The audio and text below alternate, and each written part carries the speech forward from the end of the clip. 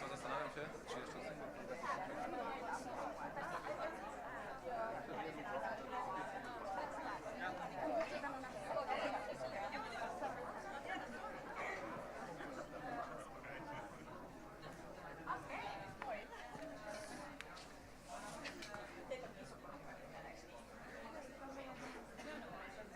Okei, joo.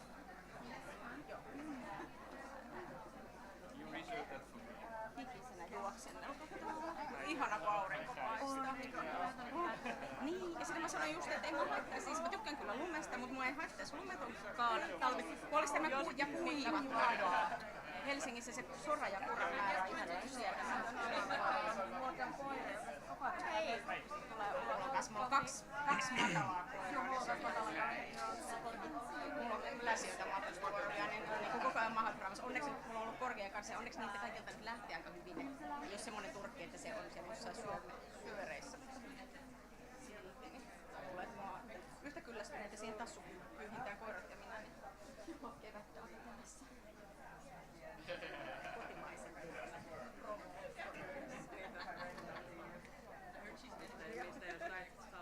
Sponsored by. Mistä ne on salpauksella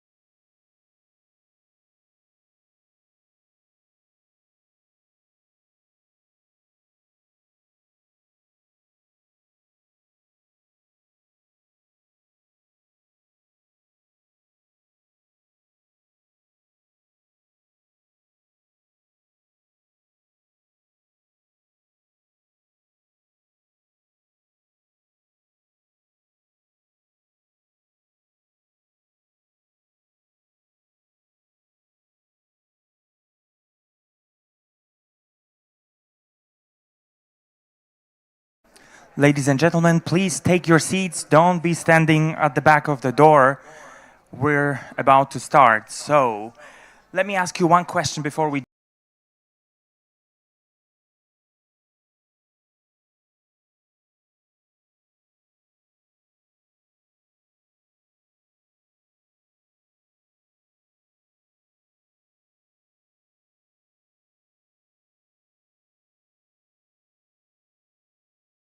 $150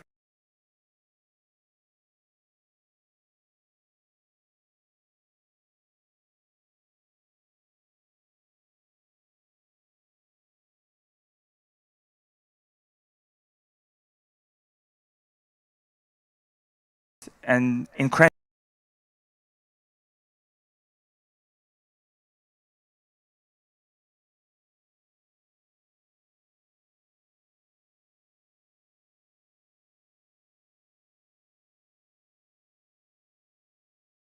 My name is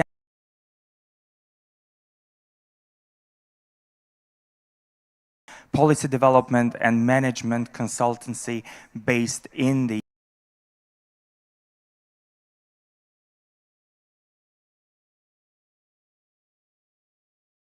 to this conference, to the European Data and Innovation Summit. So without further ado, I would like to invite Grzegorz and Artur, both from the National Chamber of Dentists and Doctors, to officially welcome everyone to the conference. So Artur Drobniak and Grzegorz Wrona. The floor is yours, gentlemen.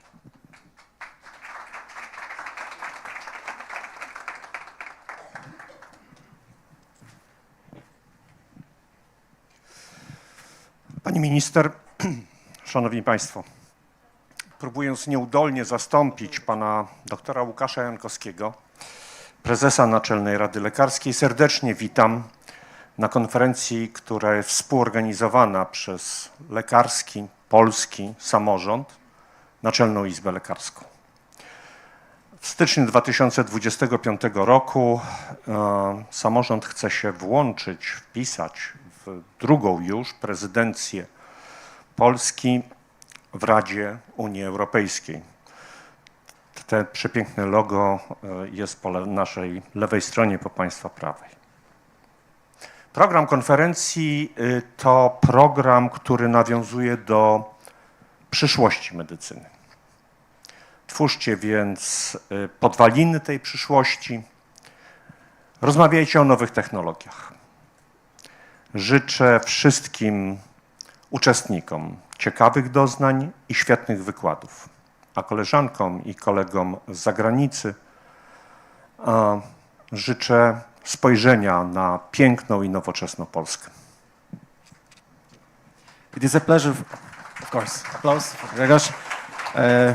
Dear guests, it's a pleasure for me to be here, to be the host of today's event, the European Health Data and Innovation Summit. In the name of Polish National Chamber of Doctors and Dentists, I'd like to say a few words about the role of physicians, the role of our organization in developing future in medicine and developing future in physicians' jobs and patient experience. So I'd like to show you just few slides about it. So we like to say that we manage the role that we need to say that nothing would happen about us without us. So what's the role of physicians in medical innovation? 2 years ago we decided to settle up the network for innovative doctors here in Warsaw in National Chamber of Doctors and Dentists. Why we? We found out that many of doctors are the people who drive the innovations. So physicians are the forefront of medical innovation. We identify the unmet clinical needs and drive the developments of new technologies and treatments. Among us, there are many early adopters. So those physicians are the people who often want to adopt the new innovations in the job, who are keen on the process of innovation and implementation to their clinical job. Also, among us, there are many educators and advocates. So physicians play a crucial role in educating patients and the public about new innovations. Also, we are the people who check it, and we can, at the end, say if it's good to use that innovation or we should not use the innovation. And of course, many of us are partners in research. So physicians collaborate with business, with researchers, with industry to develop and test new innovation, ensuring that they are safe and effective. How we find out the role of valuable medical data in healthcare development and innovation. So we found that it enables precision medicine. Our today topic is to talk about the European Health Data Space, and we found out that that data with good quality can develop the personalized treatment that are tailored to the individual needs of each patient or of each profession of the physicians. We found out that thanks to European Health Data Space, I guess, will improve patient outcomes by analyzing large data sets of medical data. We can find the new patterns and trends with the diseases and with the process of pathophysiology. We also found out that thanks to European Health Data Space, probably we will reduce the healthcare costs, that we will find more effective and more cost-effective treatment and practices. And finally, we found out that facilitating research and development, that valuable medical data is essential for conducting research and development in the field of medicine. What else? Who would be the physician of the future? There are many ideas about how will look our job in the next 10 or 20 or 30 years. We believe that physicians will still have job, that AI won't replace us, that we'll leverage AI for diagnosis and treatment. We'll use AI-powered tools to analyze vast amounts of data and make more accurate diagnosis and more accurate treatment recommendations. We'll utilize wearable devices and sensors. I guess physicians will use wearable devices and sensors to collect real-time patient data. We almost now, we do it almost now, especially in diabetes, but I guess it would be more common among other diseases. I guess that we'll collaborate with virtual assistants and embrace telemedicine, that physicians will use telemedicine to connect with patients remotely, providing convenient and accessible care. Sorry. So what would be the benefits for patients of the European Health Data Space? Now, probably they are worried about their medical data that will be used in, let's say, wrong processes. But finally, we guess that it would improve quality of care. It would make the process of making the diagnosis much faster. That EHDS will facilitate physicians' access to data from various sources, allowing for faster diagnosis and initiation of treatment, and to increase access to care, that it will make easier for patients to access specialists and medical services, even in the remote locations, not only even maybe in the country they are origin from. And to reduce healthcare costs, as I told you, so if we reduce healthcare costs, I guess more patients can be treated with the same money. To sum up, I'd like to thank all the organizers of today's event. So, of course, National Chamber for Physicians and Dentists, the Innovative Doctors Network, THDAS2, Towards European Health Data Space, EOSC for Cancer.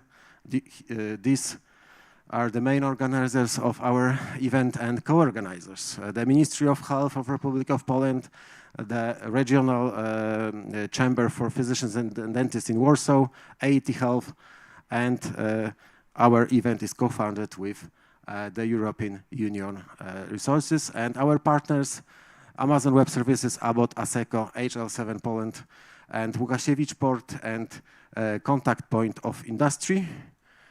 And finally, media partners, Rzeczpospolita, Gazeta Lekarska Puls, and Rynek Zdrowia. Summing it up, thank you for being here today. Those people who are here on place and those who are online, I believe that today we spent time together knowing much more about EHDS, and hope that you spend your time well. So have a nice event today. Thank you. Thank you very much, Artur. I have to say that the concept of the physician of the future is really, really exciting, and I would love to learn more about that. Before we continue, I would like to invite the Undersecretary of Health at the Ministry of Health, Ms. Urszula Demkov, to join us for a short introduction as well, and welcome.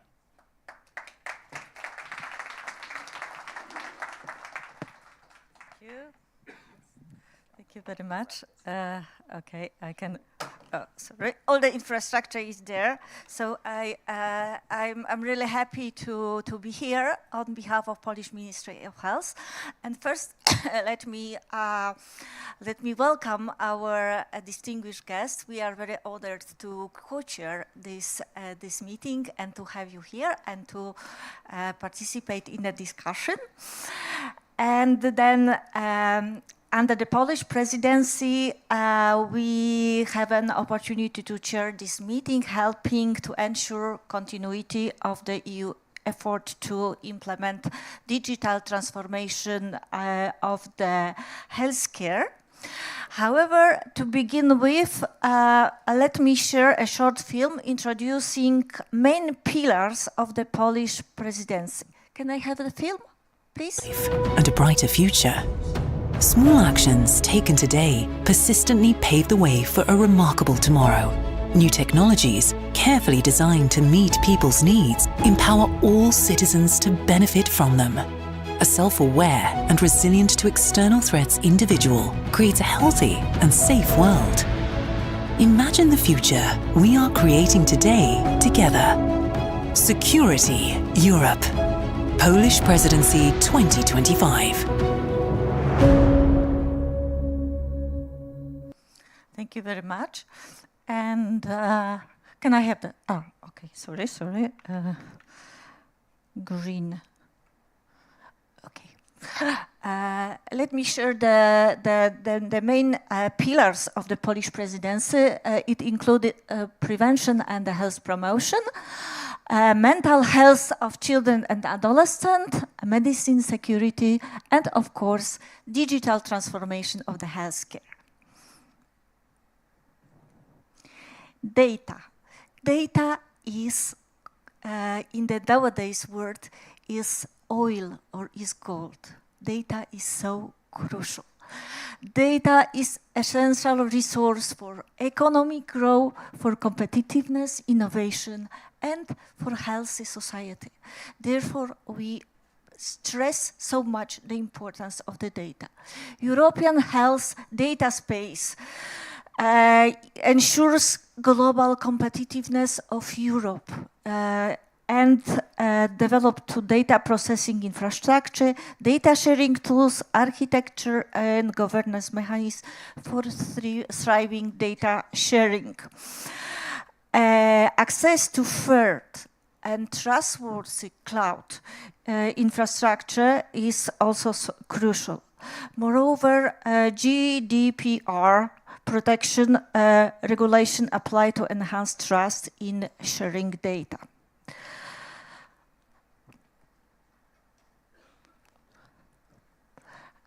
Let me introduce very quickly the e-health system in Poland. We are very proud of our achievement in that term. And then we, in 2023, we have reached 90% of maturity level, and we are ranked 5th in terms of e-health accessibility. we have implemented e-prescription, e-referral, and e-sick leave. Those tools help us to survive pandemic, and also they are so important to facilitate the daily life of doctors and their patients. Our patients have a patient internet account and mobile application for that. And 90% of the population has an access to online services. So therefore, our achievements are quite important, I think.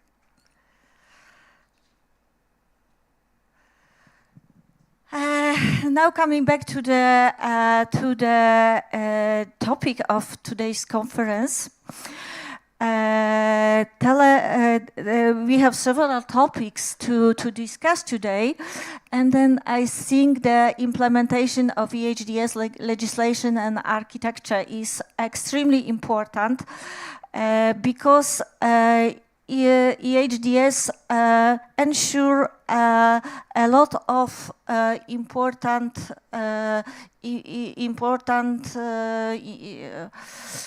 achievements in the field of the healthcare, and is a pillar for the European strategy for health, with the ambition to make Europe leader in healthcare. Telemedicine solutions are also crucial for our patients, and then real-time remote monitoring of the patient health status can support the doctors today all over the Europe. And we can track the vital signs and other parameters anywhere with the use of portable device. And then we can send, the system can send emergency notification. Registries and data repositories are also crucial because before we share the data, we have to collect the data. And then it is important the data are stored and collected in that way that they make them interoperable between the European systems. Also, the format of the data has to be unified across Europe to enable the use of those information stored by different stakeholders. What is also important is the security of the data. The data should be, on one hand, accessible, but on the other hand, the data should be preserved, can be stored in that way that not enable the use by those who are not allowed to do it. Data sharing can also be used, what is very important to make an informed decision. It is very important issue that we have to have the decision based on evidence and on the data analysis. Then the decision will be more correct, more just. Therefore, the data sharing are so crucial and so important. Also, we have to be protected from cyber attacks, and then also important is to cooperate between the member states to develop the cross-border services in e-health. I was informed that the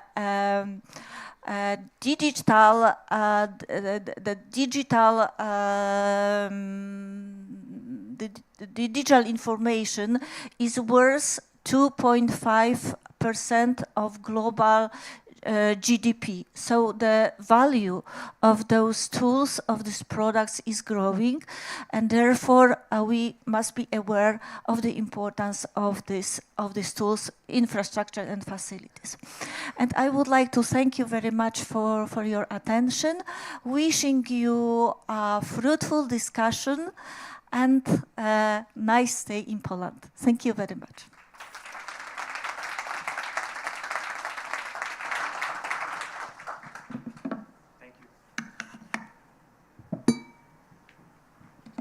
Sorry, I probably need to grab this mic.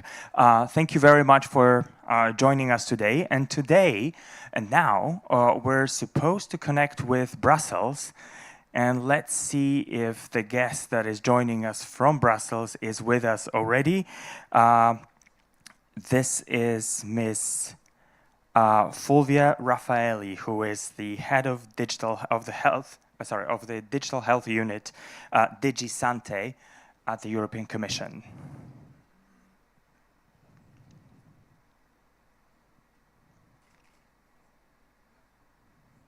We're waiting. I'm just going to contact my colleagues in the office to see if she's in the office and to see if they can go see her. Sorry about this. I'll try to find her. Okay. So we were talking about digital data space within the European Union.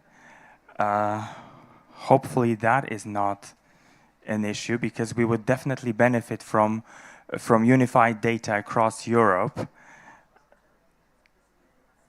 So are we waiting for our speaker, or are we continuing with the program? Sorry? Let's vote, okay.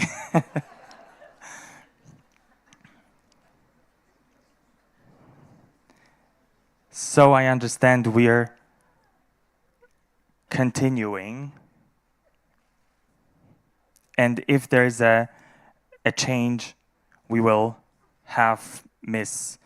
Raffaelli join us later. Is that correct? I'm asking the organizers.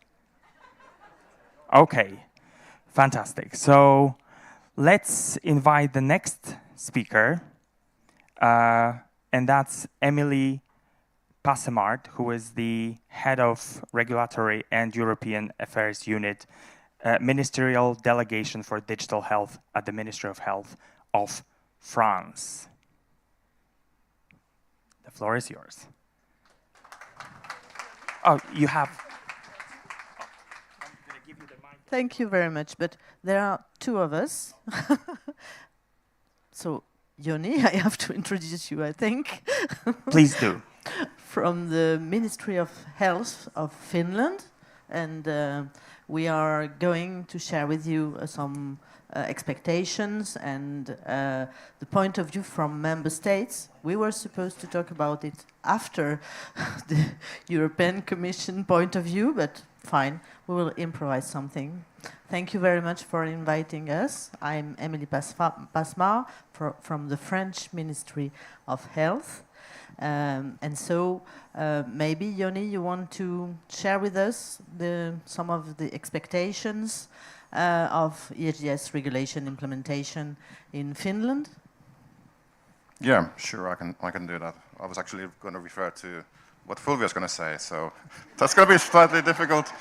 And as you can see, this is digitalization in Finland, at least how I'm dealing with it.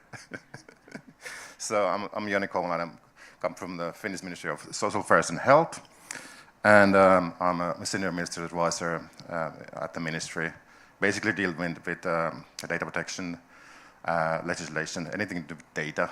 And my unit is biotechnology and medicine unit. So I think we have in our unit the most important things in the ministry. That's how I at least feel. I'm really looking forward to this day, this conference, and the role of TEHDAS 2 joint action, because it's got a crucial role in order to make EHDS happening.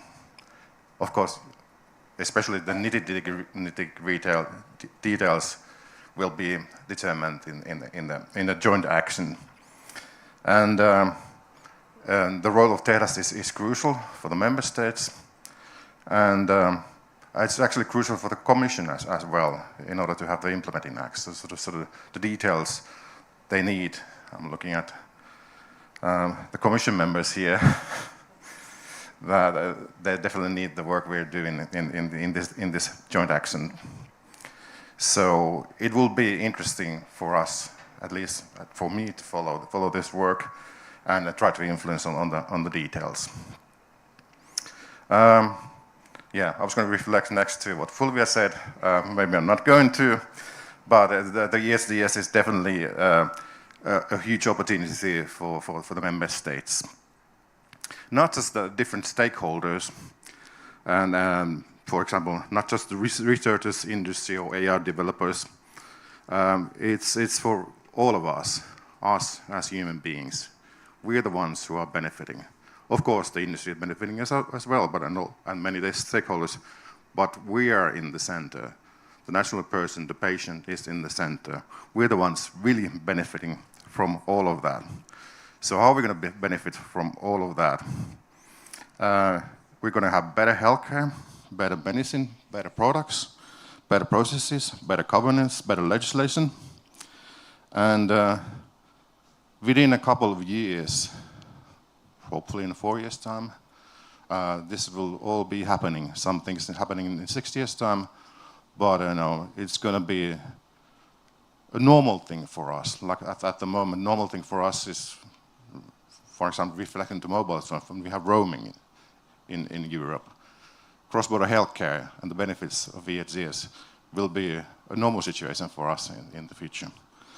So, any reflections on your side regarding the benefits of the EHDS? Thank you, Yoni. Very similar thoughts in France from just what you just said.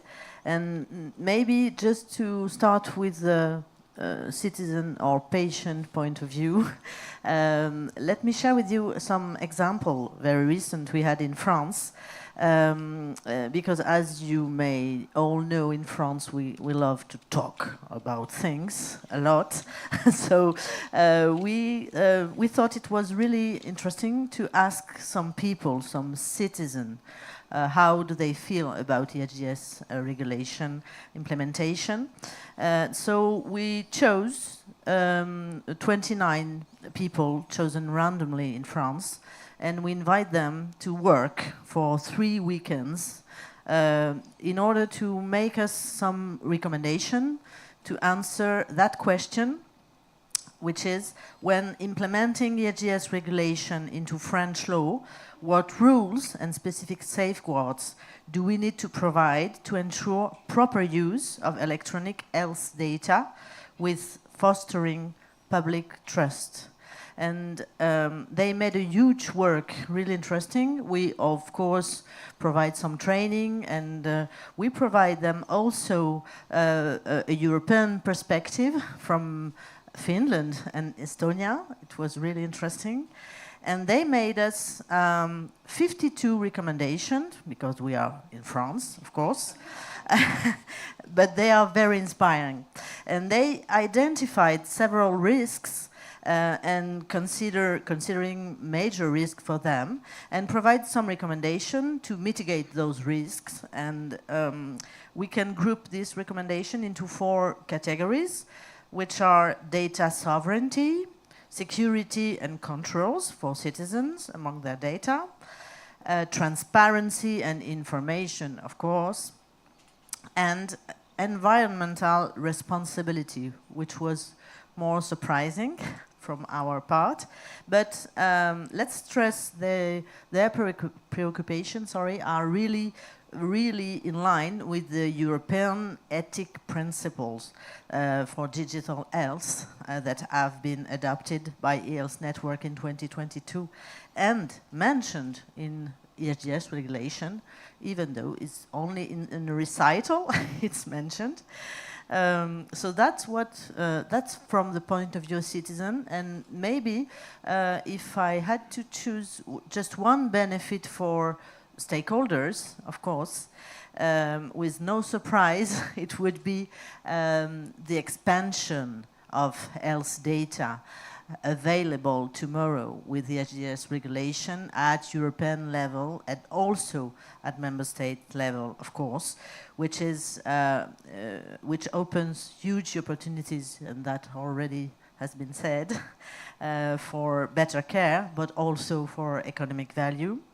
Of course, we are not yet here and there, but we are preparing. And Yoni, do you have as I do, any sleepless night about preparing ESGS implementation in Finland? Thank you, Emily. Yes, I actually do, and the answer would be yes and no. I usually have sleepless nights when I'm thinking about work things. I think I have the best ideas in the middle of the night. I'm not sure if they're the best ideas, but they certainly feel that they're the best ideas during that specific night. Yes, I do have sleepless nights, and why do I have sleepless nights? Not because we went to I could even call a nightmare of negotiating the ESDS regulation with Emily and other lawyers as well. And thank God it's passed. It's passed in the council the 21st of January. So we had the regulation. That's excellent news. And just looking forward to having the regulation in the official journal. Yes, I do have sleepless nights, but why do I have sleepless nights? It's because I'm leading both the legislation work that's going to complement the ESDS, is trying to align the national legislation to the ESDS, and I'm supposed to lead the implementation work as well. So there's a lot of work that needs to be done, not just the legal work. Why I don't sometimes have sleepless nights, it's because we started the preparation process already a year ago. So that has really helped. So we have started the implementation process and the planning a year ago regarding the legislation and practical implementation as well. And we have done impact assessments. We did it back in 22 when the regulation was published. We did it in 24 when we had the council general approach. And we have been doing impact assessments throughout last autumn and actually at the moment. Why we have done that? We need to do that for the national legislation, the governmental proposal. You need to have impact assessments. So we have been doing that, or have been writing that actually at the moment. And of course you need it for the state budget as well. You need to have, for the state budget, you need to plan years 26 to 29.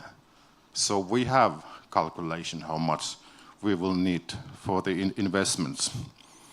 Okay, we have 4 to 6 years to implement, but that's going to be going very, very fast. It will be a short time. Especially when I sort of reflect on the 4 years before, or actually 5 years ago when FinData was established. So time really goes very, very fast. And ESD has certainly affected many things in Finland. For example, the National Digitalization Strategy. And at the moment, we're setting up governmental instructions to follow with the implementation. And we are very active in this joint action. Of course, we're very active in the XT-EHR joint action as well. So how are things going in France regarding the implementation? I would love to say the same as in Finland, but not exactly. We're, of course, very involved, and the Ministry of Health is really preparing things, but we didn't anticipate as much as you do. So we are now really actively and strongly organizing things. But we don't start from scratch in France, fortunately, and it's important for us to have in mind that we have first, for primary use purposes, a centralized electronic health record for each citizen, accessible to healthcare providers also. And our national health record already is compiling parts and almost all of priority categories that are provided in the ESGS regulation. So this is a really good starting point for us. And secondly, for secondary use, we have a French health data hub, which is just here, and providing access to secondary use of health data, together with our national data protection authority, which is at the moment granting the data permits. So we have national experiences that we can leverage to prepare EHDS arrival. But we also have to adapt, of course, our law, and this is a really complicated topic in France, especially maybe at the moment. But we will do it. Hopefully, we are really preparing it, and I will say a few words about it after. Joni, could you share with us what do you think, as Finland is concerned, in what topic are you really strong, and maybe in what other topic you would have to learn more? Thank you for the excellent question, Emily. First of all, where we're strong is that we have the governance for the implementation work. We have a steering board regarding the implementation. And actually, when we were negotiating the EHDS regulation, we involved all the different stakeholders. Anybody who wanted to take part and give their opinions to the negotiators who were me and Essi Suonveri, they got to say their opinions, and we took those things into account to the negotiations. So we have the government, we have the steering board, which I'm actually chair of. We have 2 working groups, one for the primary use, second for the secondary use. And we are steering as well the work in the joint actions. They had a joint action next to EHR. And we are actually steering the work in a way that all the different stakeholders would be involved and have their say, so to sort of learn from our experiences. When I first read the EHDS proposal, I thought, okay, this is interesting. Some things are really like we have in Finland. Some things are really like spitting images. Some are actually exact copies. Some things are done differently, and some things are done slightly differently. So I thought, we can implement this. And why I'm saying this is because regarding, for example, the primary use of health data, many of the things that are in the EHDS regarding primary use of health data are what we have actually in our current legislation. So actually adjusting that legislation isn't that difficult. We have National eHealth Service that gets the data from all the different health data holders, called Kanta Services. Kanta Services have been up and running, and the legislation has been since 2007. And we have just been improving Kanta Services, and of course improving the legislation actually 20 different times. This has been a lot of work for us lawyers. And what we have implemented in primary use is of course, the e-prescriptions and dispensing. We were the first country, based on the current directive, with Estonia to enable that in 2019. And of course, we're implementing the patient summary as well. So the challenge regarding the primary use part of, I'm getting back to the secondary use part as well, is to implement the so-called new use cases that we have to implement within 6 years' time. So we are currently participating, of course, in the EHR joint action. And like I said, we are involved in all the different stakeholders to take part in that work, even though with EHR, it's targeted consultation, unlike in TEHDAS 2. But we don't have a lot of time. Okay, we have translation periods, 4 years and 6 years. But after 2 years, hopefully we'll have those wonderful implementing acts from the Commission, and the expertise in them provided for you, for them in the work that's been done in the TEHDAS 2 joint action. Well, that's going to be a challenge. Is that we have really not that much time to implement those things that will be in the implementing acts. And we certainly know from our past experiences, 2 years time to implement things in the systems is a short time. Of course, it's not just implementing things in the systems and various systems. It could be hundreds of different systems. Is to change the way things are being done in social and healthcare. Any reflections on that, Emily? Thank you, Joni. Indeed, I fully agree with what you just said, and it's also important to stress that fortunately we can all benefit from fundings from European Union to help us member states to prepare with the arrival of EHDS regulation, and especially for secondary use, which is of course very useful. We also have the community of practice, which is a place where member states can share point of view and benefit from each other's experiences, which is really important.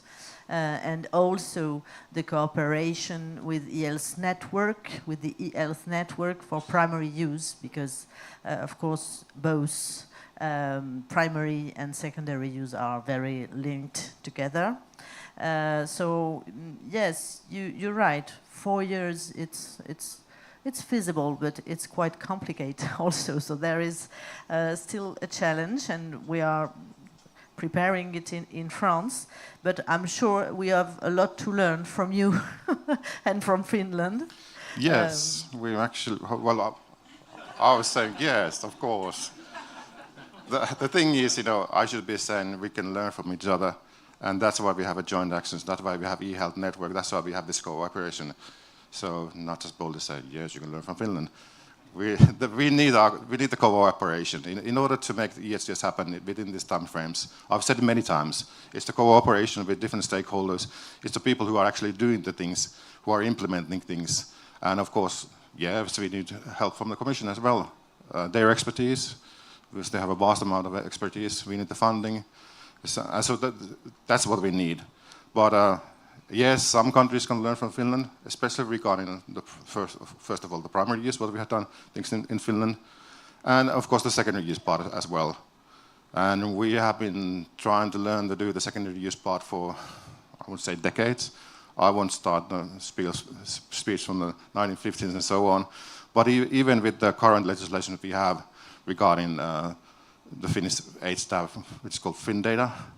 So we have been very enhanced in this field, advanced actually, and we have sort of similar model that it's in secondary use part in the EHDS already existing. We know what things work, what are the challenging parts, and we are happy to share our experiences, so we can make things happen. We have had our hiccups. It's not an easy way to achieve these goals. But what we have actually learned from the FinData experience, and it's just not FinData, we have actually several aid steps. It's the data controllers. They still give permits to data sets that are in the controllership in Finland. It's a slightly different model than in the EHDS. But what we have learned is like I mentioned here, the cooperation between different member states and their experts. In order to make things happen, it's the cooperation with all the different stakeholders, not just stakeholders, but all the different experts, the doctors, in our case, the social care workers as well. So need to have the cooperation. Now, I have quite often mentioned that it's the cooperation of the data holders. That's what you need to have. It's the data users in the secondary use, and it's the aid staffs. In order to make ESD a success story, which it will be, you need that cooperation with all those different stakeholders. That's our experience. That's the experience from FinData.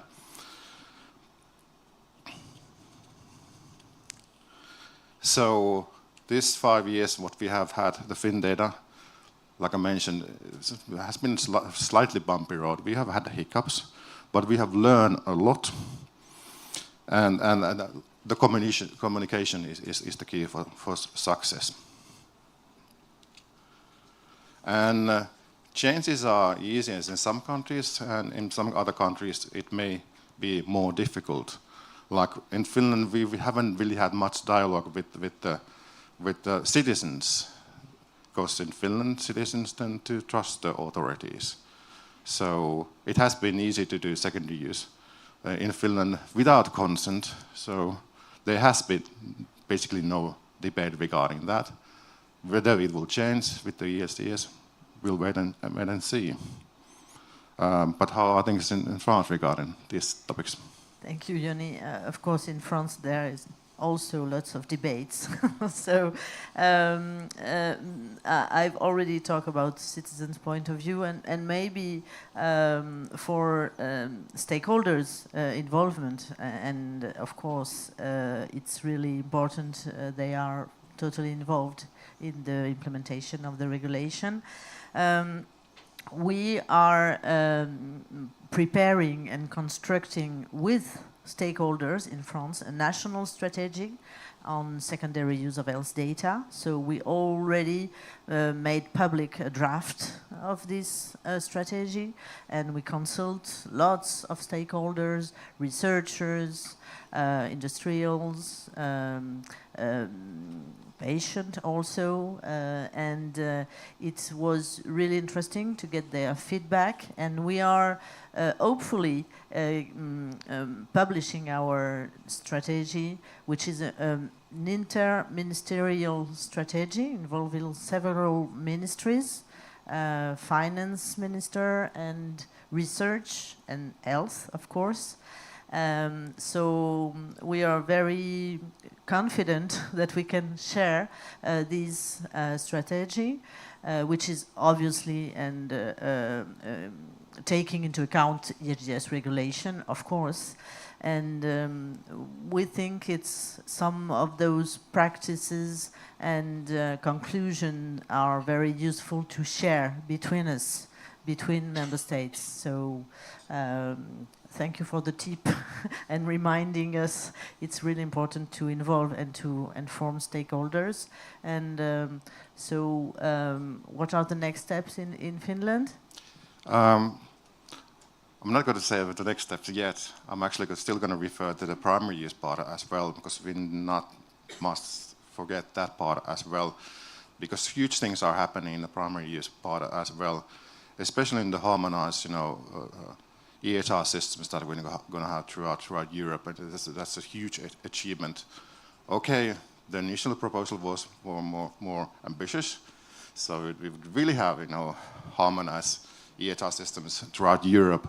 Okay, we didn't get that. We have some sort of compromise, which is actually also always better than nothing. And we will have those two harmonized components of the EHR systems. And in the long run, I'm sure we will achieve the initial goal of having harmonized EHR systems throughout Europe.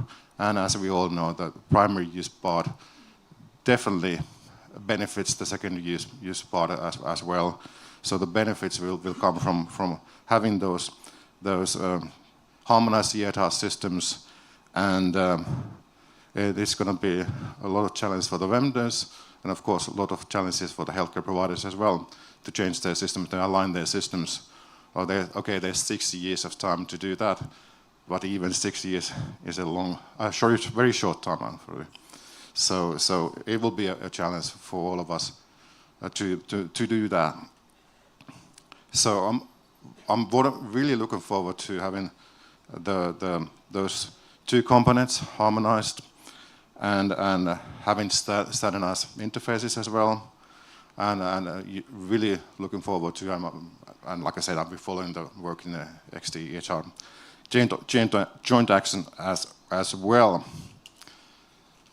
I'm afraid we have to give the floor to Fulvia. So thank you very much, Joni. Thank you, Emily, and thank you all in the audience, and really looking forward to this day and the work that's been done and will be done in the TEPS2 joint action. Thank you. Thank you very much for this honest discussion and showing also the bumps and hiccups and everything, that is, you know, that it's not always a smooth path to implementation. We're learning from Finland, definitely, but also from those hiccups. So yes, we wanted to play a trick on Joni and didn't want to allow him to refer to what the European Commission would say. So now we have Fulvia joining us with her presentation. You will see yourself on the screen. One more short comment. If you would like to join the other session, which is in parallel about the 10th anniversary of telemedicine in Poland, please join us at Trent House. Thank you.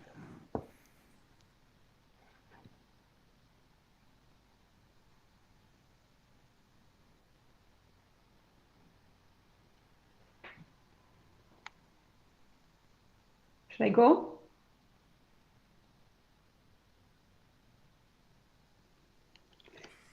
Good morning, colleagues. I hope you can hear me. Yes, we can. Yes, we can. Very good. Okay, so we're so super happy to be with you. Apologize for being late, missing the beginning this morning, but okay, computers always reserve surprises to us. But ladies and gentlemen, dear colleagues and partners, dear Markus, I am delighted to have the opportunity to address you this morning at the opening of the Stakeholder Forum. Unfortunately, other commitments prevent me from being with you in Warsaw, but I am joined online and I look forward to listening to the exchange that will take place today.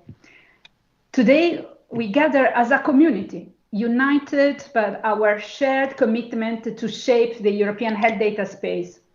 And let me begin with an excellent news, and you can go to the second slide. After months of anticipation following the political agreement in March, careful review by the jurist linguist over the summer and the transition to the new parliament and a new commission, we have reached a major milestone. And on the 17th of December, the European Parliament adopted the HDS regulation, and just last week, it was formally endorsed by the Council. We are now in the final stretch before its official publication in the official journal. And what a journey it has been to reach this point. But as rewarding this moment is, there is no time to rest. The clock has started ticking, and now we must focus on implementation. As you can see from the next slide, Chapter 4, which governs the use of health data, will apply in 4 years for most data, with an additional 2 years for particularly sensitive categories, such as data from wellness app and genomic information. But what it means that for us? It means that in 4 years, we must fully ready with all the building blocks of the secondary use framework in place. And this includes, first, building the technical infrastructure for secure and efficient connection and setting up of the health data access bodies. Then, deploying all the IT services, such as data catalog and secure processing environments. And, of course, adopting the implementing act, and there are many, to define operational details, such as how the data sets are described or what our data permits should look like. And finally, establishing the governance, including setting up the HDS board and for member states to designate their national contact points. The scale of the task ahead is immense. No pressure. This is why we've launched multiple support actions to facilitate the success. Among these actions, of course, TEDAS2 plays a pivotal role. This joint action is central in defining the guidelines and technical specification needed to implement the HDS and make it operational. By bringing together experts from all member states, TEDAS2 tackles the complex challenges associated with the secondary use of health data. And today's forum is a chance to showcase the progress made so far and to advance the discussion. One key highlight is, of course, the launch of the public consultation on the first 4 TEDAS2 deliverables. Let me be clear. The European Commission cannot do this alone. The HDS is a collective project, and its success depends on your active participation. Your input is crucial to ensuring the HDS is human-centered, practical, and effective. We need your insight to shape the technical specifications, guidelines, and operational frameworks that will make of the HDS a success. So, I encourage you to seize this opportunity, use the public consultation to provide feedback, raise questions, share views, and voice challenges. We are all in this together. As we move forward, let us not lose sight of the core value that underpin the HDS. The HDS is a human-centric initiative. Its purpose is to empower individuals, protect their rights, and deliver societal benefits. While it supports innovation and research, it does so responsibly, placing privacy and trust at the center. I like to think of the HDS as an essential enabler for the healthcare for a healthier Europe, with the ultimate goal of improving health outcome for all. This is our European way, combining technology progress with human values, ensuring that no one is left behind. In closing, I want to urge you once again to actively engage in the public consultation and share your expertise and perspective. Together, we can build a European health data space that reflects our shared vision for a healthier, more connected and fair Europe.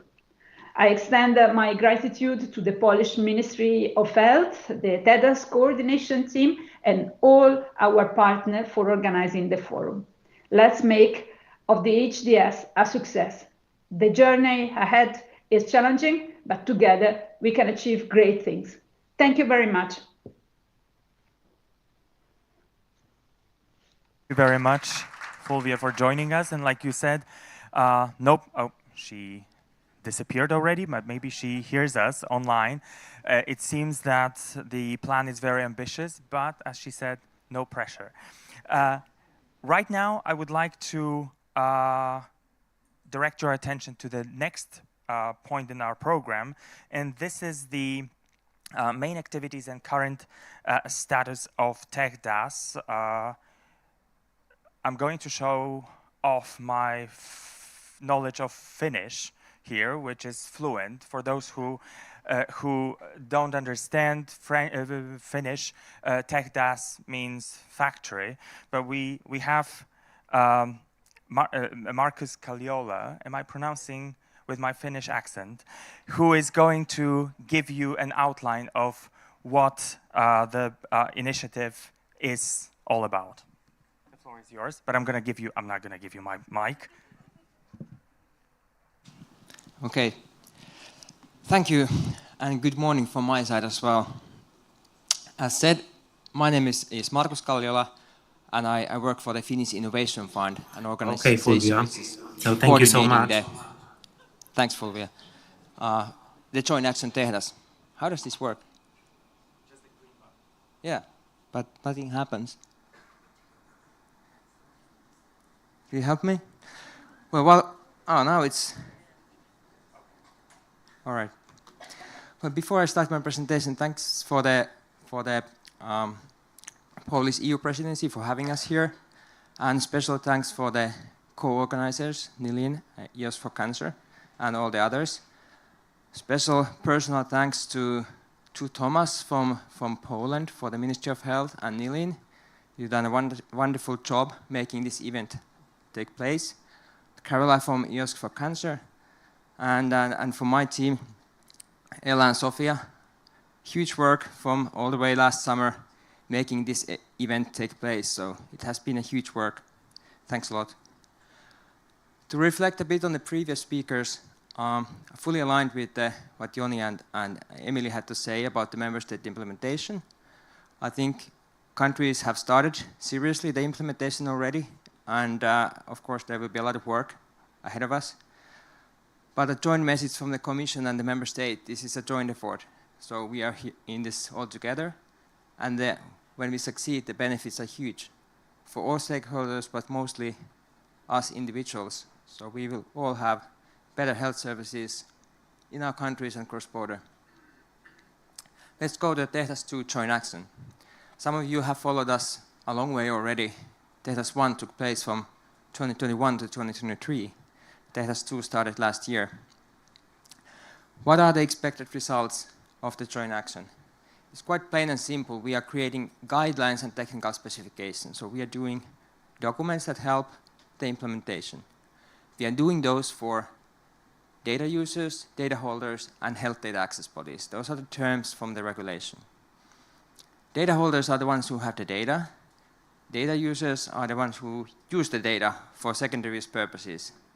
And health data access bodies are the new organizations to be set up to do all the magic to make the secondary use happen safely, seamlessly for the data users. All right, the expected impacts are that the member states and the stakeholders are better prepared for the ESDS, better coordinated, less fragmentation. I think often we see that when we get an EU regulation, it is differently implemented in different member states. But in the ESDS, we cannot have that. We need to harmonize the implementation. So that is the expected impact of the Tehdas 2 joint action.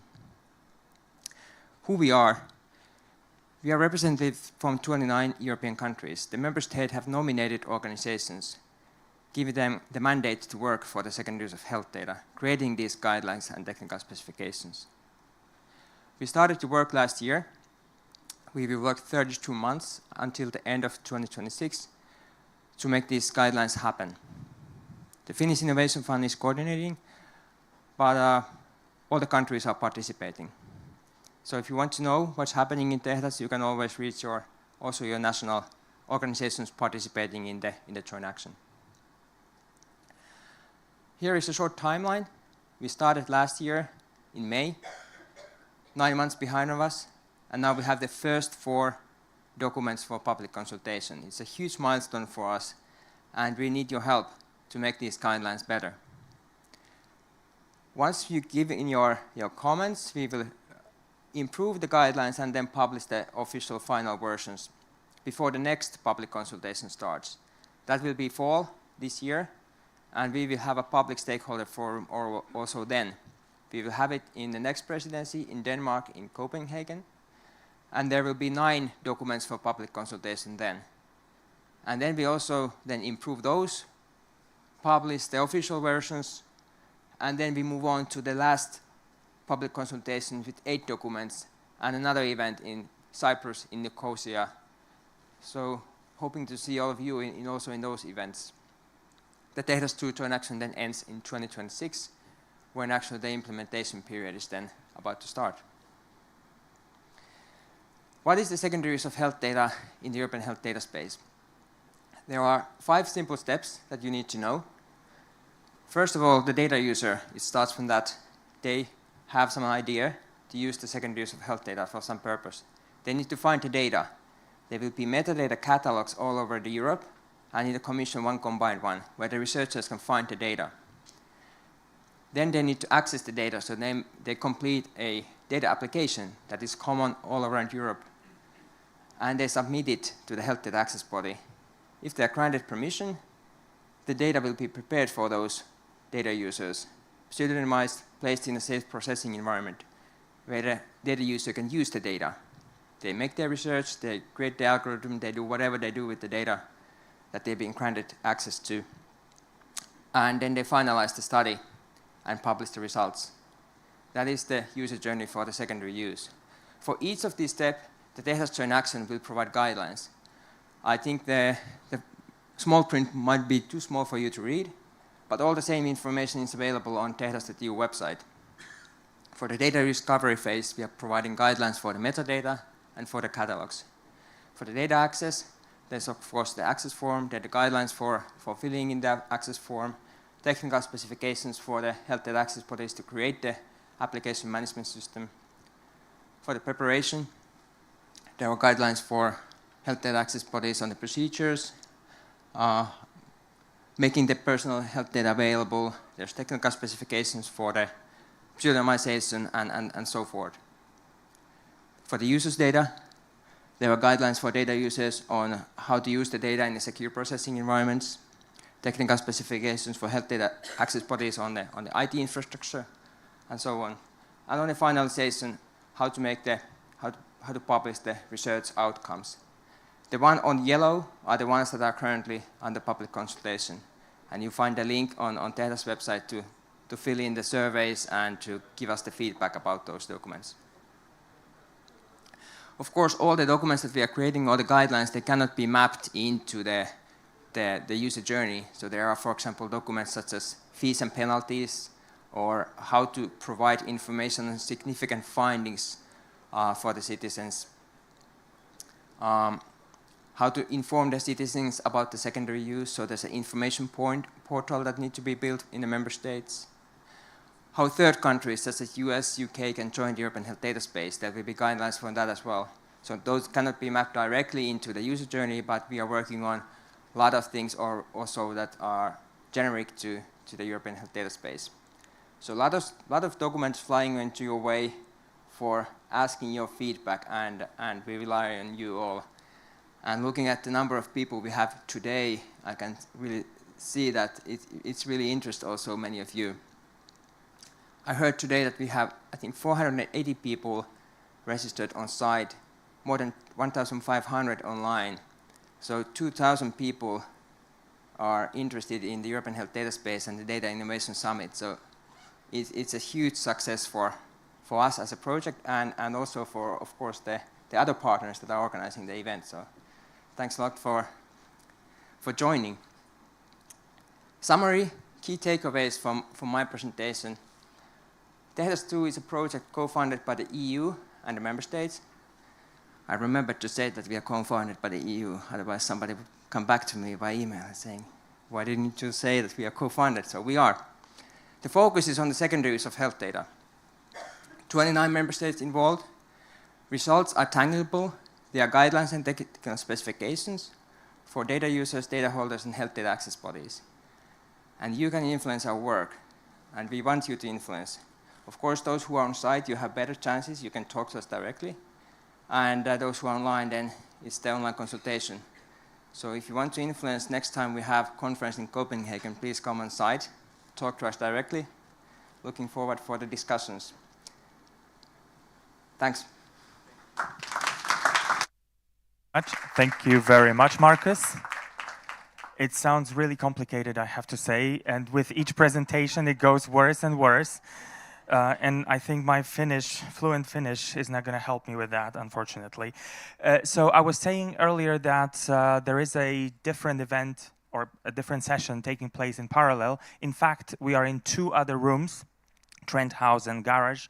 One of those sessions is streamed online, but you can always scan your badge and you will see the agenda. So if you're interested in anything that is happening in parallel, please look at that and maybe change the room if you feel like, or change, if you're online, you can do that as well, probably. Okay, so the next point, we're going to continue with 2 presentations, and the first one, so we're going to talk about data discoverability. That's a very difficult word. And with the first one, I would like to invite Nienke Schutte. Did I pronounce your name correct? Oh, thank you so much. Yes, a round of applause.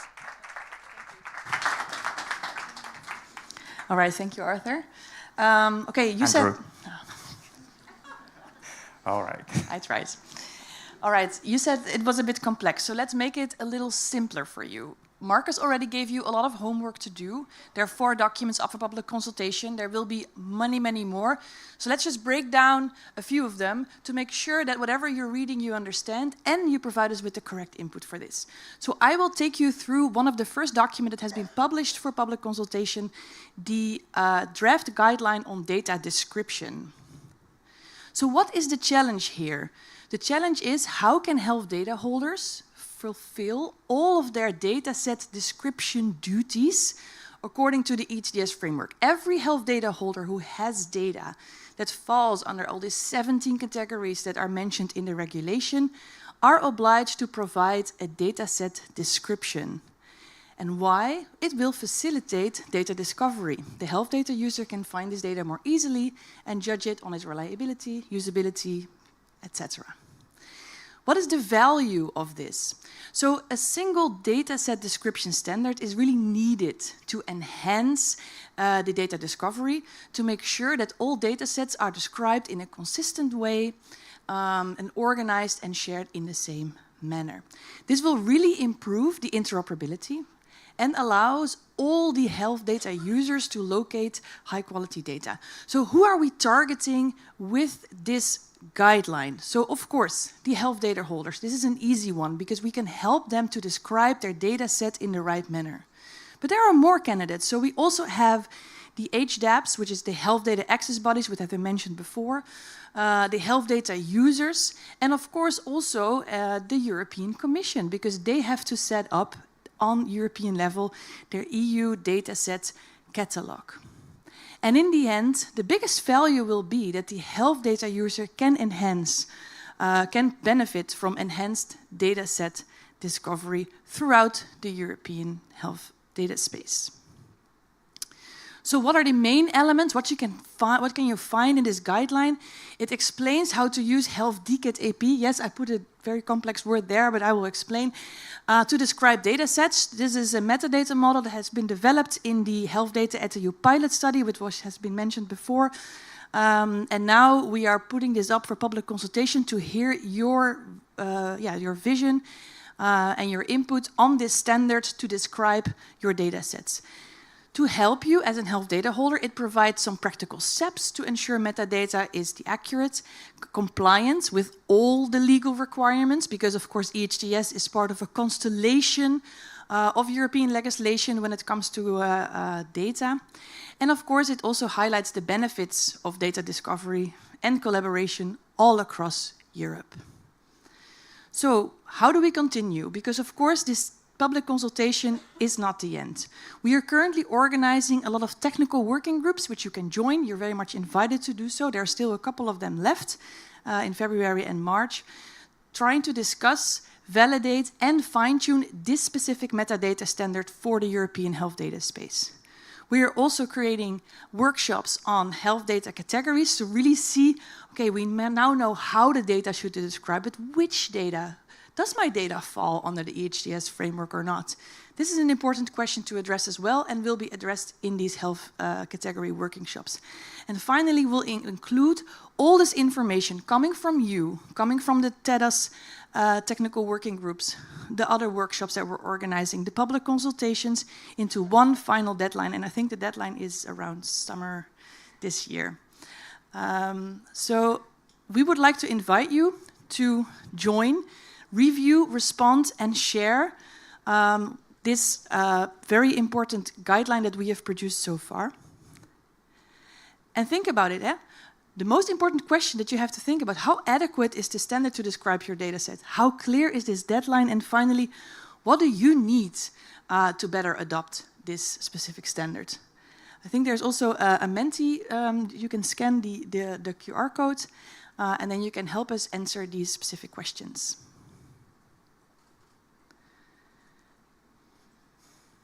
And now, am I going to introduce my front row speaker myself, because I like her very much. All right, so I would like to invite Catherine Kornacki. She is the Secretary General of the HL7 Foundation, but also the technical coordinator of the big projects such as ICShare, more focused on the primary use of health data, to provide some front row comments on behalf of HL7 and ICShare. Thank you.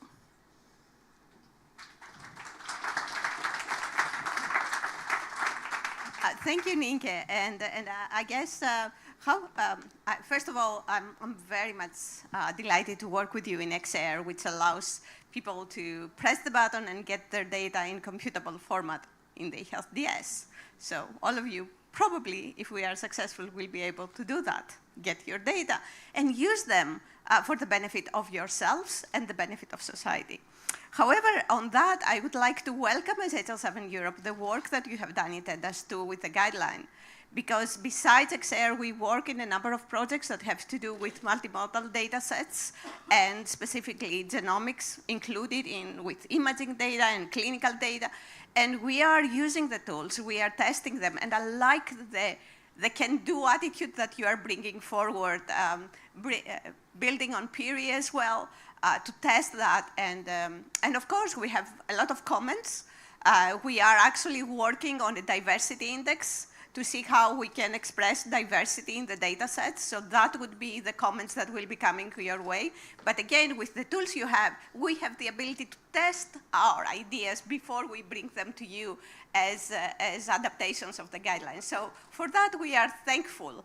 We are also working with the European medical informatics community on the Fairness for FHIR so that we can create better fair data sets using XS7 FHIR. And that would also be a source of comments that will come in your way in the next months. So in all, I hope that I'm within a minute.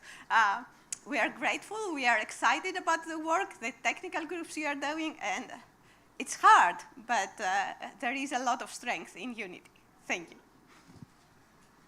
Thank you, Catherine, for these very nice comments.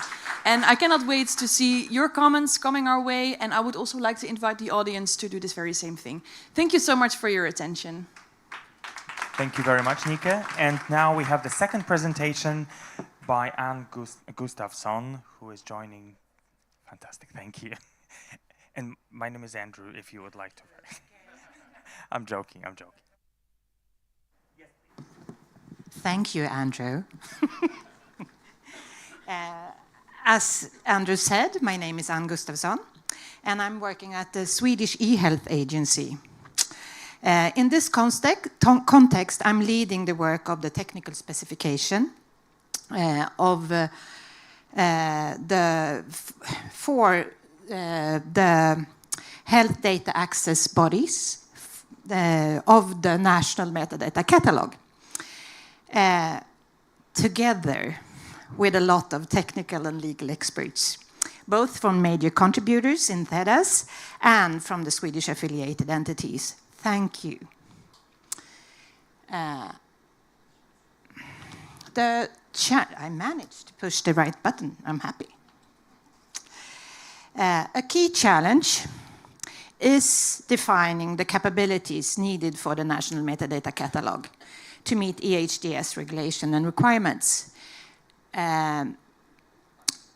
This is for enabling sharing dataset description or metadata in a standardized way across Europe. The value of EHDS, you have heard in the beginning of this session, of this event, the value of this work is significant, it's a hard word, with the technical specification for HDABs. Member states must provide tools for data users to search and find data sets across Europe, establishing a standardized national metadata catalog, facilitate this, supporting policymakers, researchers, and innovators. Our focus begins in building these catalogs in line with the EHDS regulation, enabling secondary health data users to access the data sets descriptions across Europe. Next slide. The specification describes 4 main capabilities. First up, it's metadata input. This is on the HDAB side. This feature allows data holders to submit detailed descriptions of their data sets to the catalog. While it's optional for member states to provide tools to help with this, it's recommended. These tools make the submission process smoother and more consistent, reducing the workload for data holders and improving the quality of the metadata. Next up, it's the metadata management. Once the metadata is submitted into the catalog, it needs to be stored, validated, and maintained. This means checking the dataset descriptions at various stages to ensure they are accurate and up-to-date. Each HDAB, Health Data Access Body, can decide when and how to do this kind of checks. Plus, the function includes the ability to update information and secure alignment with EHDS, like documenting annual audits. Moving to the next, it's metadata output. This is where the dataset descriptions are exported in HealthDCAT AP, as Nienke just talked about, format, to the national contact point. And then to the Health Data at EU Central Platform. Maybe you can say that that's the metadata catalog of EU, but that's the name of it. This ensures that the data meets interoperability standards and are easy to find.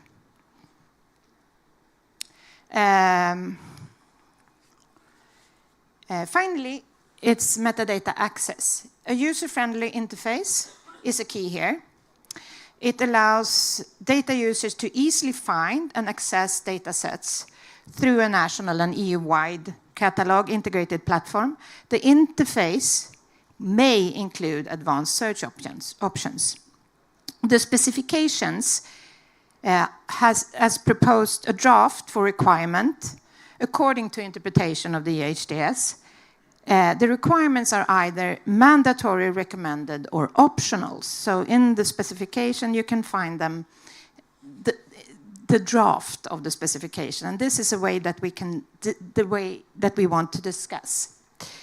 Further development on the guideline or the specification, we will align it with the recently published EU documents. They were published in December. Describing the health data at the EU Central Platform. These documents will be elaborated in the next phase. We will also analyze the important answers from you all in the public consultations. This is very important that you really go through those, but I will take that in this next part. Finally, we are set to deliver in July, August this year. We are heading to finalize this before the Swedish midsummer. Then it's vacation for us, you know. Please take part in the public consultation. This specification is deliberately written in a higher level to enable member states to create detailed steering documents. Most of the questions are about clarification in different stages. And please review and analyze the document and write your answers in a structured and informative way so we can use them. Otherwise, it's kind of hard. And it can be things that we have missed or that we need to know. And then it's Menti. Yeah, sorry. This is the Menti, and you have some questions there about metadata in your country and obstacles about metadata. And maybe I should introduce you. I've never met you, but nice meeting you now, Rosa Gini. Could you come a little bit forward so the audience, our online audience, can also see you? So I should... Please do, yes. Okay, thank you. Thank you very much, and nice to meet you. So I'm Rosa Gini, and indeed I am the Vice President of VAC4U, but I'm speaking on behalf of 4 communities of generators of high-quality real-world evidence for regulatory decision. So VAC4U is for vaccines, so we contributed a lot during the pandemic. Whew. And yeah, that's over. And Sigma that produce, let's say, more general real-world evidence on medicine safety and use, and UPnPV that really works with the EMA on top of Darwin that you may be aware of, and Conception that works a lot on the safety of medicines during pregnancy. And so we have read, and thank you for the opportunity to provide feedback for this important document. So Sigma just delivered in May a publication on recommendation for metadata catalogs for the EMA. because there was this big project, Minerva, which ended up with recommendations. So when we read it, we said, oh, okay, so that links. And in our recommendations, what we realized after our consultation, so this is from the, of course, from the point of view of data users that really want to generate evidence, we need metadata really to be collected, to be designed and collected with some epidemiological expertise in mind. And this is probably not there yet in the current version of your document. And just an examples. So if you have a death registry, so we are, as user, we really need to know the population behind that. And the population of a death registry is not in the death registry, because in the death registry, you have the persons who have died. And you, as epidemiologists, you need to know who is alive and is not there yet, right? So the description of this data set, the metadata of this data set, need to include reference to another data set, which may be in the remit of a different data holder. So this type of relationship don't meet the eye, maybe, but this is the type of contribution that users like us may provide. So I think collaboration models with groups like us are in order, and we are really happy for the opportunity of providing feedback here, and we would like to be included more for the ultimate success. Thank you. Thank you for the attention, and thank you. I will get in contact with you. Thank you so much, Anne, and Rosa as well. I have to say that we've come to a break time now. That part was very, very strenuous, and I think the more we get to know about the challenges and the work ahead of us, the more tiring it is becoming. So I would like to invite you to a short break. We're coming back here at 11:10, 10 past 11. And if any of you is interested in having lunch already, it is being served because there's so many of us here that downstairs lunch is being served right now until, I believe, 4:30. Yes, it starts right now. Thank you.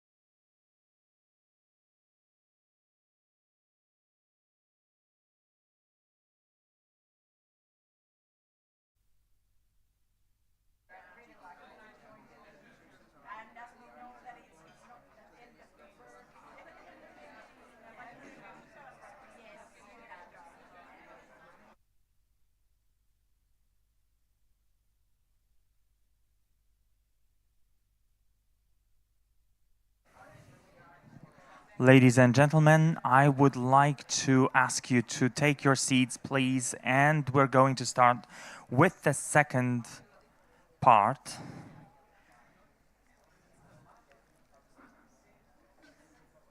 I'll just give everyone 10 more seconds to take their seats. And in the meantime, I'm going to invite Zdenka Dudova, who is going to talk about access to data and secure processing.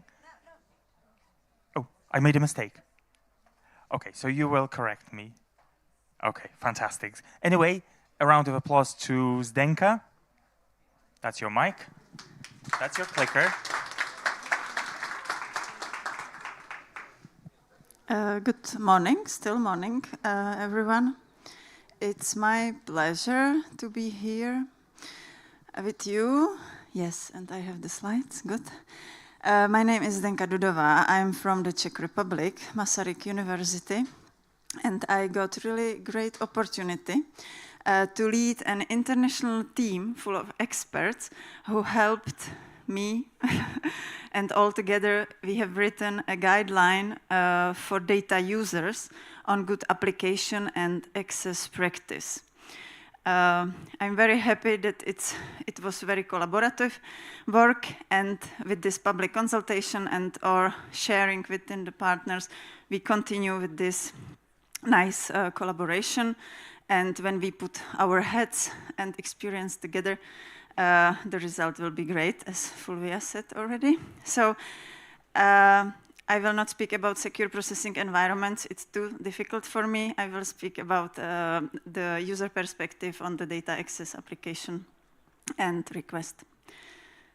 So the challenge here, which we faced bravely, I believe, is that we were supposed to put all the rules and many steps of the access and to the health data, to use them together with the complex terminology and procedures into well understandable and clear guideline for users or data applicants, whoever is it. So the value we bring with the guideline is the clear explanation of the rules and roles, what the applicants should expect on their path, and the way for the application, and what other stakeholders they should await there. We instructing the applicants on how to comply with the regulations, not only EHDS regulation, but others, and how successfully become the data user. I believe that clear expectations are set after you read the guideline, and you get all you need. As we already mentioned today, EHDS is giving a transparent and standardized procedures, and again, it's great that we could summarize it in this, not really short, but let's say short guideline, clearly explaining the health data at EU infrastructure from the applicant's perspective, and how to use the form, which is actually only one form for application or applying for data in the whole Europe. So we will guide you through this application process, application form, and at the end, the broader public will benefit from these advancements in healthcare and policy driven by the improved access. So we will have more people using data and then having clear results for broader public. So main elements of the draft guideline from my perspective is which path to go. We clearly explain or guide people how and where to apply for the health data. We introduce the data access application and request, and we prepared a checklist to be well prepared and apply successfully. Of course, when we handle individual level data, every time we have to balance the benefits of data utilization with privacy protection and data security. So I believe it's clearly described what are the terms and conditions binding the applicants as well. And we put very clear time frames in the guidelines, so you know what time is needed for which step of the application process, and again, in a very simple way explained from the consideration of the application to receiving and analyzing the data. As we are in the middle, kind of, it's not still final state of the guideline. We are depending on the access application and data request form being still under development. So during spring or summer, let's see, hopefully we will get the last version. So we adjust the guideline. And I would like to focus a little bit on covering better the topic for data quality and utility label, because it's not really clear for now, so I hope in next few months we will have more information to include for applicants. And of course, collecting all the feedback from different sources and different people, we will compile the guideline for data users on good application and access procedure at the end, and we will give it to Commission for further use. Please, this is the message for you. Take part in the public consultation. It's very valuable for us to hear your feedback, to get your inputs, because we try to cover clearly the user perspectives, but we are not all users, or we don't have deep experience. So whatever experience you have, please share your examples and best practices you already apply when you apply for data, or if you plan to apply for the data, just please provide us your research questions, or if you are policymakers, we will be happy for your plans with how you utilize the big data source we plan to have in this health data at EU infrastructure. And for me, it would be very helpful if you clearly point out the parts which you consider as most important of the guideline, and maybe some parts could be removed or not so long or whatever. It's, as I said, we need clear and quite short, straightforward information for applicants. And share the draft with your network, please, to ensure diverse data applications perspectives.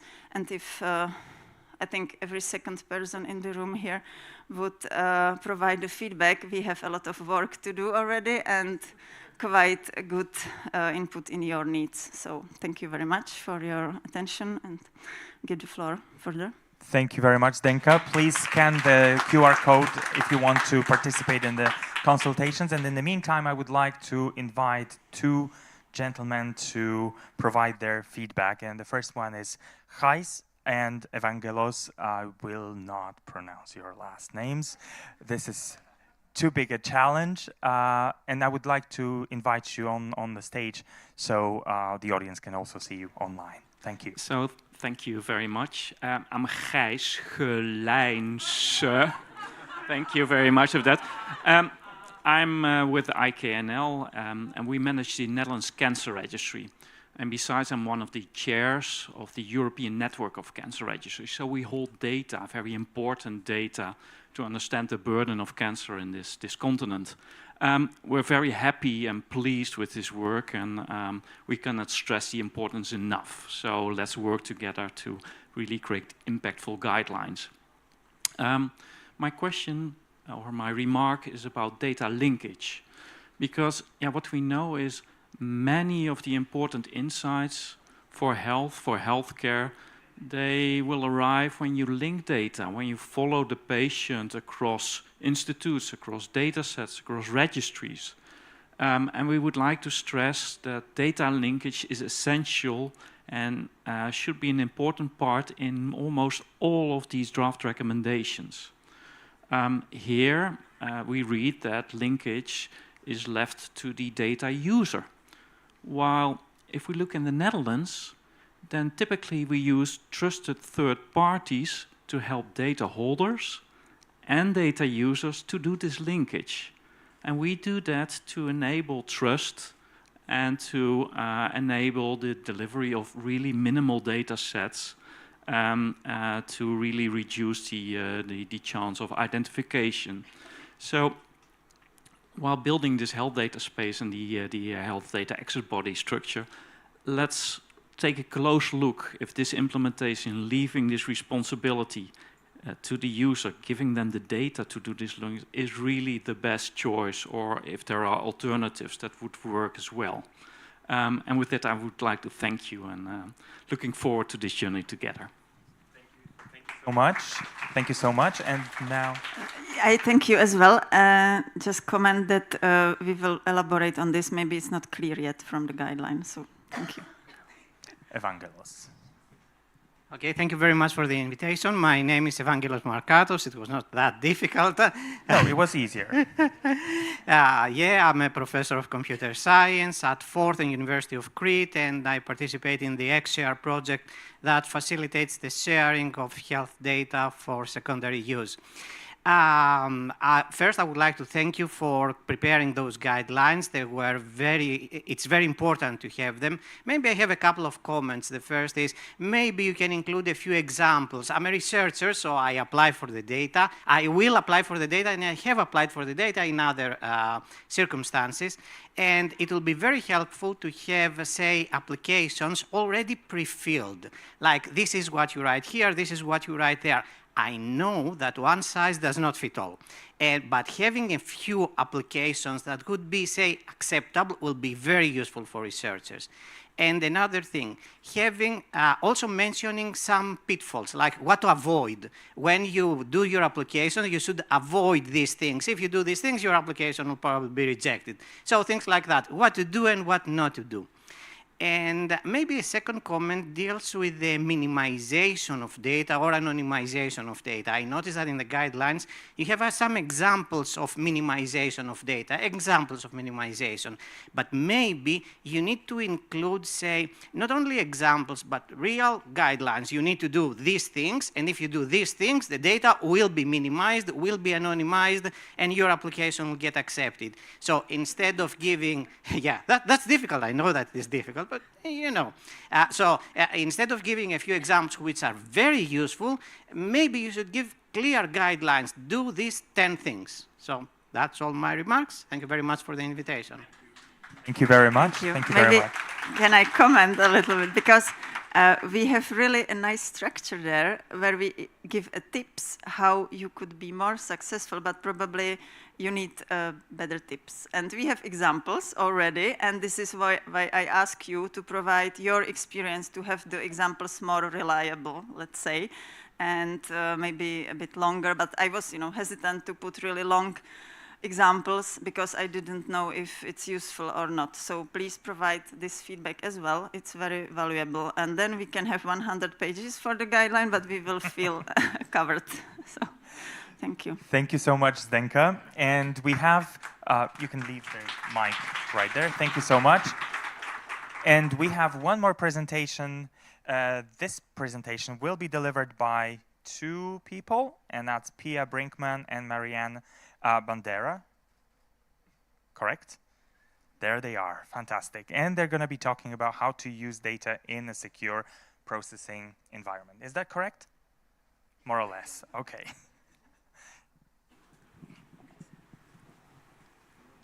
Is this working? Yeah, perfect. Hello, everyone. Again, as we were already introduced, we will present the part of the project that we are working on, and it is about safe and secure processing. I'm here to present my dear colleague, Marianne Bandera. She works at the French Health Data Hub in France, in Paris. And my name is Pia Brinkman. I work at the Federal Institutes of Drugs and Medical Devices in Germany. Yeah, so maybe first an overview about the work that we are currently doing. In the beginning, we want to establish a common ground on why we need safe and secure processing environments. What is a safe and secure processing environment? Because there are multiple definitions out there, and try to find a common ground here in the beginning. The main objective of our work is, of course, to provide clear guidelines and technical specifications for safe and secure processing environments, but also for de-identification processes of electronic health data. There are multiple challenges along the way, of course. The first one that we are mentioning here is that we want to simplify technical concepts. sorry, we know that people have different levels of expertise and also different backgrounds, so the understanding of everyone is different. And the goal of this guideline was to be easily accessible for users to help them when they're dealing with accessing data or applying for data when they want to work in a secure processing environment. Another challenge that we are facing in our working group, which consists of a lot of people that are experts on those topics, and we want to agree on a minimum set of security environments that are applicable to all SPEs, and the work is ongoing currently. There has been a first minimum set of requirements already proposed this week or last week, I think, but yeah, there is still more defining and the work is ongoing. But this will be published in a future wave of a public consultation. Another challenge that we are facing is to define complex processes that were also previously mentioned now in the last presentation, and we want to have common definitions and maybe even suggest tools for data de-identification methods, data minimization, data anonymization, pseudonymization, data linkage, and also synthetic data. And yeah, we do this because we are following an overarching goal to foster a secure and interoperable health data ecosystem on a European level. We want to maintain, gain, and enhance public trust and confidence in the management and use of public health data, and also create common guidelines for technical decisions that are supporting the EHDS.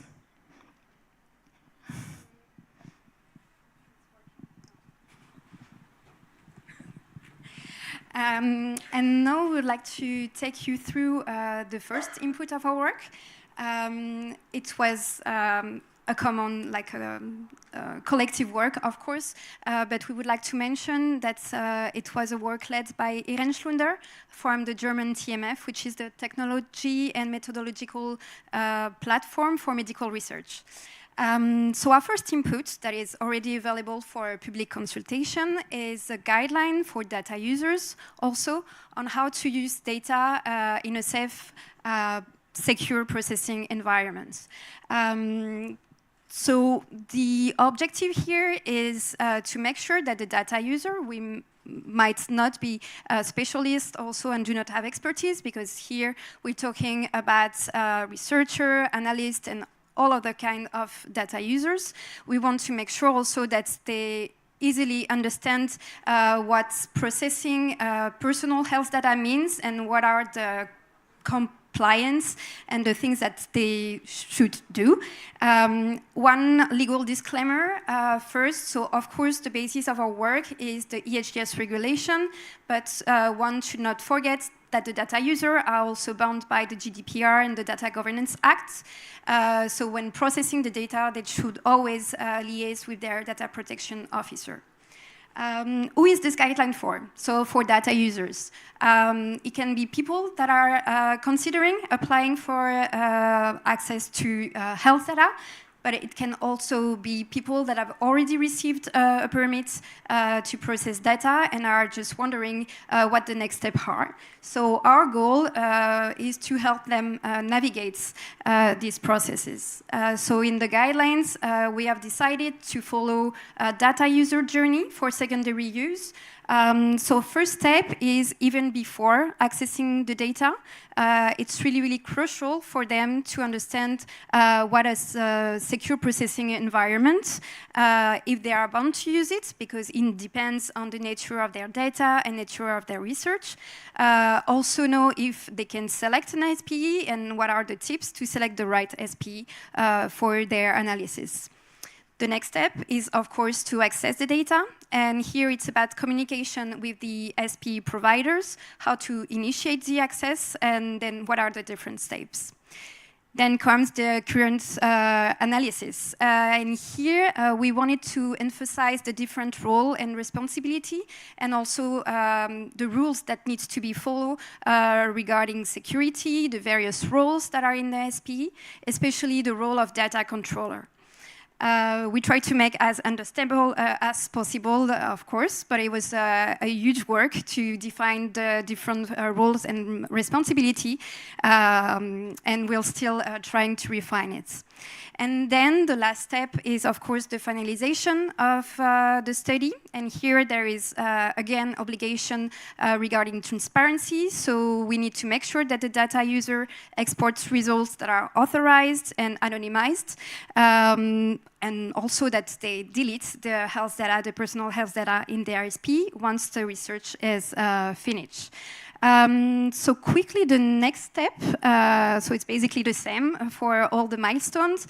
It has been published on TEDA's website. I believe it's the fourth guideline.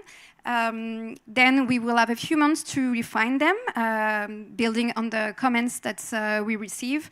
And we hope that this document will be valuable for the European Commission when discussing with the EHDS boards. Maybe now for the public consultation. Sorry, the mic is walking. Yeah, now we would like to encourage you all to give your feedback and to participate in the public consultation. Distribute the information in your networks so that we can get as much feedback and input as possible. When you read the document, there will be multiple questions in the survey that you can respond to, and we have 2 questions as an example here. The first question is, are there inconsistencies or specific topics missing on how to analyze data within the SPE? As you see, this question is quite broad, but we would like to have as much input as possible here. Another one is, what would be the impact on you to implement what is recommended here? This aims at judging where you are at the moment in your institution, in your infrastructure, and what steps you should need to take in order to come where the recommendations of the guidelines will help you go in the end, if the gap is very big, or what steps would need to be taken. So those are 2 examples of the survey that are online, and we all encourage you to give us feedback. I'm also saying this because the task lead, Irene Schlunder, she said that she will read every single comment, and it's really important. So please contribute. We are looking forward to this. Thank you, Pia. And again, as many comments as possible from data users, but also from SPE providers, because she promised to read each of them, even though it can be 1,000 pages. So do not hesitate, it's our work now. And I think we have a front row speaker, so Pedro Ramos, I believe, from the Karolinska Institute. Thank you for the invitation to be here to deliver this front row comment. I'm Pedro Ramos. I'm a researcher at Karolinska Institute in Sweden, and I've also been involved in several projects that are somehow connected with this one. Eden, Darwin, I'm also an advisor to the EHDS2 pilot. So thank you again to be here. First comment is these guidelines are quite timely, and having been on the other side of producing these documents, just yesterday I've been in a meeting with the Ministry of Health of Portugal that actually was using these guidelines for the functional requirements for their own secure processing environment. So I think I would always like to hear that if I was also producing the document. So congrats on that. So as a researcher, I have 2 comments. One that is more a reflection on your guidelines, and one that is a suggestion on something that I would like to see maybe a bit more expanded. My comment is that I believe that the secure processing environments will be both, for researchers, demanding and useful. So demanding, having produced research both within and outside secure processing environments, so trusted research environments in the UK. I believe that for researchers, it will require us to be more structured on our research, to plan our research better, to plan which tools, which data we want to bring into the secure processing environment. Otherwise, it will become a very ineffective process with a lot of back and forth, and in the end, it won't help our research. in that aspect, of course, training is critical, and I think there's obviously an opportunity here for universities to deliver and to devise potential training programs to help researchers on conducting research within a secure processing environment. And useful because, of course, in the end, this allows more data, more tools, and potentially more computational power for that a typical research group does not have in-house. So in the end, also a potential bright side.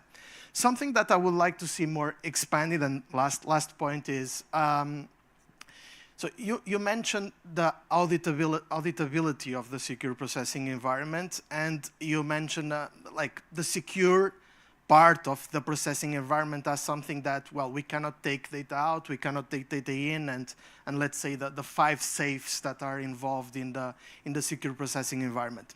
But I think there are some aspects that can go beyond that.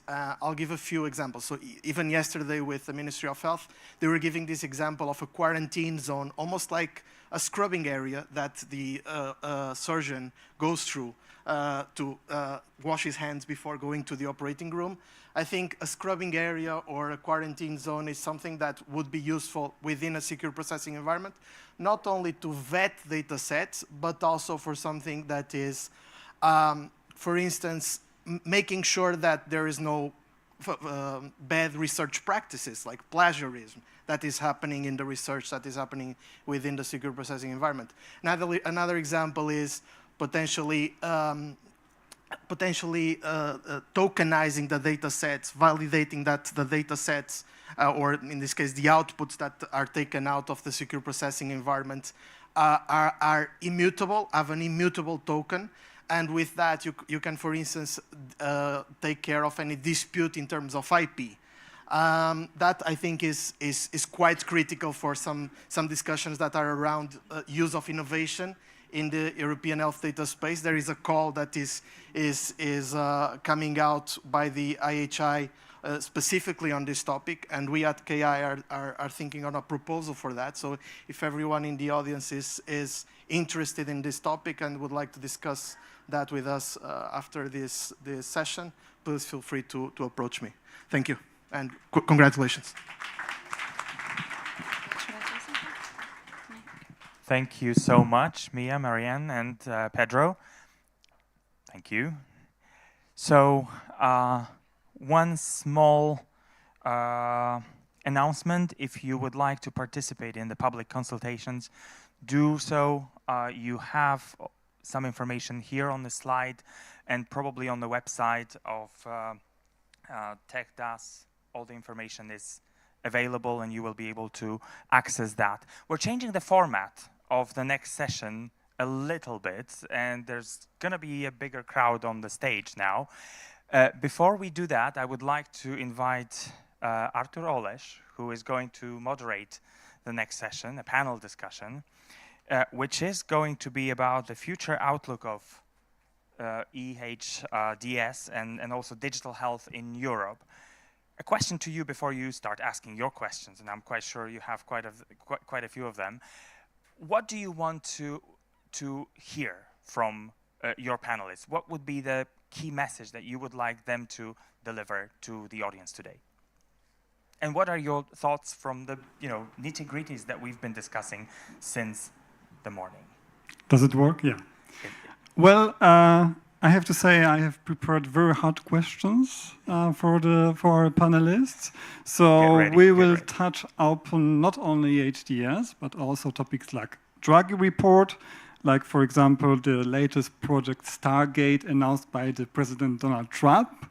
We talk about things like the newest AI model by China, DeepSearch. And so it's gonna DeepSeek. Sorry. So it's gonna be very interesting discussion. Of course, I won't reveal you all the details because otherwise the guests will choose the lunch over the panel discussion. And it's 60 minutes.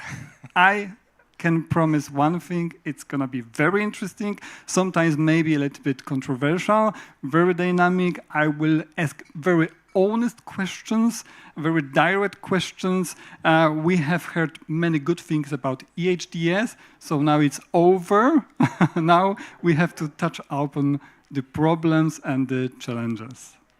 That sounds really exciting, especially the the external parts, like you said, DeepSeek, and also Mr. Trump and his ideas that might affect us here in Europe. So the floor is yours, and please invite your speakers.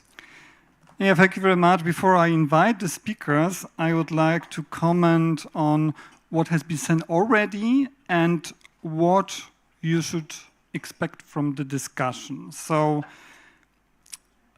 The European Health Data Space, EHDS, is, as you have already heard, one of the largest European initiatives that aims to facilitate healthcare innovation.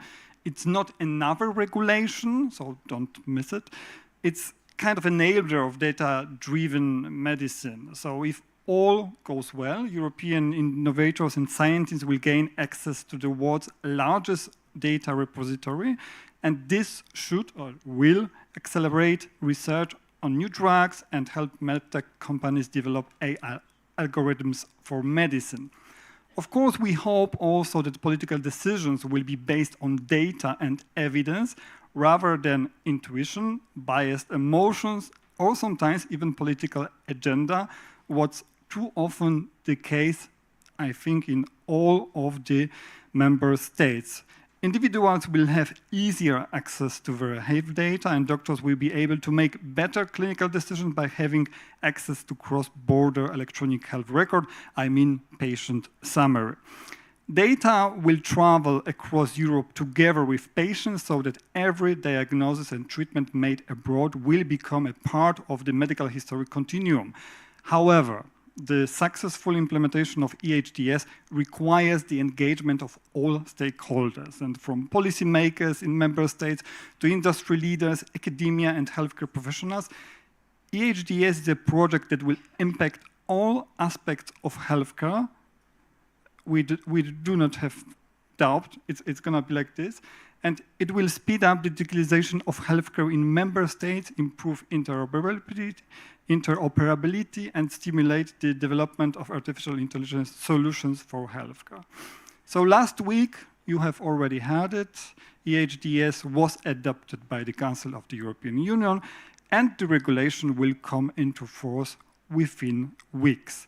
According to Izabela Leszczyna, the Polish Minister of Health, EHDS will enhance the quality and efficiency of medical care while ensuring that our health systems remain resilient to future challenges. And today, Ursula Demkow, Undersecretary of State at the Polish Ministry of Health, said that data is an essential resource for economic growth, competitiveness, innovation, and health society.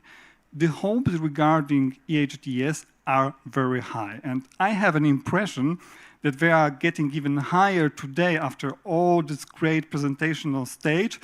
And you know, my heart is really growing hearing the presentation by TechDAS, by Polish and Finnish and French Ministry of Health, by Swedish e-health agency, and many other stakeholders.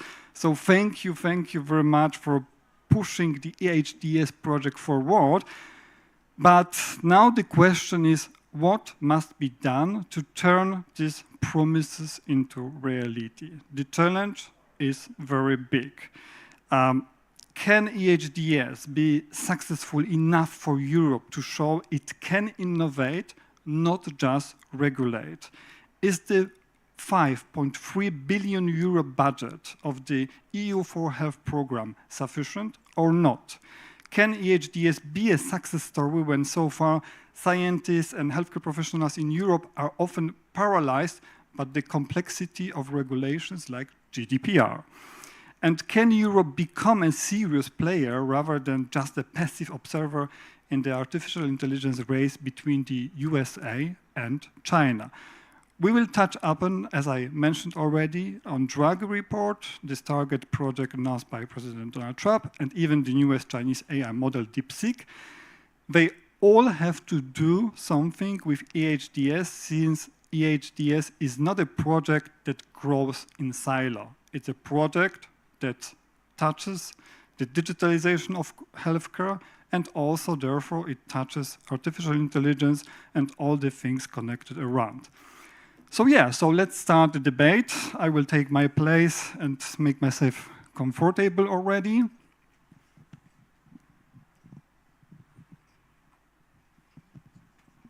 I want to see all the speakers.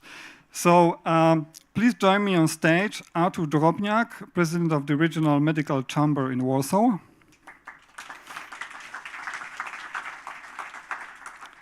Salvador Capella Gutierrez, Coordinator of the European Open Science Cloud for Cancer. Melody Berneux, Policy Officer at the Digital Health Unit of the Directorate General for Health and Food Safety at the European Commission. Miriam Fernandez, Head of Health Innovation for EMEA at Amazon Web Services. And Jean-Marc Bouès, CEO of EIT Health Europe. Thank you very much for joining me on stage. Thank you very much for joining the panel discussion. It's great to have you here.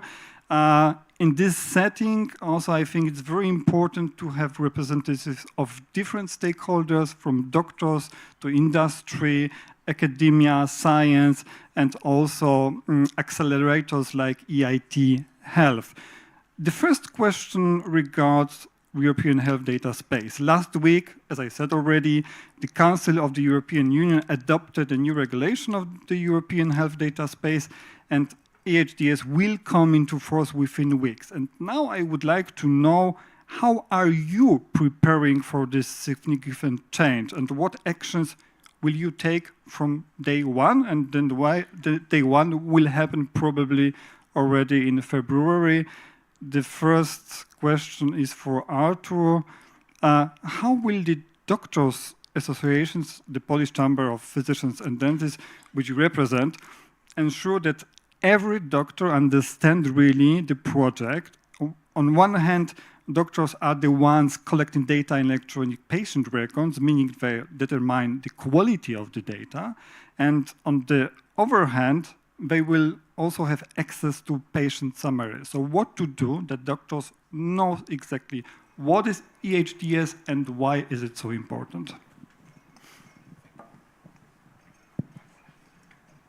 Once again, good morning, everybody. If you ask if I ask every physician in Poland what is EHDS, everybody will say that something with European in the name, and nobody, I guess almost nobody, will know what the EHDS is. While in 4 years, I guess everybody will know it. And for me, as a representative of Polish Chamber of Physicians and Dentists, it is very important to ensure that doctors in Poland will be very well informed, adequately prepared and empowered to navigate the new system effectively. And what you mentioned, we will be aware if there would be no another one burden which is posed to our work. So we will take a threefold approach. The first one is education awareness. I think that immediately we will try to organize education about EHDS, information campaign to educate doctors about it, including maybe official guidance. Maybe we'll try to prepare such guidance with Ministry of Health. And what else? Quality and compliance. Since doctors play a crucial role in collecting and maintaining high quality data, we will work closely with policymakers to address any concerns from the medical community and promote best practices in data entry. Maybe not only doctors, yeah, maybe the secretaries, maybe the assistants of doctors who will help us to prepare such good quality data. And the third thing, patient care and ethical considerations, with EHDS granting doctors access to the patient summary. So we will emphasize the importance of responsible and ethical data usage and ensure that doctors understand how to interpret and use the patient summary data that would be given from EHDS, finally. Thank you. When you are talking about the burdens, I have an impression, or maybe I'm reading in your mind, that you are thinking about the electronic patient record and maybe also entering data into electronic patient record, what sometimes is a burden for the doctor. Salvador, projects like the European Open Science Cloud for Cancer stand to benefit most from the EHDS through access to data that drives cancer research. How are you preparing for this opportunity? Yeah, so in EOS for Cancer, the project, we have been driven by use cases because sometimes you have the theory and paper, you can have everything is perfectly fine. But when you go to reality, when you take a use case, say, I want to answer this particular research question, then you realize all the problems that you have. So in the project, we have 5 use cases, and we have been working with different data types. So not just genomics, that is one of the things that people tend to think always on cancer. We're looking at imaging, we're looking at new technologies like liquid biopsies, but also data from registries, data from all the aspects of prevention and early detection and so on and so forth, to understand how we make that data interoperable. Because we always think, the interoperability of data is easy, is granted. The truth is not. We are in a diverse, complex ecosystem, and we need to put the effort to make data interoperable and make sure what are the rule of accessing that data. ESDS is supposed to bring that. For the secondary year of data for research, we still have some time. So, for instance, for genomics, we have 4 years to understand the challenges and also to start providing solutions. So the work of TEDAS2, to me, is essential because we'll be guiding or impacting on the Implementation Act. Now we have the regulation. Now the Implementation Act will tell us exactly how we do things and identify gaps. And one of the gaps that we have been already discussing is what happens when you generate a data set to be analyzed, and that data, you want to reuse it for other research activities. But according to the regulation, that data should be destroyed. So that is one of the things that are emerging in our discussion as a project that we expect to bring to the table and help the implementation. Do you think that EHDS can be a game changer for the cancer research? For sure, totally agree. We still need to have a cultural change to change our minds that we don't need to go to 20 different committees across Europe. We should go to the European one, we apply a single protocol and so on and so forth, and uses the structure that has been put forward to gain access to the data. Thank you.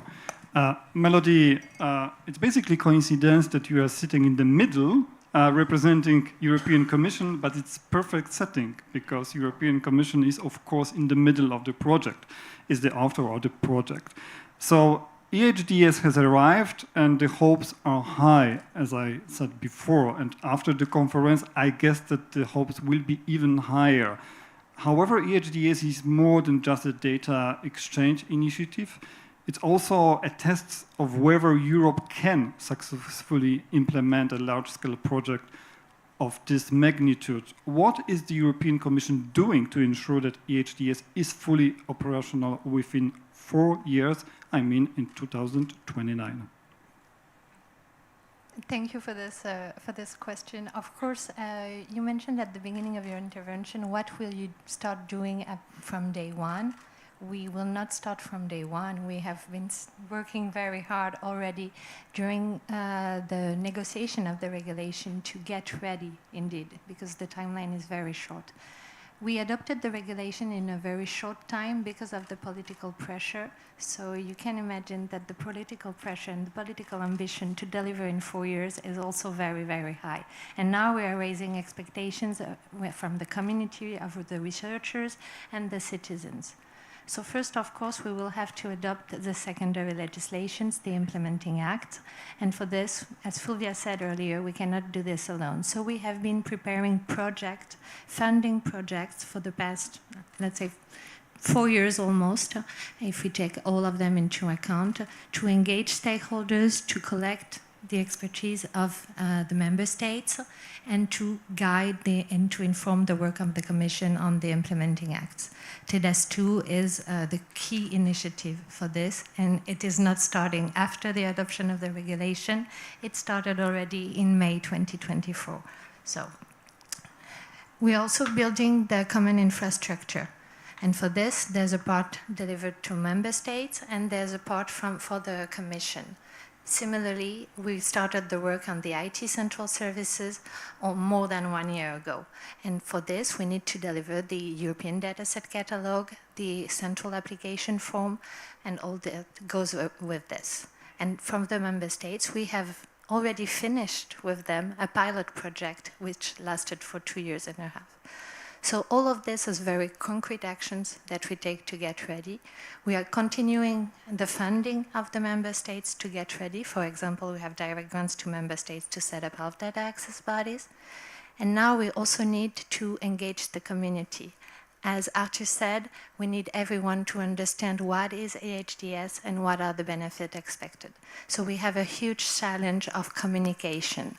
It's for the project to disseminate the information, but it's also for the Commission to communicate at the right level. So after the publication in the official journal, we will start to communicate broadly to different audience. First, the people who will need to build the EHDS, the health data access bodies, the researchers, the healthcare providers, and then the general population for everyone to be ready and when there will be the application. So how optimistic are you that we will make it by 2029? From 0 to 100? With the excellent work that TEDAS2 Joint Action is doing, I'm sure the Commission will have all the information to draft the implementing acts and to adopt them in a timely manner. So yes, I hope we can push the button on the launch for EHDS2 before the end of this new Commission. Okay, so we have to schedule another interview in 2029 and then reflect on the question. Miriam, it's really great to have an industry voice on the panel because I have the impression that too often we've been talking about, political changes and projects in a kind of bubble. So what are you doing and what must be done in the next 4 years to ensure that healthcare data is not only shared but also scaled to accommodate the growing volume of data? Thank you so much for such an important question. At AWS, at Amazon Web Services, we see the EHDS as a huge opportunity to unleash the vast potential of the use of healthcare data across Europe and beyond. So we certainly welcome and have been preparing for this, as she was mentioning, not from day one, right, but prior. We launched recently an AWS EHDS Center of Excellence, where we have put together all the published detailed technical guidance along with implementation services and partners that we are working with already in different segments related to EHDS to help navigate the landscape from strategy to reality on how to make it happen. We are focused, I'm going to summarize like 3 primary areas of our focus. The first one is supporting healthcare providers and organizations with excessive compliance capabilities and regional infrastructure that is already meeting EHDS regulation. So that's the first one. The second one is enabling interoperability through healthcare-specific services that support standards out there. So FAIR, OpenAir, OMOP, you name them, right? And then the last one is really helping the customers and partners leverage our analytics and machine learning capabilities as well for not only using the analysis of the data, but maintaining strict privacy and security controls, which is incredibly important. So that's the summary of what's already happening. Now, to your question on what we need to take into account, looking a little bit beyond, right? We are actively engaging with policymakers and industry stakeholders because reality is that we as citizens work with thousands of data points every day. The healthcare industry is estimated to produce 30% of the data worldwide. So it's one of the industries that produces the most amount of data. So we need to look not only at what's the data residing in the EHRs today, but also if we want to maintain a really healthcare ecosystem that really looks into improving health outcomes, how do we start to integrate data points that might go beyond the EHRs, like, for example, social determinants of health, right? I mean, like we all know that depending on the zip code you live, you might be more likely to develop certain chronic conditions than others. So how do we look at that vision? And to manage that vast majority of data, we need to think through the foundational elements on how we are going to do that. Think about this. The data contained, for example, in one genome is equivalent to 100,000 pictures. How many pictures do you all have on your phones? Where are you going to store that data? How are you going to manage that data? How you're going to analyze that data is critical. The same as if we are thinking on building a new building, we will start by thinking how many floors do we want on that building, and that will determine how we build the foundation. The technical infrastructure is the same. And this is where the cloud has a huge advantage, right, to manage that data, but also to accelerate the innovation. We also need to think that 97% of the data right now is trapped in unstructured formats across EHRs and therefore not used for clinical decision making. 97%. So how do we allow services from an AI perspective, from a generative AI perspective, to capture, extract that data, make it available in a format, put it at the service of healthcare providers? Clinical decision making is done based on latest evidence and latest data to really drive forward health outcomes. Thank you. Jean-Marc, it's great that you are answering the question as the last one, because EIT Health Europe connects partners from academia, research, and industry to develop innovative solutions that improve healthcare delivery and patient outcomes. What are you doing right now to ensure that academia, research, and industry are ready for EHDS? Thank you, Arthur, for your question. So we are basically supporting the knowledge innovation community members being fully and committed and fully involved on the process of developing further the implementation of the EHDS. So we get started 2 years ago with DG Santé colleagues by setting up the EIT's think tank report, which analyzed the landscape and member states' readiness to implement the EHDS with roughly 120 key findings and clear recommendations. So it looks like kind of a report as a gift for our colleagues to the Commission, but also to TEDA's 2 colleagues, making sure that they can use those recommendations going forward. Basically, this think tank report has been chaired by a steering committee from DG Santé, a Polish citizen, actually, so Dr. Andrzej Rys, to develop further a set of really concrete recommendations to go forward. And we are also involved in the TEDAS 2 advisory board, navigating across member states to make it happen at the right time. We are also having a couple of flagships, a call, out of which one is about digital transformations of health and care, harnessing the power of health data for research, innovation, and public health. You see what I mean? So that means by doing so, we are issuing a set of calls for programs, activities, and project consortia. And we are basically financing and developing education and training courses to address the skills gap on the digital literacy, with many subset of digital skills on the AI, deep machine learnings, explainable AI, and so on and so forth for healthcare professionals, but also for industry workforces. And due to this scope of activities, we have been selected by the European Commission directorates, DG Ample, DG Grow for internal market, DG Education, and DG Santé to run and coordinate the health industry workforce skills partnership, which is aiming to address the skills gap and training people to develop further, there's a set of skills for competitiveness for startups, SMEs, and large corporate industry. Digital skills is included in the framework program. It's not only about digital skills, but also quality management, cybersecurity, bioproductions, biomanufacturing, bioprocessing, and so on and so forth. We are also financing a collaborative project consortia with academic partners, research organization, industry, from small, mid-sized companies to large corporate ones, to develop solutions that are actually prefiguring the use of the HDS structure and principles going forward. So in short, we don't want to wait 2019.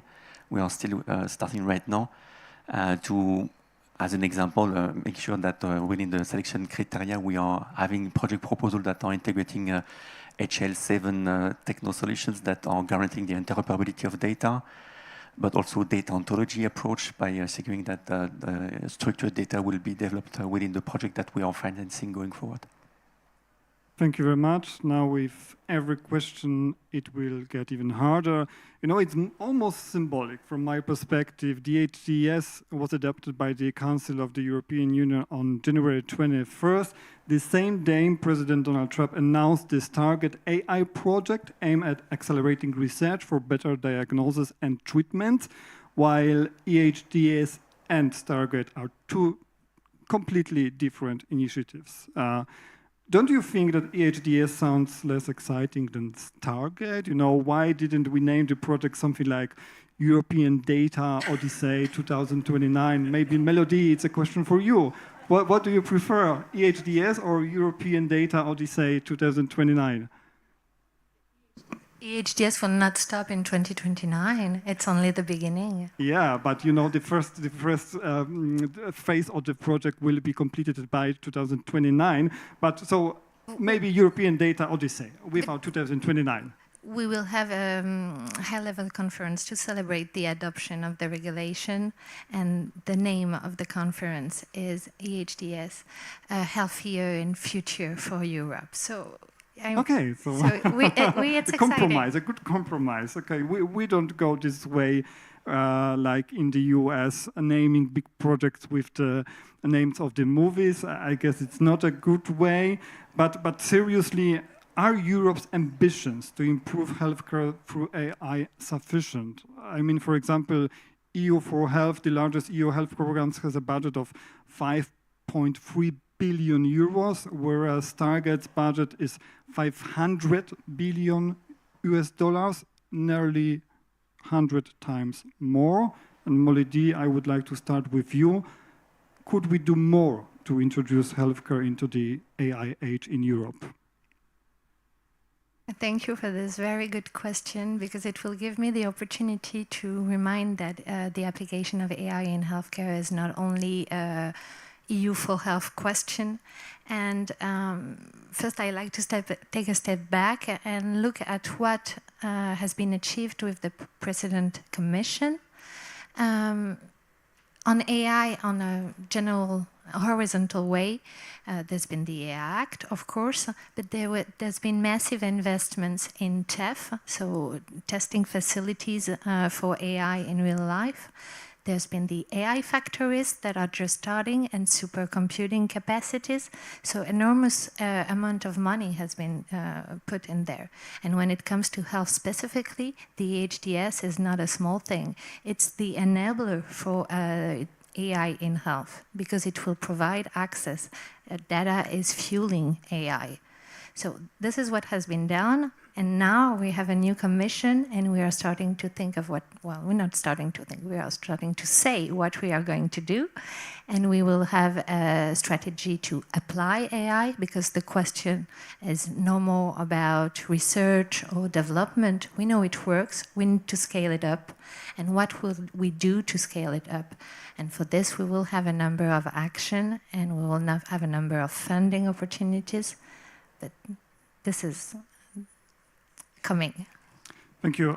Jean-Marc, we continue with some similarities. When President Donald Trump announced Target product, he was flanked by CEOs like SoftBank CEO, OpenAI CEO, Oracle CEO.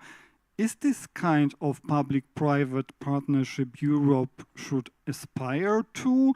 When I remember when every time when Ursula von der Leyen announces major project, she often stands alone with no investors present, just politicians around.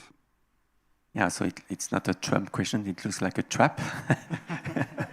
I would say that it's tricky questions. I mean, I'm not authorized to, represent the view of President von der Leyen. However, this is a question that gets to the heart of how we are setting up public and private partnership, which are basically differing across the world.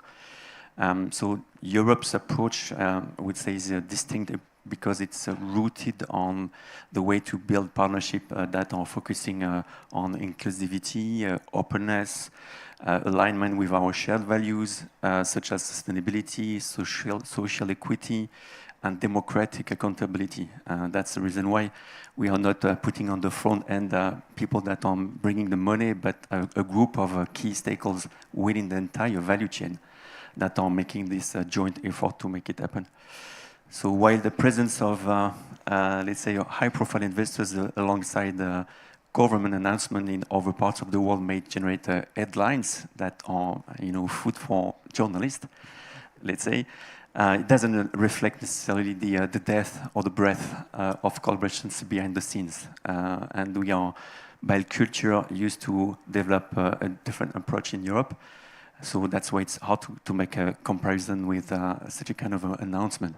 And I would say, to be a bit, in the devil's side, 1 week after this announcement by Trump, I mean, a DeepSeek make another announcement, and right afterwards, it's like one of the big investors saw its market valuations going down up to $600 billion, if I'm right. So it's not about only money, it's about quality of science so far. I also understand that it's a kind of presentation of the power to have these big CEOs around when announcing new projects. Miriam, it brings me to the question for you. As Amazon Web Services operates globally, do you see EHDS and Stargate as two completely different initiatives? And are you satisfied with the public-private partnership opportunities in Europe? Yeah, so while EHDS and Stargate might feel like two different names, completely different, I think the important piece is these are two different initiatives that are looking to make healthcare better, right? So setting that aside, I think the EHDS specifically represents a groundbreaking approach that Stargate doesn't. I'll put this as a note. Because it really looks at health data sharing, right, and utilization that could fundamentally transform European healthcare. And I think doing that with that aim makes the opportunity really incredible. For us, even me representing an American company, I mean, Amazon Web Services comes from the US, right? What we are seeing is that really the AWS Center of Excellence that I was mentioning before is already having a lot of opportunities from a public partner, private partnership. We are engaging with our partner ecosystem in Europe. We have more than 100,000 partners, and more than 80% of these partners are headquartered out of the US. Specifically, I think the key to success, and I totally agree, is not the size of the investment. It's really about how we make the most of the resources that we have and how we align ourselves towards our common goals of making healthcare outcomes better. And if we all work towards that direction, I think that we will surpass expectations. I'm very optimistic about it. Anytime that I talk to partners, customers, agencies, governments, everyone is looking towards the same goal, right? I think we just need to all align towards that goal and make sure that we work on removing the barriers that are not allowing us to go faster, and using the existing resources that we have and the existing capabilities that we have to make that more agile. Thank you. Arthur, I have an honest question for you, because we've been talking about, all these great technologies like AI, EHDS will bring new innovations on the market, but do doctors still have hope for a better future in healthcare, or are they so overburdened with daily tasks, with typing in information into the electronic patient record, so that they already lost their faith in digital breakthroughs? Well, the EHDS represents a shift in how the medical data will be assessed, will be analyzed, will be utilized across the Europe. Regarding physicians' perspective on digital transformation, the reality is really complex. I think that, of course, at the beginning, when we talk about EHDS, many physicians probably will be worried that it's the next bureaucratic thing that need to do during their work instead of spending time with patients. But I think that optimism in our group is still visible. Well, the key challenge is, in my opinion, of course, is to ensure that digital transformation actually benefits us, I mean physicians and our patients, rather than becoming another source of frustration. So now the role for the other stakeholders is to show doctors, educate doctors, and implement the EHDS in the way that it won't steal our time we can spend with patients. That's the biggest, I guess, biggest thing that must be done from the politics and from the lawyers and those people who implements it to the healthcare systems. Not only in Poland, but across the Europe. So if healthcare professionals still do have hope for better change driven by digital health innovation, so I think that we all should have hope that it's going to be better with the implementation of the EHDS. Salvador, you have already mentioned that EHDS could be, or might be, will be Europe's moonshot in the fight against cancer. Shouldn't Europe invest more heavily in AI research, similar to the US? Complicated question. I agree. The EHDS is a moonshot to unlock the potential of data that is sitting in many places. And I agree with Miriam. 97% of the data is unstructured, is fragmented, is distributed. And we always tend to think AI as a mechanism, as a goal. But then we tend to forget that probably the AI work is 5% of the whole process. Because many times you need to make sure that that data can be brought together, that the same term has the same meaning. Because if I give you two different hospitals, one might express the height in meters, the other one in centimeters, and so on and so forth. Those are basic things that sometimes we overlook because we have all this idea, a lot of millions, a lot of money, and shine, and so on and so forth. But we really need to make sure that we understand which data we're working with, how we're accessing that data, how we're bringing it together, and then the technology will come first. Second point is EHDS will benefit as well of the many transversal aspects, many transversal investments. For instance, the EOS for Cancer stands from the European Open Science Cloud. That is one of these transversal spaces. So we have vertical ones like EHDS, or tourism, and so on and so forth. The European Open Science Cloud aims to be the transversal one, bringing common elements to different scientific areas. How do we interoperate? How do we use the same identifiers? How we work with a trusted research environment? Because we always tend to think trusted research environment for something exclusive to health. But it's true that IPR, the sensitive data, is present in other domains. And then I will connect with the Melody in the sense of the AI factories and other investments that are happening. And I belong to one of the centers with the AI factories, so we are really happy to see that potential, because it means that we are not going to only be working with public institutions, with academy, but we are going to be working with companies for first time ever. We have the mandate, and sometimes we need the mandate. Do it, and we will find a way to do it. Collaborate, we will find a way to collaborate. Thank you. Of course, there are still a few challenges. In October 2024, Europe had its wake-up moment when Mario Draghi presented his report, The Future of European Competitiveness.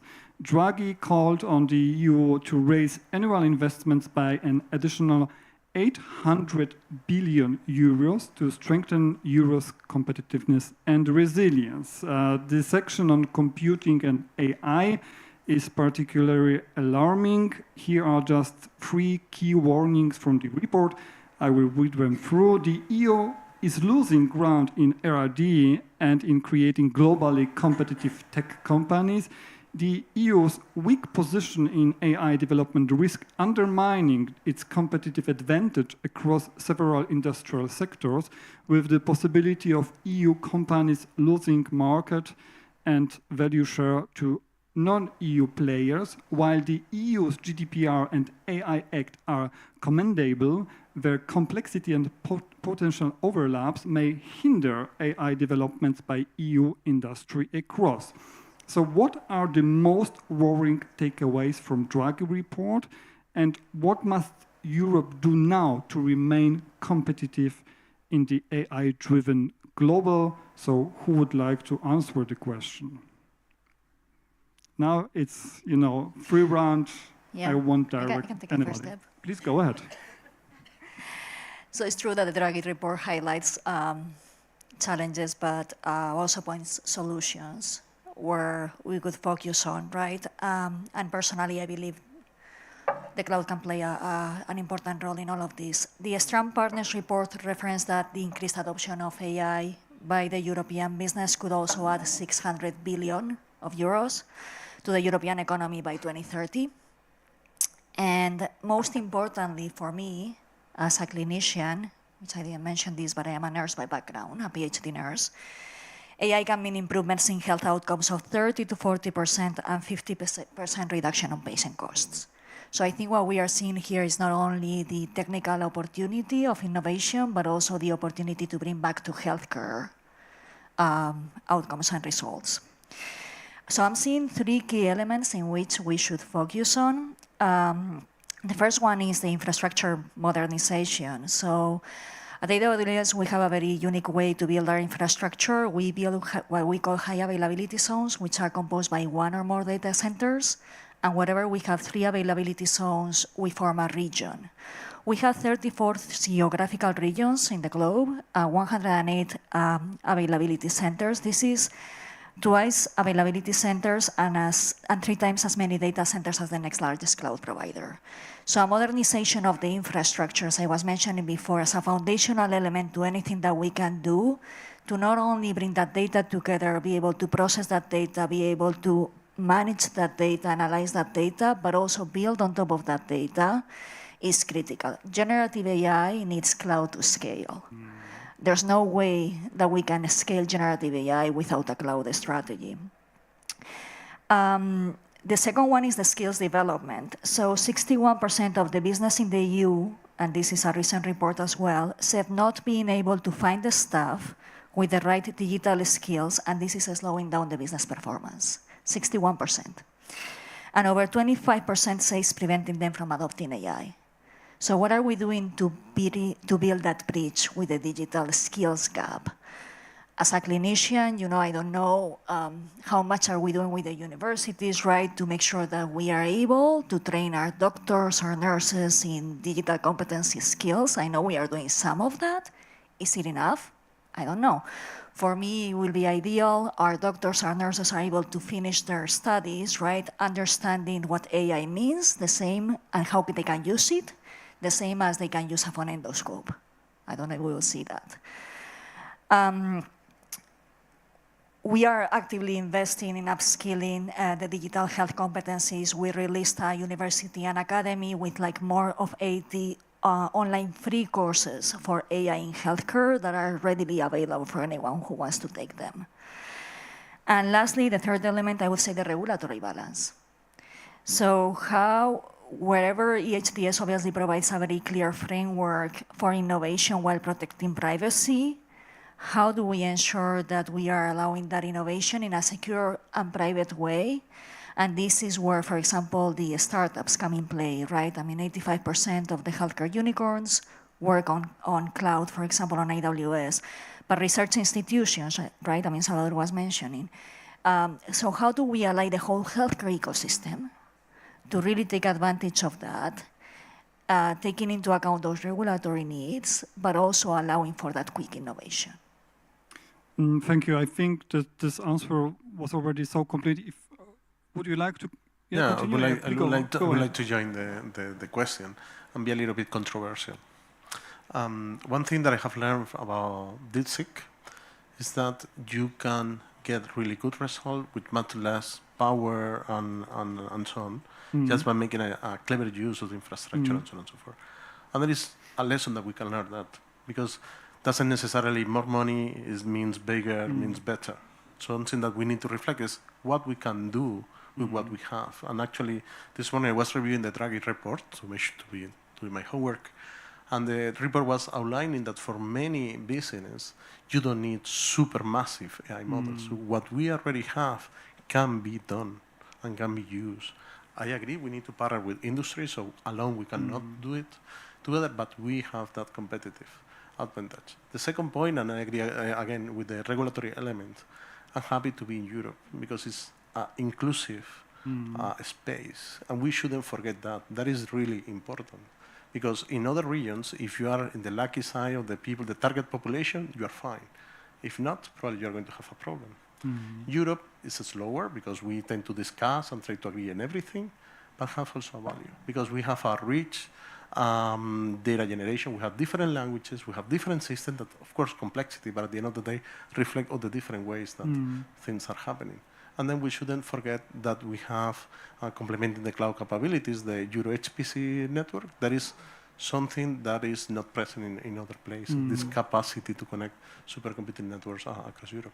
You touched upon already DeepSeek, so it's a good transition to another question regarding AI. This week, a new Chinese AI model, DeepSeek, shocked US AI developers like OpenAI, Google, and Microsoft with its performance and a fraction of the cost of large language models developed in the US, at least following what DeepSeek claims. We don't know what's the true, but let's say, okay, it's cheaper and the performance is as high or even higher as ChatGPT. Whenever breakthroughs like this happen, social media is quick to mock Europe as an innovator in regulations rather than an innovator in technology.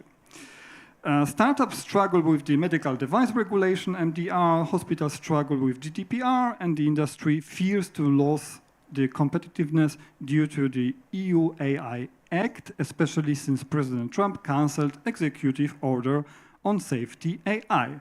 So the question is, are regulations to blame that Europe doesn't count in the technological race? And I start with you, Jean-Marc. EIT Health supports digital health startups. Do these startups still want to stay in Europe? And if yes, why? Yeah, I mean, the startups and SMEs wants to stay in Europe if they can get access to the market. I mean, this is the DNA of any entrepreneur making business and developing its product further to get access to the market. So if they are having a market access opportunity, they will also looking forward to compete at the international level. And here I'm referring to the scale-up companies willing to compete outside of Europe, reaching out to the other market opportunity in the US especially. I mean, we have to recognize and to acknowledge that many amazing deep technology funded by EU entrepreneurs from amazing research organizations or entrepreneurs are addressing as a first market entry the US market because it's a single market. Same language, same regulatory pathway, same HTA assessment body. So it's more easy and more simple. However, I mean, EU is having a significant other key set of advantages. And I have to recognize that the EHDS is one of these key concrete initiatives that will, let's say, bring to the startups the opportunity to get access to a common framework across the EU to facilitate the secured and standardized set of data exchanges to develop further the innovations and research going forward. However, it's crucial to address the bottlenecks that the startups and SMEs are facing so far. And I think that the Commission has a clear understanding of the key hurdles or barriers that they have to crack or to tackle. Last week, to give you a concrete example, DG Santé announced the adoption of the new HTA rules for joint scientific consultation on medical devices and in vitro diagnostics medical device. It covers aspects such as, the submission of requests from health technology developers, the selection and consultation of stakeholder organizations, patients and other relevant experts, and the cooperation with the European Medicine Agency during joint scientific consultation. So it aims to simplify the life of the entrepreneurs navigating across the regulatory pathway and the way to develop medical evidence to get reimbursement across member states, even while we know that Europe is still a fragmented reimbursement territory.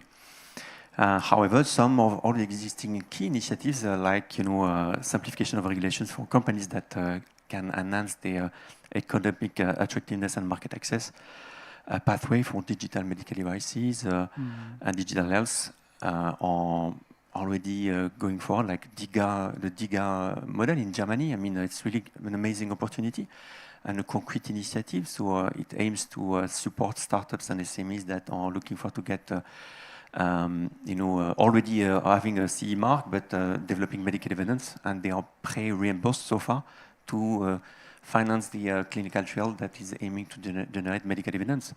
In France, the PECAN, so PECAN as well, is a similar model, more broader than DIGA in Germany. And I know that many member states are at that time discussing further on the way to copy-paste those models across member states. We should have to recognize that EITS has contributed to this pathway. So we are basically contributing to create the first single market for reimbursement of digital medical devices across Europe. So, I mean, step by step, we are addressing the bottlenecks going forward.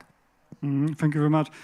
Melody, every time I see these memes portraying Europe as a leader in innovation, I have a very bad feeling.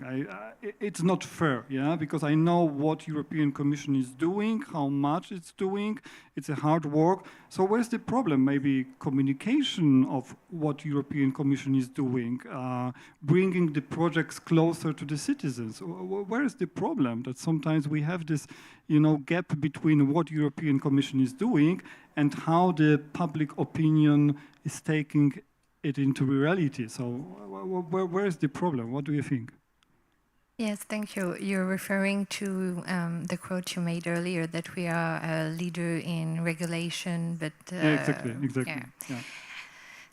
Yeah, it's something that we hear frequently. So first, we have to recognize that Europe is legislating a lot, and the past mandate has been very, very rich of new regulation. Maybe you have heard President von der Leyen. The new mandate will be the one of implementation. Now we need to implement. So we shouldn't have much more pieces of regulation. So that's already a good news. But yes, we are regulating. We are regulating to protect privacy. We are doing cybersecurity protection. We are regulating to have clear rules, harmonized rules across Europe, to access data, to deploy AI. This is about trust. It's the model that we have chosen also in Europe. We innovate with purpose. We put the individual at the center, and we want to ensure that especially when it comes to healthcare, it's safe and secure, and that healthcare professionals, patients trust the system. You can innovate, but if there's no trust in the system, especially in Europe, the market will not grow. There will not be adoption. So it's also important to have a clear framework that is safe and trustworthy. So yes, we are a leader in regulation, but regulation is not a weakness. It's also, I think, a booster for innovation. Yeah. And maybe we need to say also that with every piece of legislation the EU is creating, there's massive funding coming for the implementation that supports across Europe innovation. Yeah.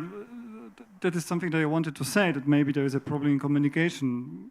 At least you can have my word that every time I see a meme like this, I try to explain it's not fair to comparing Europe and US, because we have also different values and different systems and different approach, and that's the point. It's just a simplification of the more complex problem. Salvador, how are GDPR and the EU AI Act affecting cancer research?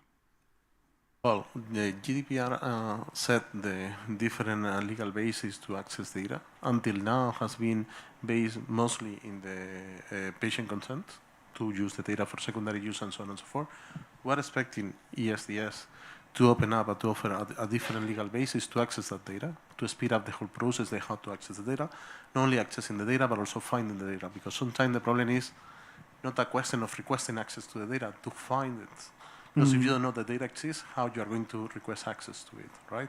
So that goes to the GDPR, has been a barrier, an opportunity, so there will be opinions on depending on everyone's experience.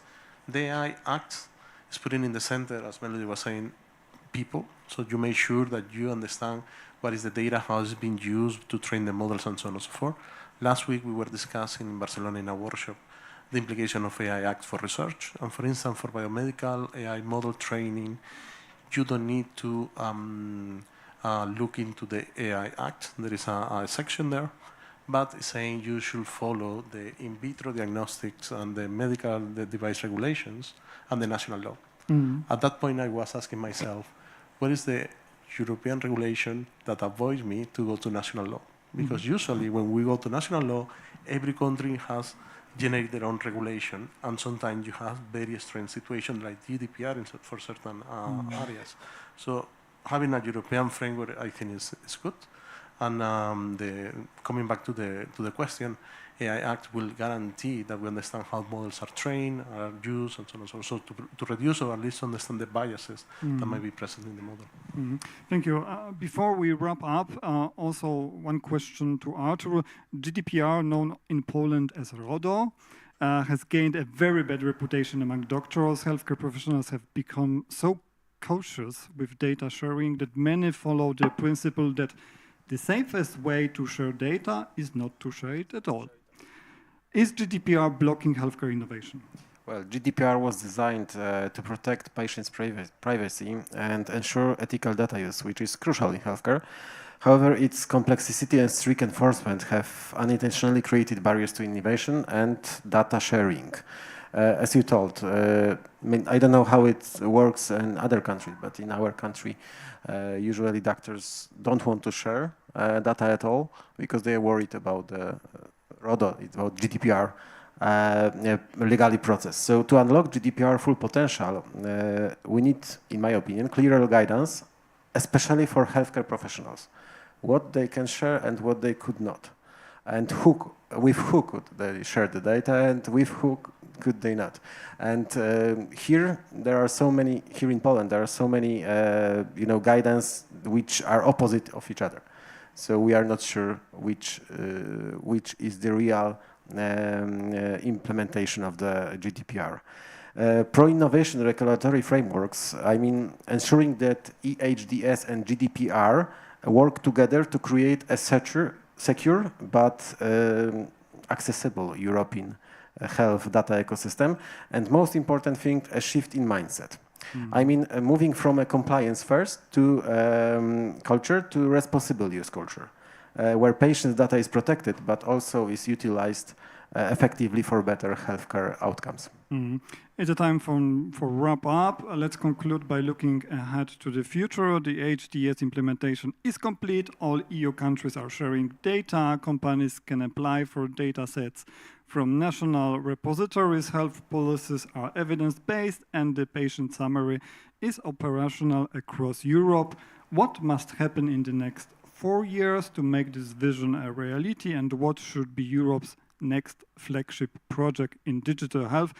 Please, just one sentence, because we have only one minute left. Yeah, so Mark. I would say using existing infrastructure and leveraging the existing high-quality sciences-based approaches, like you were referring TEF Health as an example. I mean, it exists and it should have to be leveraged because many researchers, entrepreneurs, companies are getting access to test experimentation facilities with amazing researchers, healthcare providers and university hospital. I mean, this is the best way to make it happen straightforward. I would say that in the context of the Draghi's report, we should have to invest long-term such a kind of wider EU infrastructure going forward. Miriam. One sentence. One sentence, yeah. I would say be stubborn on the vision but flexible on the details.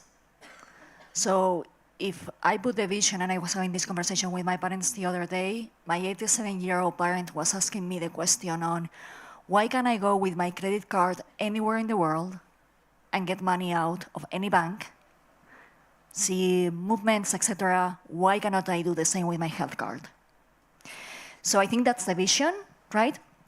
Flexible in the details, we need to do also a stubborn exercise on do we have all the foundational elements in place to make this happen? And if we do, let's make sure that we describe how to use them in a non-restrictive manner. And I'm going to be provocative here as well. And this is where the cloud-first policies come in play.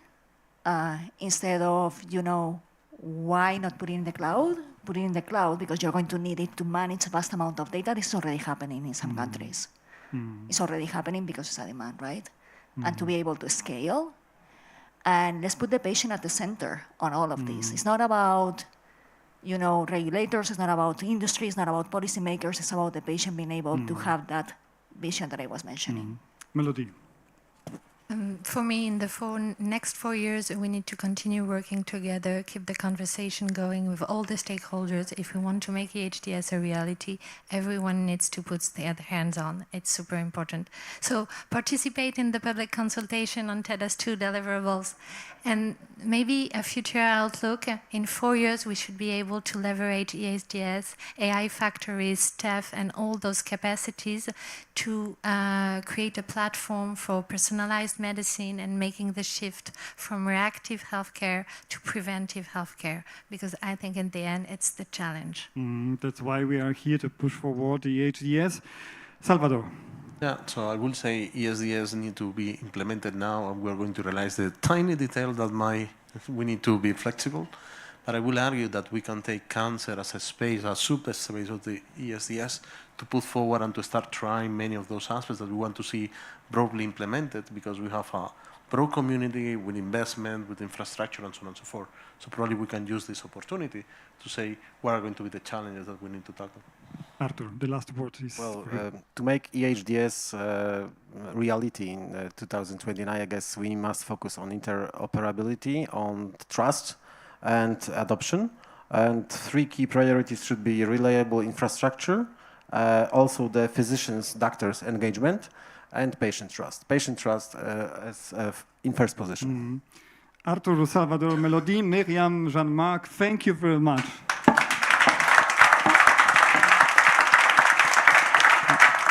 Thank you very much for this round of applause for our speakers. We received quite some food for thought, I have to say. But as a reinventionist, I have to say that I need to echo Miriam's words about skills and technology adoption. A couple of years ago, nobody was talking about AI literacy. Now, this is becoming a thing, or has become a thing. So that's also something we need to take into account. With that, I would like to invite you to lunch. A 30-minute break. We're coming back at 1:10 to be precise. And there's 3 topics that we're going to focus on, and that's inpatient, outpatient treatment, innovation, and also cyber security. So see you in 30 minutes. Downstairs is where you are able to have lunch. There's a place called Eat and Meet, I think, if I'm not mistaken. Thank you.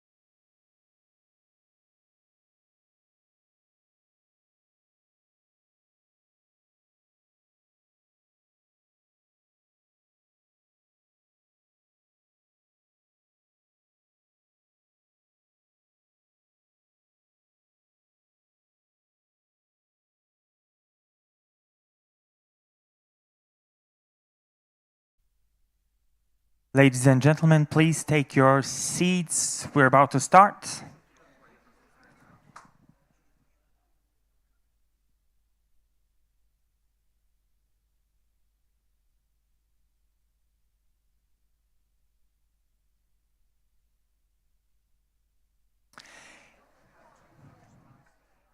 If you still haven't had a chance to have your lunch, it is being served until 4 p.m., so you still have an opportunity to do that. But in the meantime, I'd like you to join us here in the main room.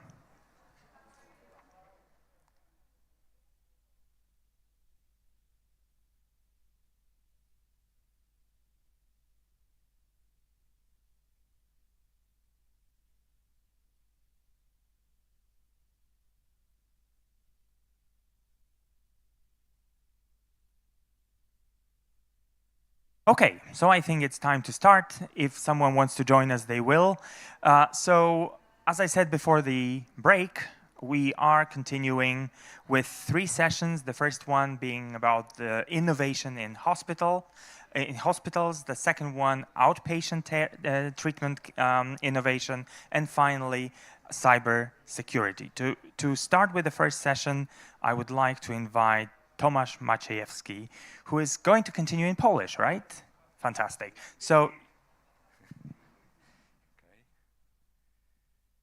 Dzień dobry Państwu. Dzisiaj chcielibyśmy po tej dużej części o danych i o Europie powiedzieć o tym, co się dzieje w naszym kraju, w Polsce, szczególnie w innowacjach szpitalnych. Ja pozwolę sobie takim celem wprowadzenia omówić pewne tematy, które królują w różnego typu raportach i obrazują trendy tych naszych działań szpitalnych i też związanych z cyfryzacją, pod warunkiem, że mi się uda uruchomić. Niby zielony przycisk powinien działać, tak? Ale chyba nie wiem, czy możemy coś z tym fantem robić? Chyba, że coś. Proszę. Okej. Tak jak powiedziałem, omówimy kilka kolejnych raportów pokrótce, a potem pozwolę sobie oddać głos przedstawicielom szpitali z Polski. Zaczniemy od Gdańska, poprzez Olsztyn i dotrzemy do Łodzi, czyli do środka Polski. Zaczniemy od północy i zejdziemy do środka. Proszę Państwa, pierwszy... No i to jednak coś nie mamy. Dobrze, pierwszy raport to Deloitte'a, opublikowany w zeszłym roku, dotyczący świata 2030 i jego fragment poświęcony ochronie zdrowia, to jest inteligentna opieka zdrowotna i demokratyzacja danych medycznych. To, na co zwracają autorzy raportu, to, że postęp cyfrowy transformuje nam opiekę medyczną. To jest w tej chwili dominująca rzecz i ta transformacja cyfrowa prowadzi nas do opieki w warunkach domowych, czyli najbliżej miejsca pobytu potrzebującego pomocy medycznej, a wysokospecjalistyczne świadczenia powinny się wykonywane być w tak zwanych inteligentnych czy smart szpitalach. To oczywiście wszystko może być możliwe tylko jeżeli będziemy mieli odpowiedniej jakości dane, odpowiednio wykorzystane, przetworzone, zwalidowane i będziemy z nich korzystali. To ma dać efekt końcowy, lepsze zadowolenie pacjentów, satysfakcja personelu medycznego i zdjęcie z nich obowiązków i ich zmniejszenia szansy na wypalenie zawodowe. No i oczywiście bardzo ważna rzecz, o czym wszyscy zawsze musimy pamiętać, czyli finanse, które nam pozwolić mają za te same albo, tak powiem, zoptymalizować koszty naszego działania na pewno. Druga rzecz to jest oczywiście algorytmy sztucznej inteligencji, już tak ogólnie rzecz biorąc, które mają być połączone ze wszystkimi innego typu aplikacjami, scalać to i pozwolić to na zwiększyć wydajność naszego działania, ale również stworzyć opiekę bardziej proaktywną i profilaktyczną, a dane medyczne powinny być danymi demokratycznymi, czyli dostępnymi dla wszystkich, do możliwości wykorzystania, po to, żeby stworzyć opiekę w trybie 5P, czyli predykcja, predykcyjna, proaktywna, personalizowana, partycypacyjna i precyzyjna. Kolejna duża organizacja konsultingowa, Accenture, w swoim raporcie też zeszłorocznym, nowe raporty pojawią się zapewne około marca, wspominają, że zmiany napędzane technologią, wspierane przez rdzeń cyfrowy przekształcą strategię i operacyjność, dając lepsze doświadczenie pacjenta, personelu medycznego i bardziej efektywną opiekę. Jedna rzecz to jest ta cyfrowa transformacja ma pozwolić rozwiązać problemy kadrowe, ale przypominają autorzy raportu, że źle zaplanowana, zły pomysł na technologię spowoduje więcej problemów i więcej niezadowolenia personelu niż zysków. W związku z tym o tym trzeba pamiętać, żeby patrzeć, żeby współpraca, technologia, ludzka pomysłowość, żeby się zwiększała i rzeczywiście ten czynnik ludzki, human factor, był bardzo istotnym elementem w planowaniu i wdrażaniu rozwiązań cyfrowych. Cyfrowe rozwiązania mają również dać personalizację tego, czego chcemy dostać, poprzez czy urządzenia ubieralne, czy przez algorytmy, czy też właśnie odpowiednio, tak powiem, przetwarzane dane, które pozwolą nam zbudować lepszy system i lepszą jakość świadczeń. No i oczywiście to, co, jak wiadomo, musi być to długoterminowa też korzyść finansowa, bo jak nie będzie tego, to nic się nie będzie toczyło. Jak zabraknie funduszy, to będziemy się zastanawiali, czy ustawę budżetową zmieniać, czy nie i tym podobne ruchy wykonywać. Proszę Państwa, i raport Philipsa, tutaj będą dane dotyczące naszych lokalnych uwarunkowań, czy też lokalnych zdarzeń. W Polsce nasi menadżerowie i liderzy ochrony zdrowia są tak samo zainteresowani cyfrową medycyną i wykorzystywaniem tych rozwiązań jak w całym świecie, a nawet wyżej niż w wielu krajach europejskich, a młodzi pracownicy medyczni i jak również menadżerowie opieki zdrowotnej uważają, że ta technologia nowa najbardziej pozwoli rozwijać i nasze działania, poprawiać świadczenia, ale też szczególnie zwracają uwagę na opiekę wirtualną, proszę Państwa. Jak ważna jest ta sztuczna inteligencja szeroko pojęta i algorytmy pokazuje też statystyka, że blisko połowa już młodych pracowników medycznych oczekuje takich rozwiązań w swoim miejscu pracy, że to jest jeden z kryteriów wyboru, gdzie chcemy robić specjalizację, pracować. Także na to musimy zwracać uwagę, jeżeli chcemy przyciągać młodą kadrę, to miękkie elementy, jakim tutaj są kultura współpracy i autonomia zawodowa, ale ta technologia jest też istotnym elementem rozwoju. Proszę Państwa, jak to się tak naprawdę ta cała, o czym te trendy wspominają, te raporty już uwidacznia w życiu codziennym. Ukazał się dopiero niedawno artykuł w Jamie na temat platformy pediatrycznej w Stanach. To jest platforma telemedyczna oparta na poradach już z wykorzystaniem obrazowania wysokiej rozdzielczości. To nie są porady przez telefon tylko. Dzięki temu udało się zmniejszyć o 1/3 ilość hospitalizacji dziecięcych. No, transfery to znaczy przekazanie z opieki lekarza, nazwijmy GP, do działów szpitalnych, co oczywiście spowodowało zmniejszenie istotne kosztów. Poprawiło również tak naprawdę doświadczenia pacjenta. Tak? Dzieci były leczone w miejscu zamieszkania czy pobytu, a nie umieszczone we wrogim środowisku szpitalnym. Warunek musiało się to oczywiście opierać, jak powiedziałem, to są obrazy, nie rozmowa przez telefon. I cóż, z każdego dolara włożonego w tą platformę uzyskano $2 zysku, czyli pokazane jest to, jak właśnie wykorzystanie nowych technologii zmienia, transformuje opiekę zdrowotną. To jest już nie tylko innowacja, to jest transformacja systemu, tak? Czyli zmieniliśmy swoje podejście do świadczenia opieki medycznej, tu pediatrycznej, także myślę, że to też jedno z naszych rozwiązań, które pewnie przed nami stoi i pewnie będziemy się do tego musieli przymierzyć. Bardzo dziękuję Państwu za moją uwagę i teraz będę zapraszał, jak powiedziałem, w kolejności. Poproszę w tej chwili pana Darka Szpita z Szpitala UCK Gdańsk.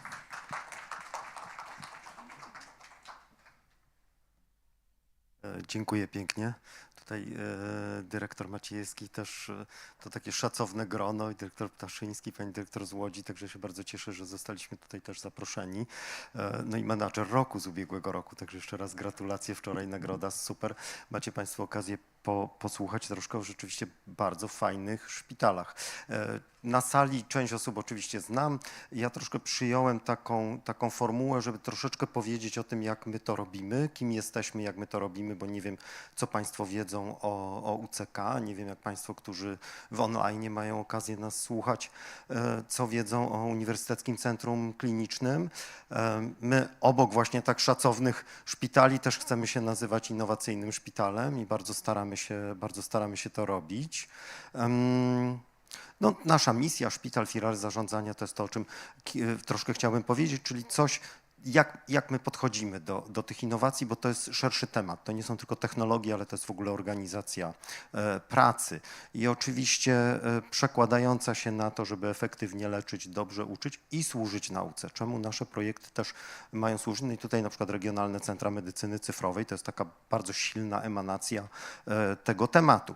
Jesteśmy dość dużym szpitalem, 36 klinik, 77 poradni, 5 zakładów, 5 laboratoriów. Ja tak szybciutko przez to przelecę, żeby tutaj nie patować. Mamy 1200 łóżek w dość dużym kampusie, mamy prawie 5000 pracowników w szpitalu, także widać, że jest to, jak ja to mówię, duża korporacja. 444 rezydentów w ubiegłym roku w 47 specjalizacjach. No i to, na co bardzo chcemy i zwracamy uwagę, to jest jakość, akredytacja i certyfikacja, ale jakość w rozumieniu poszukiwania KPI, poszukiwania wskaźników, po czym poznamy, że dobrze leczymy, tak? I to jest to, na co chcemy rzeczywiście zwracać uwagę i do tego też służą nam między innymi innowacje i do tego służą nam dane. No, z dumą mówimy, że mamy 92% w 2024 roku z akredytacji, więc to nas bardzo, bardzo cieszy, z akredytacji CMJ-owej. Takie najfajniejsze fragmenty nasze, tak, blok operacyjny, 25 sal operacyjnych, ponad 20 000 zabiegów rocznie, także widać, że to jest spora skala, ponad 500 badań klinicznych prowadzonych w szpitalu w ubiegłym roku. W diagnostyce obrazowej to jest ponad 240 000 procedur, czyli to jest 1000 procedur dziennie, tak? Także to jest naprawdę też spora skala i między innymi zarządzanie tym obiegiem badań, no to jest spore wyzwanie i do tego też służą odpowiednie technologie. Fajny już od 3 lat bardzo nowoczesny lab, który już prawie 5 milionów badań rocznie, taki fajnie zautomatyzowany, tam te wózki super jeżdżą, takie po prostu robociki, bardzo, bardzo to dobrze wygląda i rzeczywiście cały czas rozwijamy to, tak? Teraz również z jednym ze startupów gdańskich już zrobiliśmy i teraz kolejno wdrażamy takie oprogramowanie, które pozwala wspomagać pracę pielęgniarek, że w zasadzie kiedy ona już zmaczuje pacjenta z probówką, to potem już nikt tego nie dotyka, tak? I to wszystko się dzieje automatycznie. W związku z tym udało się w bardzo dużym stopniu zminimalizować między innymi błędy przedlaboratoryjne, tak? Także to jest bardzo, bardzo fajny wskaźnik tutaj, który intensywnie obserwujemy i robimy to właśnie z startupem gdańskim. No nasz zasięg, wiadomo, że to pomorskie, ale jak widać te kropeczki są w całej Polsce rozrzucone, także to nie jest tak, że szpital oddziałuje tylko i wyłącznie na swój rejon. No i teraz filary. Dlaczego nam się to... Mam wrażenie, że nam się to udaje, chociaż oczywiście są różne wyzwania, nie zawsze jest łatwo, ale mamy kilka takich filarów, których sobie nazwaliśmy filarami zarządzania naszym szpitalem. Kiedyś to nawet tutaj z dyrektorem Stefaniakiem, dyrektorem Kraszewskim mieliśmy okazję opisać w Menadżerze Zdrowia. Tych filarów identyfikujemy 5 i jako pierwszy mówimy, to jest informatyzacja. Znaczy informatyzacja, czyli naprawdę dobre narzędzia informatyczne, nie tylko system HIS, który no, ma niestety wiele różnych twarzy, tak, ale my na tym jeszcze nabudowujemy, to są przykłady interfejsów przez nas zbudowanego, zaprojektowanego oprogramowania, które z kolei również z innym startupem z Pomorza rozwijamy bardzo intensywnie oraz również ze startupami, czy też już firmami technologicznymi tutaj z Warszawy, tak, bo tu są przykłady różnie, oraz na przykład jak interfejs do niezgodności, który po prostu in-house'owo robimy, tak, sami projektujemy od 7 lat, tak kolejno i rzeczywiście ten software i ten sposób zarządzania zdarzeniami niepożądanymi i niezgodnościami no, stał się pewną przyczynkiem takim do obecnego podejścia Rzecznika Praw Pacjenta, którego też mam przyjemność być w zespole właśnie zajmującego się zdarzeniami niepożądanymi. Także nasze podejście tutaj było pewną inspiracją do tego, a my do tego mamy zbudowane jakieś tam bardzo chyba fajne i bardzo upowszechnione narzędzie.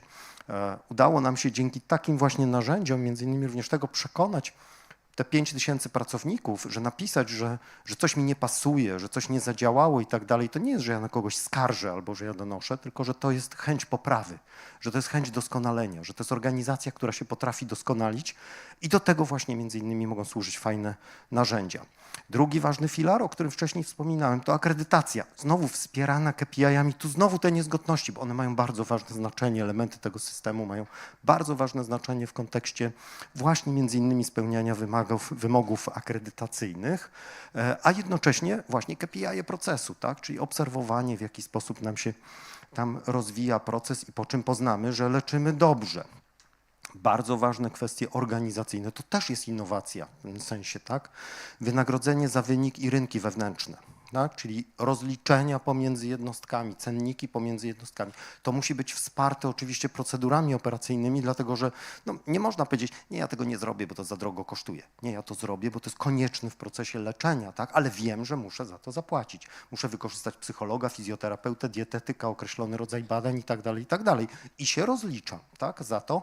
No i wynagrodzenie za wynik. Większość naszego zespołu lekarskiego to jest wynagrodzenia za wynik, no, czyli w skali szpitala, tak jak widać, 20% budżetu jest przeznaczone na wynagrodzenia kontraktowe z 47, które są na wszystkie i wydaje się, że wszyscy są z tego, a przynajmniej te osoby, które w ten sposób są wynagradzane, są zdecydowanie zadowolone. No i oczywiście innowacje jako innowacje, tak? Bo to, że my w jakiś tam sposób działamy innowacyjnie, no to można powiedzieć fajnie, nie? Ale też trzeba gdzieś budować te innowacje. I to jest wejście w projekty pilotażowe, tak jak Krajowa Sieć Onkologiczna, z której pomimo różnych głosów, które są gdzieś tam na ten temat, my jesteśmy w sumie bardzo zadowoleni. Zbudowaliśmy bardzo fajne narzędzia, również z partnerem technologicznym, które pozwalają nam do teraz monitorować to, co się z tymi pacjentami dzieje. Tak? Sieć kardiologiczna, TelePOHP, projekt norweski, projekt Amber międzynarodowy, który dotyczy telemedycyny. No i w pewnym sensie troszkę nasz teraz okręt flagowy AdMed Voice to jest projekt, gdzie uczymy siebie tak naprawdę, jak korzystać z modeli językowych celem strukturalizacji informacji. Oczywiście przedtem musieliśmy te modele odpowiednio wyuczyć, rozpoznawać treści, rozpoznawać medyczny język polski, dziwne skróty, dziwne wymowy, mieszankę polsko-angielsko-łacińską, tak, po prostu najróżniejszych form wymawiania, bo modele tego nie kumały, więc to się nam już udało, to robimy wspólnie z Politechniką i też z iTrustem, czyli startupem z Trójmiasta. Mamy mnóstwo zarejestrowanych nagrań, plików i tak dalej. Platforma się rozwija i myślę, że będzie dość fajnym wkładem w to, co się w Polsce stanie w kontekście i rozpoznawania treści, i strukturalizacji formularzy, bo myśmy tam doszli do bardzo ciekawych efektów. No właśnie, jak już strukturalizujemy, to dane, jeszcze raz dane. Tak? Te dane musimy mieć po to, żeby obserwować proces, żeby go analizować, musimy te dane mieć. Do tego celu bardzo nam posłużył właśnie ten projekt, tak? Także AdMed Voice jest tutaj rzeczywiście pewnym takim od 2 lata już trwający i był takim mocnym kołem napędowym myślenia o modelach językowych i wykorzystaniu sztucznej inteligencji i nadal nim jest, tak? W tym projekcie zgromadziliśmy mnóstwo nagrań, mnóstwo treści, wystawiliśmy sobie portal do nagrywania. Ponad 160 lekarzy czytało te teksty, analizowało te wszystkie dziwne rzeczy, jak to wymawiać, tak, żeby to inteligencja zrozumiała. Udało się te modele wytrenować. One nas już gonią, tak? Boże, co się stanie teraz, jak DeepSeek do tego podłączyć? No zobaczymy, nie wiem, czy będziemy go podłączać, ale może. Ale to nie tylko to, że czytamy. To trzeba było zrobić w realu, tak? Myśmy musieli zobaczyć, na przykład analizowaliśmy akcję reanimacyjną, więc w związku z tym mamy ponad 80 godzin nagrań, oczywiście symulowanych akcji reanimacyjnych, co spowodowało, że stworzyliśmy strukturę takiej akcji reanimacyjnej. Opisaliśmy zupełnie nową formułę zapisu akcji reanimacyjnej, punktów czasowych akcji reanimacyjnych, kluczowych wydarzeń w trakcie akcji. Oczywiście to nie tylko my, że ze studentami, z zespołem oddziału ratunkowego to ćwiczyliśmy. Politechnika nam taką sondę zbudowała, taki mikrofon, który rozpoznaje aktorów tego procesu, tak? I od razu separuje głosy i dzieli, także to jest współpraca z Politechniką. No i w tym roku będziemy to wdrażać po prostu. Będziemy już z tego tworzyć rozwiązanie, które będzie realne do zastosowania. No później to nam pozwala tworzyć różne fajne, inteligentne formularze, czyli w związku z tym mamy tą strukturę informacji, możemy to przesyłać i szyna danych, to zrzut z pewnego prototypu, tak, ale intensywnie pracujemy nad RCMC. Jesteśmy w sumie już bardzo zaawansowani. No i teraz wspólnie też z AWS-em, który jest tutaj na naszej konferencji tutaj obecny, też przygotowujemy narzędzia właśnie transmisji, eksportu danych i wystawienia. Po co to robimy? No właśnie po to, żeby tego nie było, żeby to bardziej zamienić na to. To nie o to chodzi, żeby lekarz siedział przy komputerze, ale teraz chodzi o to, żeby tego lekarza od komputera odciągnąć, ale na pewno dać mu dużo bardziej uporządkowany i wspomagający go interfejs. To jest przykład takiego interfejsu, który też wspólnie ze startupem, z Politechniką zaprojektowaliśmy w ramach z jednych tam dofinansowań politechnicznych i to jest aktualnie działający system u nas na oddziale ratunkowym, logistyki pacjentów na oddziale ratunkowym. Teraz do niego podłączamy również specjalnie wytworzony system monitoringu parametrów życiowych i położenia pacjenta na oddziale. Takie specjalne zegareczki opracowane też wspólnie z jednym ze startupów, z Softgentem z Trójmiasta, który i teraz jako twórca tego interfejsu będzie wdrażał, to nie zastosowaliśmy tego tam smartfona, iPhone'a czy coś takiego, no bo by nam je kradli, nie? Więc musieliśmy zrobić bardzo proste, bardzo tanie zegareczki, że jak on zginie, no to nie będzie tragedii, nie? No ale mam nadzieję, że nie będzie ginął, bo jak zegareczek będzie wychodził z oddziału ratunkowego, to się włączy alarm, nie? Więc, ale to też chodzi o to, żeby właśnie pacjenci, którzy mogą przez przypadek się zgubić, nie? No wyobraźmy sobie bardzo starszego pana, panią splątanego, któryś w zimą wyjdzie po prostu z oddziału i nie będzie wiedział, gdzie jest. My będziemy wiedzieć, gdzie on będzie. No i wiele takich pomysłów tutaj mnie gonią z czasem, więc w związku z tym, czy zastosowanie dla zespołów pielęgniarskich, czy zespołów wczesnego reagowania, tak? Znowu kluczem są dane, po które możemy sięgnąć w łatwy sposób. To już ostatnie 2 slajdy. Też zabawa, nie tylko dane, ale również emocje, tak? Czyli empatia studentów. To też taka aplikacja, którą zaprojektowaliśmy i mamy nadzieję, że uda nam się mierzyć empatię studentów. No a również coś, co nam przed COVID-em się udało. COVID nam to troszkę zabił, ale teraz reaktywujemy, czyli praca z pacjentami kardiologicznymi, którzy po prostu uczą się jeździć konno, ale my ich też przy okazji monitorujemy takim echem, żeby wiedzieć, co się z nimi dzieje, żeby nam na tym koniu tam nic się specjalnego nie wydarzyło. No oni się bardzo z tego powodu cieszą. Bardzo dziękuję i zapraszam teraz panią Violettę Śląską-Zyśk z szpitala w Olsztynie wraz z zespołem do prezentacji.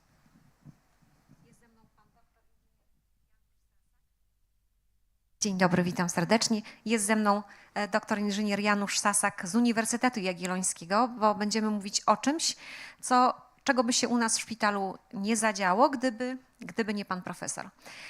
Inteligentna medycyna, tak to nazwaliśmy. Jesteśmy małym szpitalem, który podziwia UCK w Gdańsku i pewne rozwiązania wdrażamy u nas, naśladujemy, uczymy się od lepszych.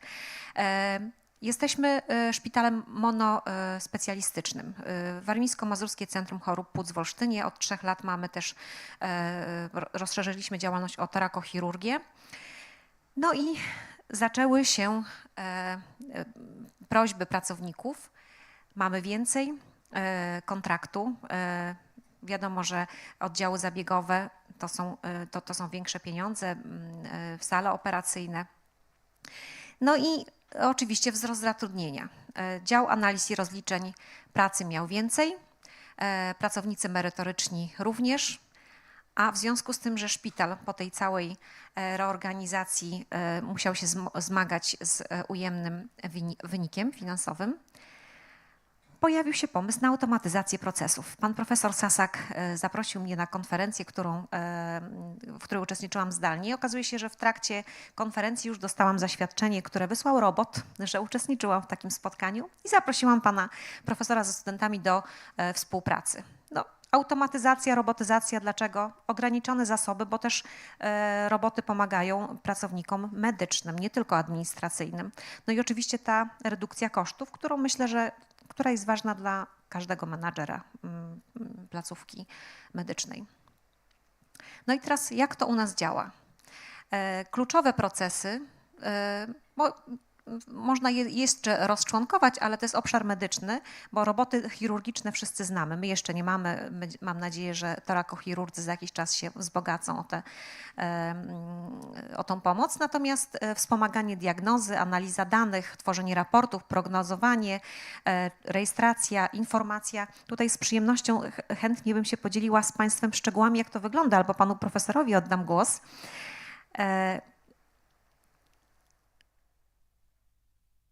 Bo automatyzacja może być wyspowa, pojedyncze procesy, ale też integrację różnych scenariuszów. Może tak najprościej, jakieś raporty do Agencji Badań Medycznych. Nasze roboty, którym scenariusze piszą studenci pod nadzorem pana doktora, zasysają w cudzysłowie informacje z różnych źródeł. I przez to nie jest obciążonych pracą 3 czy 4 pracowników, tylko robot potrafi te dane zintegrować, zagregować z różnych danych. Może będziesz coś też dodawał, bo tak zmanipulował. Tutaj no, wybrzmiało takie pojęcie robota, ale chciałbym, żebyście Państwo nie kojarzyli tego z fizycznym reprezentacją jakiejś maszyny, która gdzieś tam jest postawiona i siedzi przy komputerze. Jest to po prostu oprogramowanie. Zresztą korzystamy z oprogramowania polskiej firmy, która notabene pochodzi z Krakowa, ale siedzibę ma obecnie w Warszawie.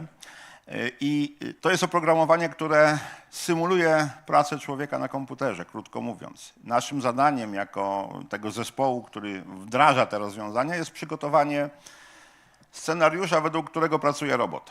I tak naprawdę te scenariusze się przygotowuje bardzo szybko. Ostatnio to, o czym pani dyrektor wspomniała, na przykład raporty do Agencji Badań, które robiliśmy w listopadzie. Przygotowanie raportu trwało 45 minut, opracowanie koncepcji i 1,5 godziny z testami, żeby wszystko to działało. Czyli w granicach 3 godzin mieliśmy gotowe narzędzie, które potem pracowało 36 godzin, żeby wszystkie dane pobrać, bo niestety z systemu nie dało się zrobić eksportu danych, które były potrzebne, więc przeglądało graficzne ekrany, żeby było ciekawiej i z graficznych ekranów zbieraliśmy dane, które potem zapisywaliśmy do plików w takim formacie, w jakim wymagała tego agencja. Więc jak gdyby cała masa tego typu rozwiązań to jest jeden z obszarów, tak? Czyli pozwala to przede wszystkim bardzo szybko przygotować dane, kiedy mamy mało czasu na to. No a oprócz tego są roboty, które pracują codziennie i za chwilkę chyba pani dyrektor ma w prezentacji, to pokażemy kawałek. Tak, nasze roboty wspomagają pracę lekarzy, pielęgniarek, na przykład przy pacjentach najczęściej powtarzających się, którzy mają u nas programy lekowe, czy są odczulani. Nasze roboty też kodują wizyty pacjentów. Wcześniej były to 2 osoby, które zajmowały się tylko kodowaniem, natomiast teraz przy wizycie robot jest w stanie zasysać, jakie badania lekarskie zlecił lekarz, przyporządkować, pogrupować i jeszcze zweryfikować, czy jest ten raport poprawny, bo jeśli lekarz czegoś nie wpisał, no to wtedy automatycznie te błędy nam się w cudzysłowie świecą na czerwono. No powiedzieć, że przy kodowaniu poprzednio tych błędów było od kilkunastu do kilkudziesięciu procent. W momencie, kiedy kodowanie jest wykonywane przez robota, nie ma błędów, czyli algorytm, który jest przyjęty przy kodowaniu, powoduje, że to, co zostanie wysłane do NFZ-u, właściwie jest poprawne, a to, co jest niewysłane, to wymaga poprawy. No i też mamy raporty, które mówią, co trzeba poprawić, żeby się to dało zakodować. Oczywiście sama robotyzacja też była wyzwaniem, bo pracownicy mieli duży opór przed poznaniem systemu, czy realizacją i przekazaniem swojej wiedzy dla studentów, którzy te roboty pisali, no bo trzeba tak jakby napisać opowiadanie dla robota, co on ma robić. I to musi być, ta precyzja musi być bardzo szczegółowa, żeby potem wynik był wiarygodny. I tutaj wiemy, że te wyzwania, one są i jeszcze będą, bo na ten moment my się nie obawiamy u nas, że będzie na przykład dehumanizacja opieki czy zmiana ról zawodowych, bo my jesteśmy na tym etapie, można powiedzieć, że początkującym, pomimo że 1,5 roku ten proces u nas trwa. Też zmiana ról zawodowych już następuje, dlatego że tu pani dyrektor wspomniała, że zaczynało się to w dziale analiz. W dziale analiz jest o 2 osoby mniej niż były, czyli mniej więcej 2/5 stanu, a zadania prawie takie same. W związku z tym daje się oszczędzać, daje się wyciągnąć z tego pewne korzyści, nie tylko poprawiając jakość danych, ale również korzyści związane z kosztami chociażby personelu. Korzyści są ogromne, bardzo doceniają roboty lekarze, pielęgniarki, oczywiście personel administracyjny, ale też widzimy tutaj ogromną szansę czy przyszłość dla badań naukowych, ponieważ roboty są w stanie zagregować dane z ostatnich kilkunastu nawet lat, tak? Ostatnio pani profesor potrzebowała danych, może... Tak, pobieraliśmy dane, które właściwie są zupełnie nieustrukturalizowane, są zawarte w historii choroby od 2013 roku w różnych formatach, począwszy od tego, co jest dostępne w HIS-ie, z którego korzystamy, przez pliki, które były robione w OpenOffice, Office, Excelu, w czymkolwiek się trafiły. Te dane żeśmy agregowali do właśnie badań statystycznych, więc takie rzeczy też wiemy, jak zrobić już i jak się do tych danych dobierać w różnych systemach. Nasze rozwiązanie robotyczne też chcemy wykorzystać w projekcie Dynamo. Projekt Dynamo jest projektem ponadnarodowym, gdzie zamierzamy przygotować szpital do reagowania w sytuacji kryzysowej. Tam planujemy ścieżki, które sami na ten moment jesteśmy w stanie przewidzieć, jak daną sytuację rozwiązać, na przykład pandemia czy brak prądu. Natomiast dzięki też automatyzacji zaprojektowany pod potrzeby tego projektu, bo to jest projekt badawczo-rozwojowy, system będzie generował też różne ścieżki i proponował swoje rozwiązania. Ale myślałam, nie ten slajd. Myślę, że automatyzacja jest przyszłością ochrony zdrowia. Problemy, jak jesteśmy tutaj, myślę, że mamy podobne. No i my pokazujemy, że da się to robić skutecznie, ale chciałabym, żebyście Państwo posłuchali pracowników, którzy z automatyzacji korzystają na co dzień.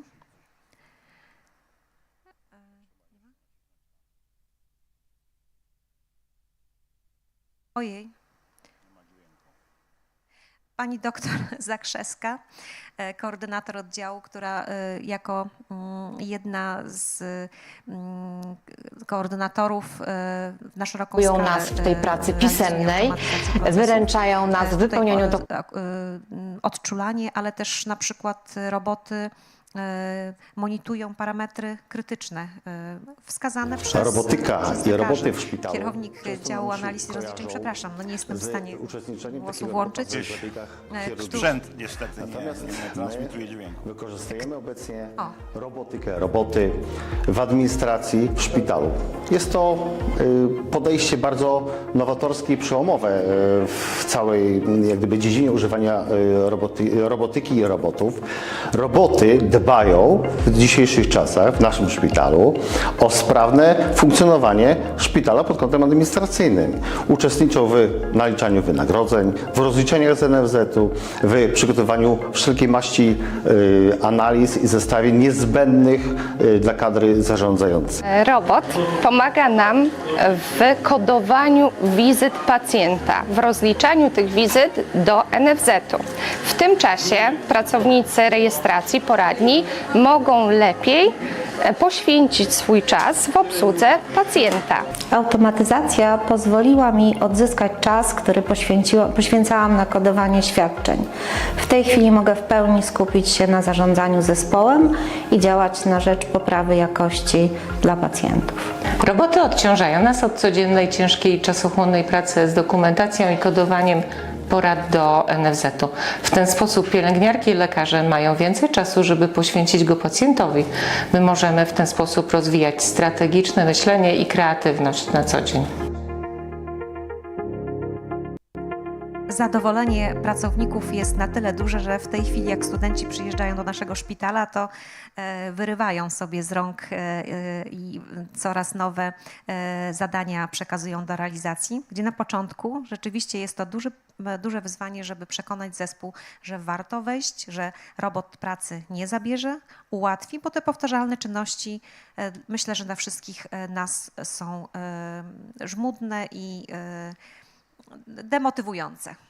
Krótkie podsumowanie. Można by powiedzieć, że analityk, którego żeście tutaj widzieli Państwo, kiedyś w takiej luźnej rozmowie mówi, że do tej pory, jak on przygotowywał dla pani dyrektor raporty, to on go robił, leciał z tym raportem pośpiesznie, bo mu to zajmowało 2-3 dni, no i musiał go już oddać. Nawet czasami, mówi, nie zdążył go całego przejrzeć i zrozumieć. Teraz ma czas, żeby go przejrzeć, zrozumieć, bo to, co się generowało w 3 dni, generuje się w 20 minut. Więc jak gdyby dużo szybciej, dużo większy zakres tych analiz, no i dużo to jest łatwiejsze i prostsze. Natomiast to, że robimy to ze studentami, to daje dodatkowe jeszcze aspekty, bo z jednej strony tych studentów uczymy konkretnej pracy i jak gdyby rozumienia instytucji takim, jakim jest szpital, a z drugiej strony no, to znacznie minimalizuje koszty. Więc szpital ma podpisaną umowę z Instytutem Spraw Publicznych, w którym pracuje na co dzień w Krakowie. No i studenci właśnie tego instytutu i studenci naszego Wydziału Nauk o Zdrowiu, na których mam zajęcia, przyjeżdżają właśnie do różnych miejsc w Polsce, niekoniecznie szpitali, ale w tej chwili najwięcej, że tak powiem, czasu poświęcamy szpitalom. I zapraszamy Państwa na wizytę studyjną, bo najłatwiej to jest zobaczyć, jak to pracuje na miejscu. Trudno doopisać cały ten proces, ale jesteśmy otwarci na dzielenie się swoimi doświadczeniami. Dziękuję bardzo. Dziękujemy.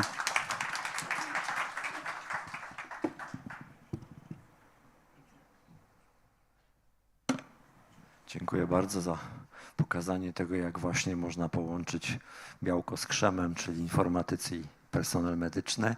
My żeśmy się tak zachwycili, że też z Instytut nawiązuje współpracę z Uniwersytetem Jagiellońskim. Będziemy, mam nadzieję, podobne projekty tworzyć i nawet dalsze. Takie jedno tylko uzupełnienie. Nasi studenci nie są informatykami. Żeby było ciekawiej, to studenci, którzy to robią, są studentami polityki społecznej, czyli takiego kierunku bardzo wrażliwego, ewentualnie zarządzania w ochronie zdrowia. Dziękuję. Wydawało się, że naturalnym jest, że to są informatycy, bo też taką informację dostałem. Dziękuję bardzo. Zapraszam pana profesora Ptaszyńskiego z Łodzi, żeby opowiedział o swoich doświadczeniach, podzielił się swoimi doświadczeniami. Dzień dobry Państwu.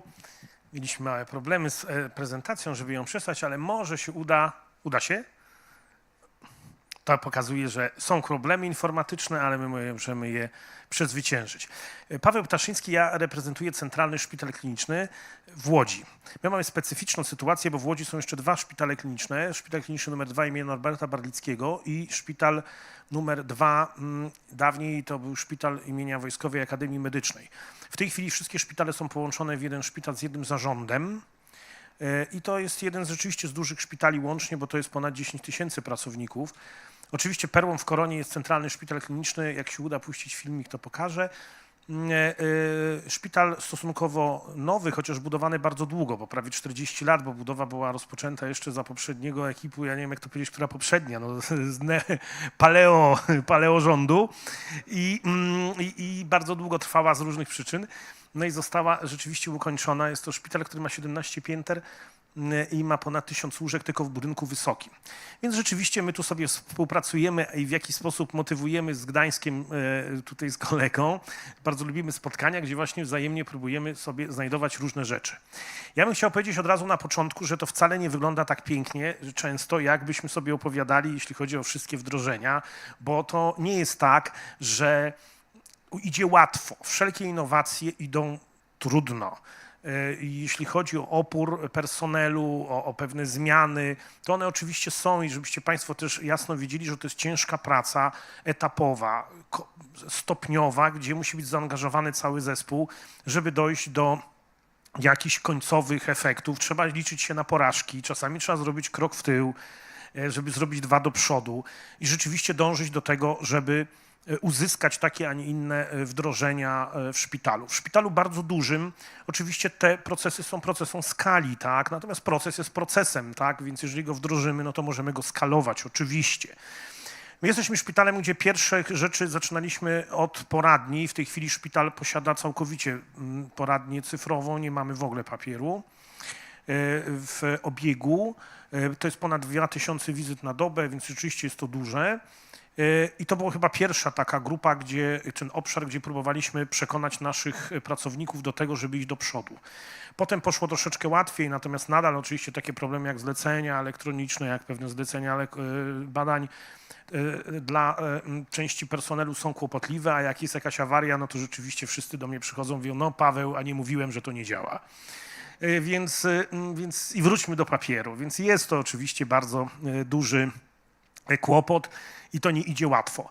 Ja zawsze powtarzam, najważniejszą dla nas grupą jest grupa młodych lekarzy, bo to oni będą budować system i ich musimy przede wszystkim przekonać do tego, żeby działo się coś do przodu i tutaj moi koledzy zresztą o tym mówili, bo to jest bardzo ważne.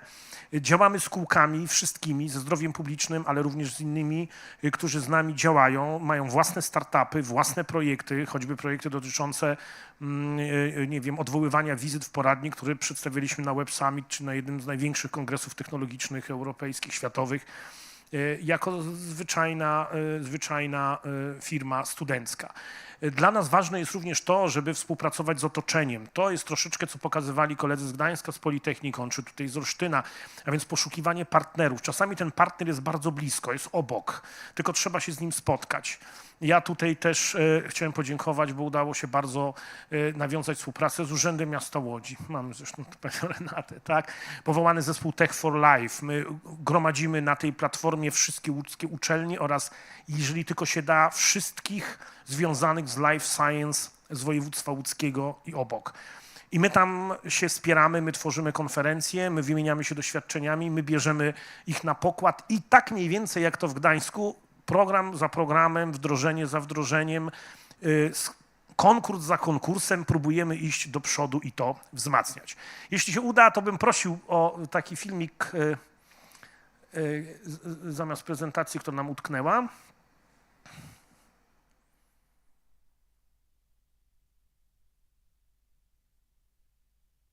I głos.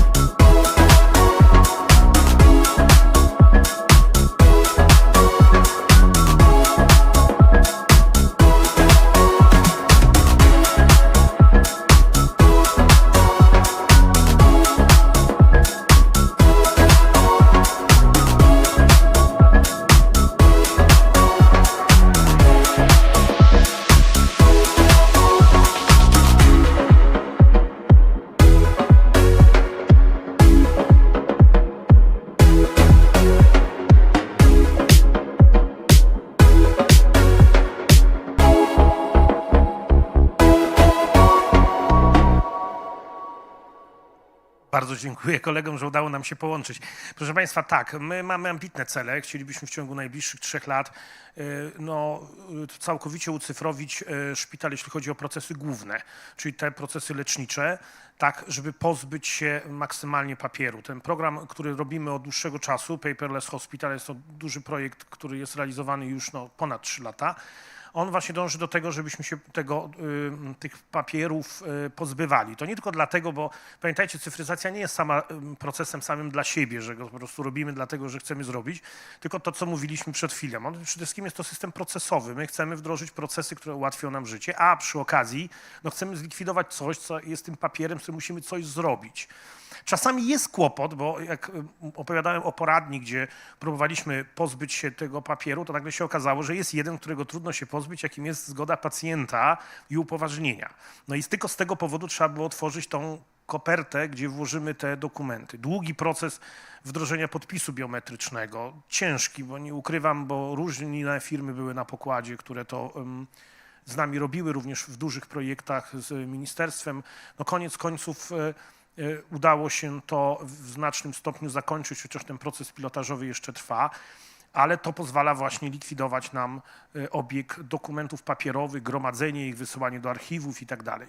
Oczywiście wadą tego jest, i będziemy dzisiaj mówili o tym w kolejnej sesji, no to są różnego rodzaju zakłócenia, jakie mogą się pojawić i cyberbezpieczeństwo, dlatego że no, ten system ma swoją wadę, no bo jest cyfrowy i możemy go uszkodzić w taki czy inny sposób, albo przez nas, przez niewłaściwe jego tam użytkowanie, albo ktoś z zewnątrz może starać się nam do tego systemu się dobrać i albo go uszkodzić, albo zablokować, albo żądać od nas jakichś okupów albo innych sytuacji. Więc musimy o to bardzo dbać. Więc to szkolenie oczywiście jest niezwykle ważne. Ja jeszcze raz potwierdzam, jak ważne jest, i to pokazywali koledzy wcześniej, to jest proces certyfikacji i akredytacji. On jest ważny. Ja wszędzie mówię, że nie możemy rezygnować z procesu akredytacji. Jeśli miałby on wyglądać, że staje się bardziej powszechny lub łatwy, no to nie wiem, to budujmy sobie również ekskluzywny projekt akredytacji trudniejszy dla tych, którzy chcą. Ja uważam, że jeżeli ktoś chce być bardziej ambitny i stworzyć bardziej ciekawy projekt, to w porządku. No sobie naklei nalepkę i powie, że on jest jakiś tam Excellence Center i tak dalej. I niech tak będzie, bo to motywuje, pamiętajmy, no, to jest oczywiście przyjemne, nieprzyjemna jest porażka, ale znowu jak udaje nam się wdrożyć jakąś rzecz, jest przyjemne i najfajniejszą dla mnie zaletą jest to, kiedy wszyscy mówili, że to się nie da, a się da, albo że nie funkcjonuje, a potem wszyscy mówią, że nie chcą wracać do jakiejś starej formuły zleceń czy czegoś, bo to już bo się sprawdziło, bo się przyjęło i absolutnie nikt nic nie chce.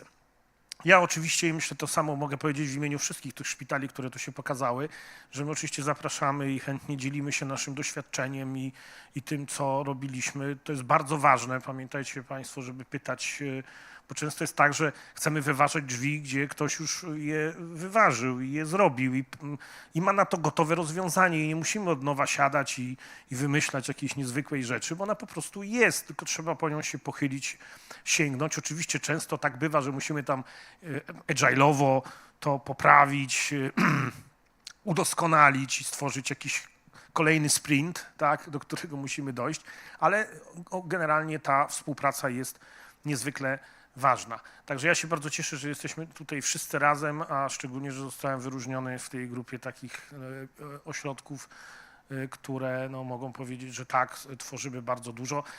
Łatwiej się mówi niż się działa na co dzień, bo to też prawda, tak, że nie chodzi o samą tą akredytację, bo to właśnie, że się przygotowujemy do akredytacji. My powinniśmy być w akredytacji, czyli powinniśmy być w procesie, a nie się do niego przygotowywać. No to tak jak do matury na tydzień przed. Aczkolwiek może się udać. Także dziękuję bardzo i jeszcze raz i do zobaczenia.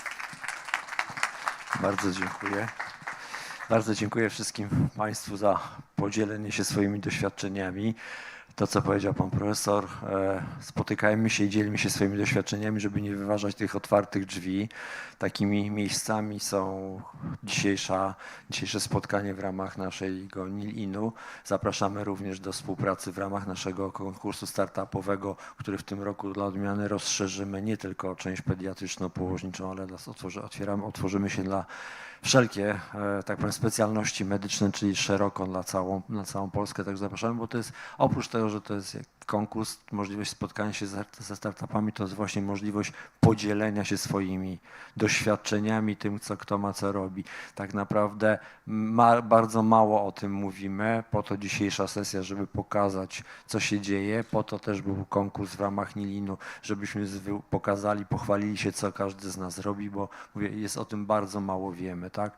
Ja całkiem przypadkiem dowiedziałem się o rozwiązaniach u pani dyrektor szpitalu w Olsztynie, bo wyczytałem na stronie NFZ-u, gdzie pan dyrektor Dziełak mówił o robotach w Olsztynie, więc nigdzie więcej o tym nie było powiedziane, tak? Była cisza i tak przypadkiem całkiem się dowiedziałem i stąd wykonałem telefon, zadzwoniłem i zaczęliśmy współpracować i zapraszamy. I tak dalej, i tak dalej, i tak dalej. W związku z tym bardzo zapraszam. Mamy jeszcze jakieś 10 minut czasu, więc jeżeli są pytania do osób, które występowały, dzieliły się swoimi osiągnięciami, doświadczeniami, to bardzo proszę, jest czas na to. Porażające wrażenie. Jednak jest. Zapraszam.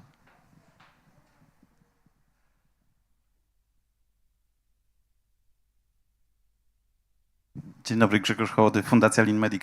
Chciałbym zapytać o tą część wdrożeniową. Jak radzicie sobie Państwo z zmapowaniem procesów, z przejściem właśnie z manuala na automaty? Jak dużego wsparcia potrzebowaliście na przykład analityków, procesowców, czy działaliście własnym sumptem? Może tutaj szczególnie Gdańsk mnie interesuje, przyznam szczerze, bo patrzymy na Państwa z dużym podziwem. Znaczy przy rozpoznaniu procesu, kiedy chcemy podejść do zmiany czy do innowacji, to nawet zanim jeszcze proces, to przede wszystkim lider zmiany. To jest też bardzo ważne. Nie? Czyli po prostu musimy mieć po swojej stronie, bo ja nie jestem klinicystą, ja jestem takim project managerem, po prostu sobie tam skromnym. Potrzebuję mieć lidera klinicznego. To jest jak gdyby podstawa. Drugie, w procesie as is i to be, tak? Czyli co mamy, tak? Dobrze zidentyfikować, co byśmy chcieli mieć, tak? No i później jednak też, jak już wiemy i chcemy coś, to jednak robić to mimo wszystko tak jak tutaj pan dyrektor, agile'owo, tak? Czyli jednak pewnymi sprintami. Nie wszystko naraz, tak? Nie da się zrobić wszystkiego naraz i trzeba się otworzyć na właśnie to, na porażki i na błędy. Czasem trzeba się wycofać i poprawić, tak?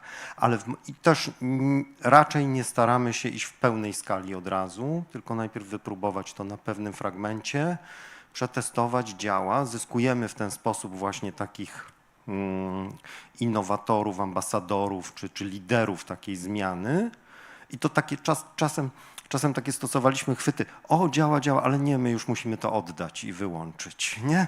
Oj, nie zabieraj. To są takie, też trochę tak, albo wesprzeć to jakimś, słuchajcie, jak zrobicie, to też taki fajny projekt robiliśmy z pielęgniarkami, gdzie one tam się czekowały cały czas i w sumie widzieliśmy, jak one chodzą po oddziale. Ale żeby to robić, to fajne buty dostały, nie? Takie oddziałowe, nie? No, czasem trzeba i torcik, nie? Znaczy, trzeba po prostu znaleźć drogę i komunikację z ludźmi, nie? No bo kluczem są ludzie, nie technologie. Technologia ma im pomóc. Oczywiście jak jest kiepska, to nie pomoże i trzeba z niej zrezygnować, nie? Dziękuję bardzo. Czasami musimy w tych poszukiwaniu osób, pamiętajmy, bo my czasami robimy błąd tego, że bardzo skupiamy się na przykład na grupie lekarskiej, która wbrew pozorom wcale nie jest najmocniejsza do wdrożeń. Ona wbrew pozorom i chyba, nie wiem, czy się zgodzicie, najbardziej konserwatywną grupą w szpitalu. Dlatego dobrze jest zacząć od tej grupy pośredniej, czyli właśnie pielęgniarki, zwłaszcza pielęgniarki oddziałowe. To jest grupa bardzo ciekawa świata, naprawdę. I oni są bardzo otwarci często na nowe. I one czasami tworzą, te panie tworzą, bo to jednak nadal głównie panie, to ciśnienie do tej zmiany idącej dalej. A jeżeli pójdziemy do profesorów, do tych szefów, do tych ordynatorów, to oni wcale nie będą chętni do tego, żeby to wdrożenie robić. Bardzo mi się podoba ten pomysł, co mówisz, że dajesz tą marchewkę i mówisz potem, no dobrze, to tylko testowaliśmy. Nie, to też potwierdzam, wielokrotnie mi się zdarzało, że potem było, nie, to my takie kupy, choćby wózki do czynności życiowych, czy EKG cyfrowe, tak, gdzie najpierw wszyscy mówili, nie, musimy drukować EKG, a potem się okazało, że już nikt nie chciał jego drukować. Tu jeszcze jeden klucz, to też, tak jak powiedziałeś, ale też młodzi lekarze. Młodzi lekarze to jest też klucz, bo oni też chcą zmiany. Ważne, żeby szefostwo jak gdyby przynajmniej nie przeszkadzało, ale tak łagodnie wspierało. No ale tutaj to mój szef, tutaj Tomek Stefaniak już tam się dogada zawsze, także szefostwo wspiera, ale młodzi lekarze są też często driverem zmiany, nie?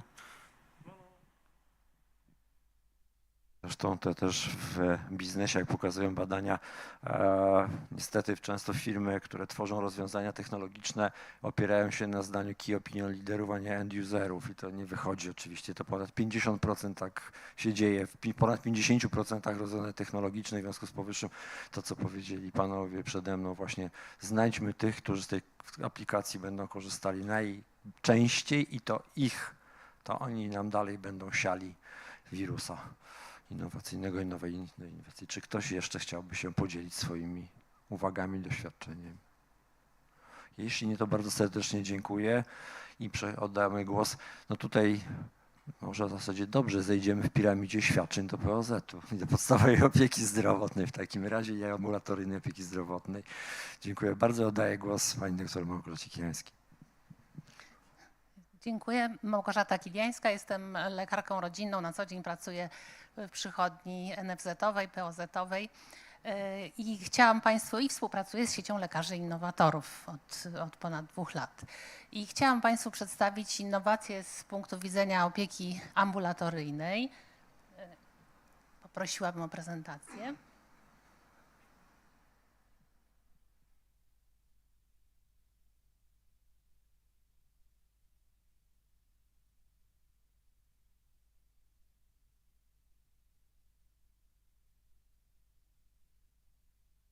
Dziękuję bardzo. I najpierw chciałabym powiedzieć o planie naszej sesji. Powiem parę słów o tym, o czym będziemy rozmawiali na naszej sesji, jakie tematy prezentowali. Trendy w innowacjach na 2025 rok to w uzupełnieniu tego, co Tomek Maciejewski powiedział. Chciałabym przedstawić taką perspektywę z punktu widzenia opieki ambulatoryjnej, tego, co jest dostępne w mediach, tego, co właśnie publikują duże międzynarodowe konsultingowe organizacje i też organizacje, które zajmują się jakością i innowacją w opiece zdrowotnej. Chciałabym też Państwu przedstawić pokrótce wyniki konkursu Naczelnej Izby Lekarskiej Sieci Lekarzy Innowatorów w kategorii opieki ambulatoryjnej, po to, żeby też pokazać, że to, o czym mówimy, myślimy trendy w innowacjach, to myślimy, coś gdzieś się dzieje. Tak jak już widać w szpitalach, tak samo u nas w Polsce, w przychodniach, polskich przychodniach, tą innowację możemy obserwować teraz i mogą z niej korzystać już bezpośrednio lekarze i pacjenci. I tego dowodem są chociażby wyniki konkursu, gdzie było dużo zgłoszeń też ze strony opieki ambulatoryjnej, no i mamy zwycięzców, finalistów. W program sesji, po tym moim krótkim wstępie wystąpi pani doktor nauk ekonomicznych Małgorzata Gołąska-Sobotka, która powie nam o roli opieki opartej na wartości w innowacyjnych przemianach opieki ambulatoryjnej i też o opiece koordynowanej, tym bardzo dużym projekcie, który w tej chwili się toczy, jako sile napędowej zmian. Następnie zaprosimy panią doktor nauk prawnych Małgorzatę Olszewską, dyrektor Centrum E-Zdrowia, która nam opowie o planach rozwoju e-usług wspierających opiekę ambulatoryjną. No, widzimy to na co dzień, jak bardzo duże znaczenie dla naszych, do takich właśnie codziennych działań lekarskich czy medycznych ma to, co wprowadza Centrum E-Zdrowia jako rozwiązania, jako e-usługi, e-rozwiązania. I następnie poprosimy panią doktor habilitowaną nauk medycznych Hannę Jeznach-Steinhagen, która jest specjalistką diabetologii i opowie nam o tym, jak to wygląda z perspektywy gabinetu, czyli lekarz, diabetolog i pacjent, jak te innowacje wkroczyły już wielkimi krokami w obszar diabetologii. Trendy. Postarałam się je ująć na jednym slajdzie. Część z nich już Państwo rozpoznają z tych tematów, które przedstawił Tomasz Maciejewski. Oczywisty temat, dalszy rozwój telemedycyny. Tu mamy monitorowanie pacjentów w czasie rzeczywistym, zdalna diagnostyka i porady, ale też ciekawy obszar, który się bardzo teraz intensywnie rozwija, wirtualne sesje w opiece psychiatrycznej. Tutaj także dostarczane w środowisku VR lub AR przez terapeutów. Sztuczna inteligencja i uczenie maszynowe, kolejny temat oczywisty. Wsparcie w analizie wyników badań, prognozowaniu chorób, zarządzaniu profilaktyką i leczeniem oraz w optymalizacji procesów w przychodniach. rosnące wykorzystanie chatbotów we wsparciu psychologicznym, czyli tutaj znowu widzimy drugi taki obszar.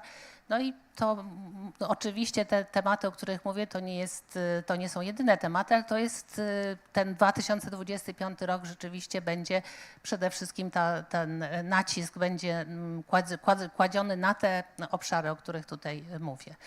Personalizacja opieki zdrowotnej, dostosowanie leczenia do indywidualnych potrzeb pacjentów dzięki postępom w analizie historii medycznej i rodzinnej, stylu życia i predyspozycji genetycznych, czyli tutaj na pewno z wykorzystaniem właśnie sztucznej inteligencji, która pozwoli nam korzystać z danych, które mamy, a na które nie mamy czasu jako lekarze. No nie mamy czasu w czasie krótkiej wizyty spojrzeć wstecz, a tutaj nasze nowe rozwiązania mogą nas wesprzeć.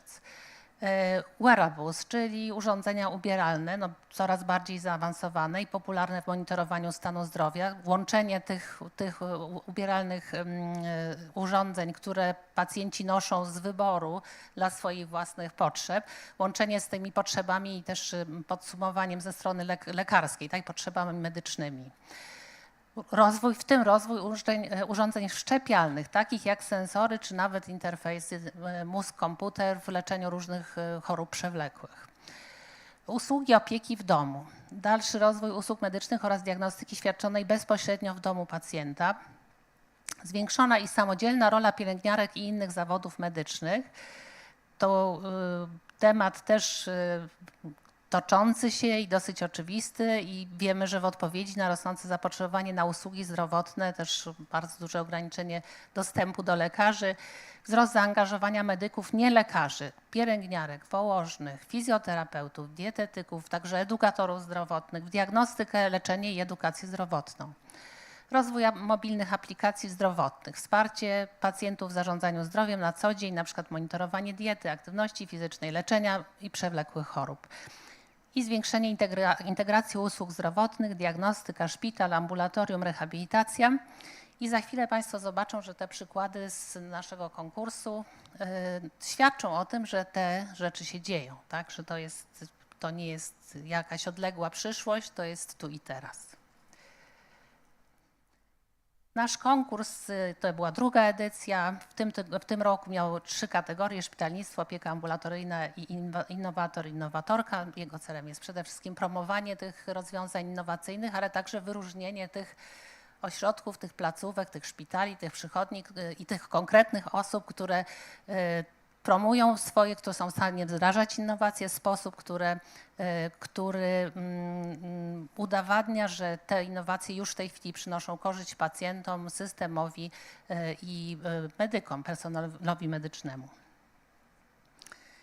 Laureatem w kategorii opieka ambulatoryjna było oprogramowanie systemowe do zarządzania opieką koordynowaną, czyli duży projekt wchodzący ze względu na rozporządzenia i wchodzący w całej Polsce, ale w jaki sposób właśnie w innowacyjny sposób można taki nowy projekt wesprzeć i wykorzystać jak najlepiej możliwości pomocy pacjentom.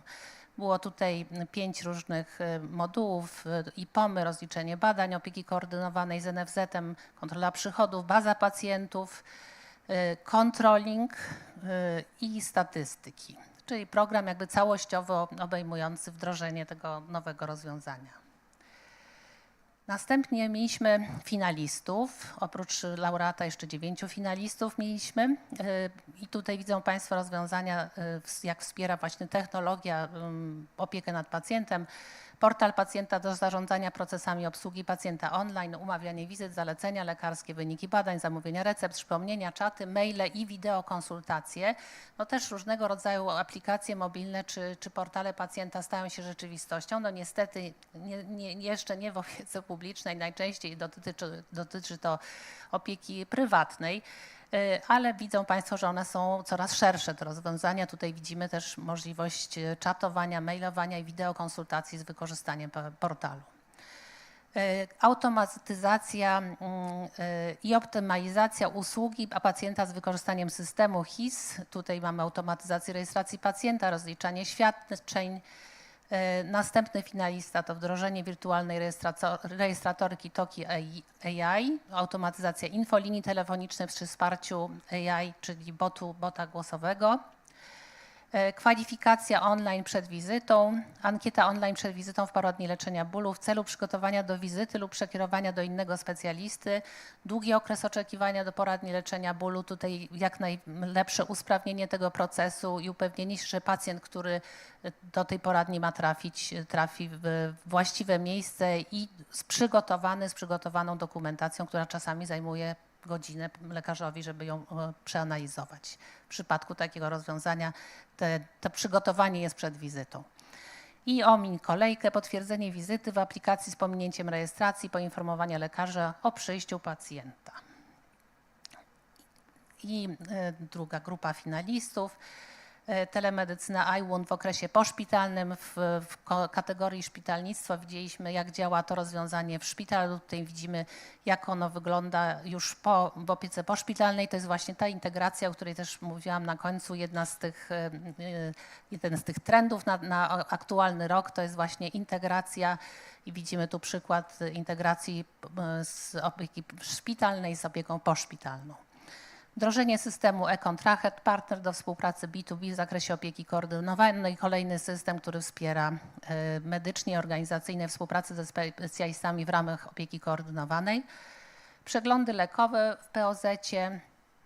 Tu włączenie innego pracownika medycznego, czyli farmaceuty w celu optymalizacji leczenia. Na spokojnie farmaceutka przeglądająca tą apteczkę pacjenta i proponująca ewentualne zmiany i poprawę tych leków z punktu widzenia korzyści medycznej pacjenta, które pacjent przyjmuje.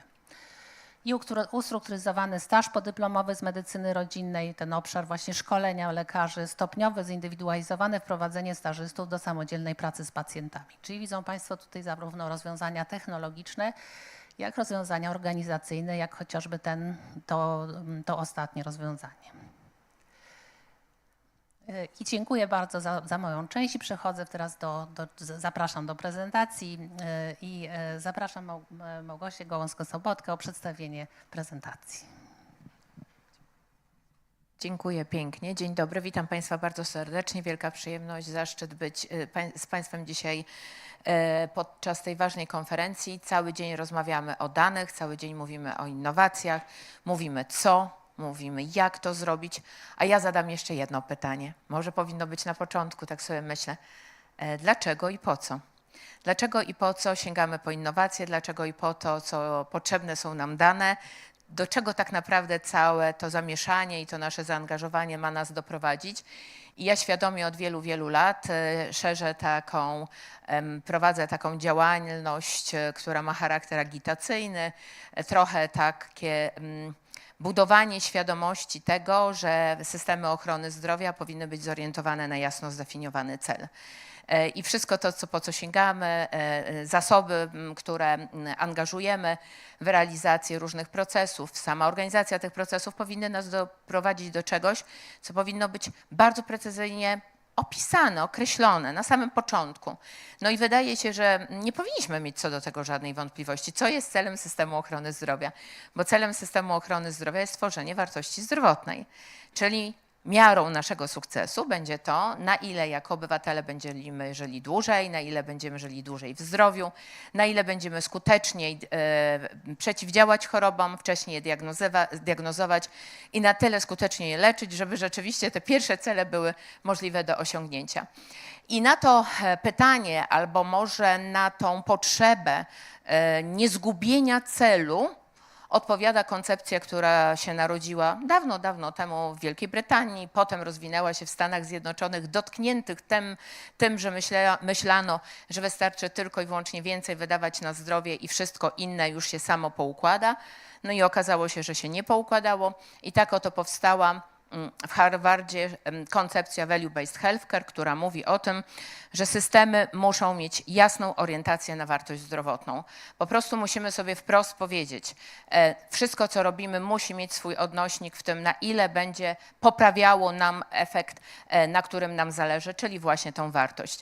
Będę chciała przybliżyć Państwu tą koncepcję. Wiele pewnie osób z Państwa ją zna, ale mimo wszystko ja nieustannie widzę, jak bardzo jest potrzebne powiedzenie sobie jeszcze raz, powtórzenie sobie tego, co się tak naprawdę rozumie przez pojęcie wartości. Wartości nierozumianej, zdrowia nierozumianego tylko emocjonalnie, ale zdrowia bardzo wyrażonego w wymiernych wartościach i to jest to, na co bym chciała postawić akcent, ale chciałabym pokazać również to, co niesie nam tą wartość, co pozwala nam tej wartości więcej wyprodukować, wytworzyć i podać przykłady sukcesu, pokazać przykłady wdrożeń w Polsce, które mają już znamiona takiego myślenia, takiego projektowania zmiany, takiego projektowania interwencji w systemie ochrony zdrowia, opieki zdrowotnej, które mają rzeczywiście tą orientację na wartość zdrowotną. No jakie są przesłanki do tego, żebyśmy zmienili paradygmat systemu ochrony zdrowia, który dzisiaj jest skoncentrowany przede wszystkim na rozbudowie struktury, czyli żeby więcej tam korytarzy, sprzętu, tomografów, rezonansów, łóżek i tak dalej, szpitali, bo nadal budujemy przecież szpitale, czyli struktura, taka koncentracja na strukturze. Zdaje się, że dojrzeliśmy, że sama struktura to nie wszystko, że musimy się zorientować na optymalizację procesów. Coraz więcej przygląda się procesom, buduje mapy procesów, stara się znaleźć tą, że tak powiem, dźwignię wzrostu wartości, ale to nie wszystko.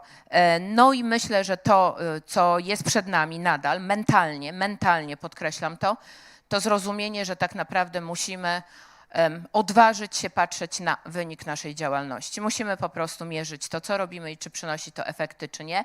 Musimy to robić dlatego, że tak dynamicznie się starzejemy, tak silnie zjawiska i zagrożenia epidemiologiczne oddziałują na obciążenie systemów ochrony zdrowia w Polsce i na świecie, że w rzeczywistości, jeżeli nie zmienimy koncepcji, nie zmienimy paradygmatów, to mimo, że tych zasobów będziemy mieli więcej, będziemy więcej wydawać, to wciąż satysfakcja mierzona zdrowiem obywateli nie będzie wysoka. Problemem naszym jest to, że oparliśmy model biznesowy, tak to się mówi, na jednak ocenie tylko i wyłącznie samej ilości usług, a nie jakości usług i ich efektu. Nie mamy przejrzystości, system nie jest transparentny, nie jest przejrzysty, nie jest klarowny, nie jest przyjazny w związku z tym. Dla każdego, absolutnie dla każdego. Mówimy dużo o danych i doskonale wiemy, o ile bylibyśmy bogatsi, czyli jaka jest ogromna strata wartości tylko dlatego, że dane są niezintegrowane, nie są aktualne i tak naprawdę nie pozwalają nam optymalizować decyzji, które podejmujemy na poziomie obywatela, zespołu, placówki, regionu i państwa. Na każdym poziomie możemy liczyć w miliardach utracone korzyści tylko i wyłącznie z powodu, że te dane nie są w takiej jakości, jak powinny być. Rozdrobnienie świadczeń.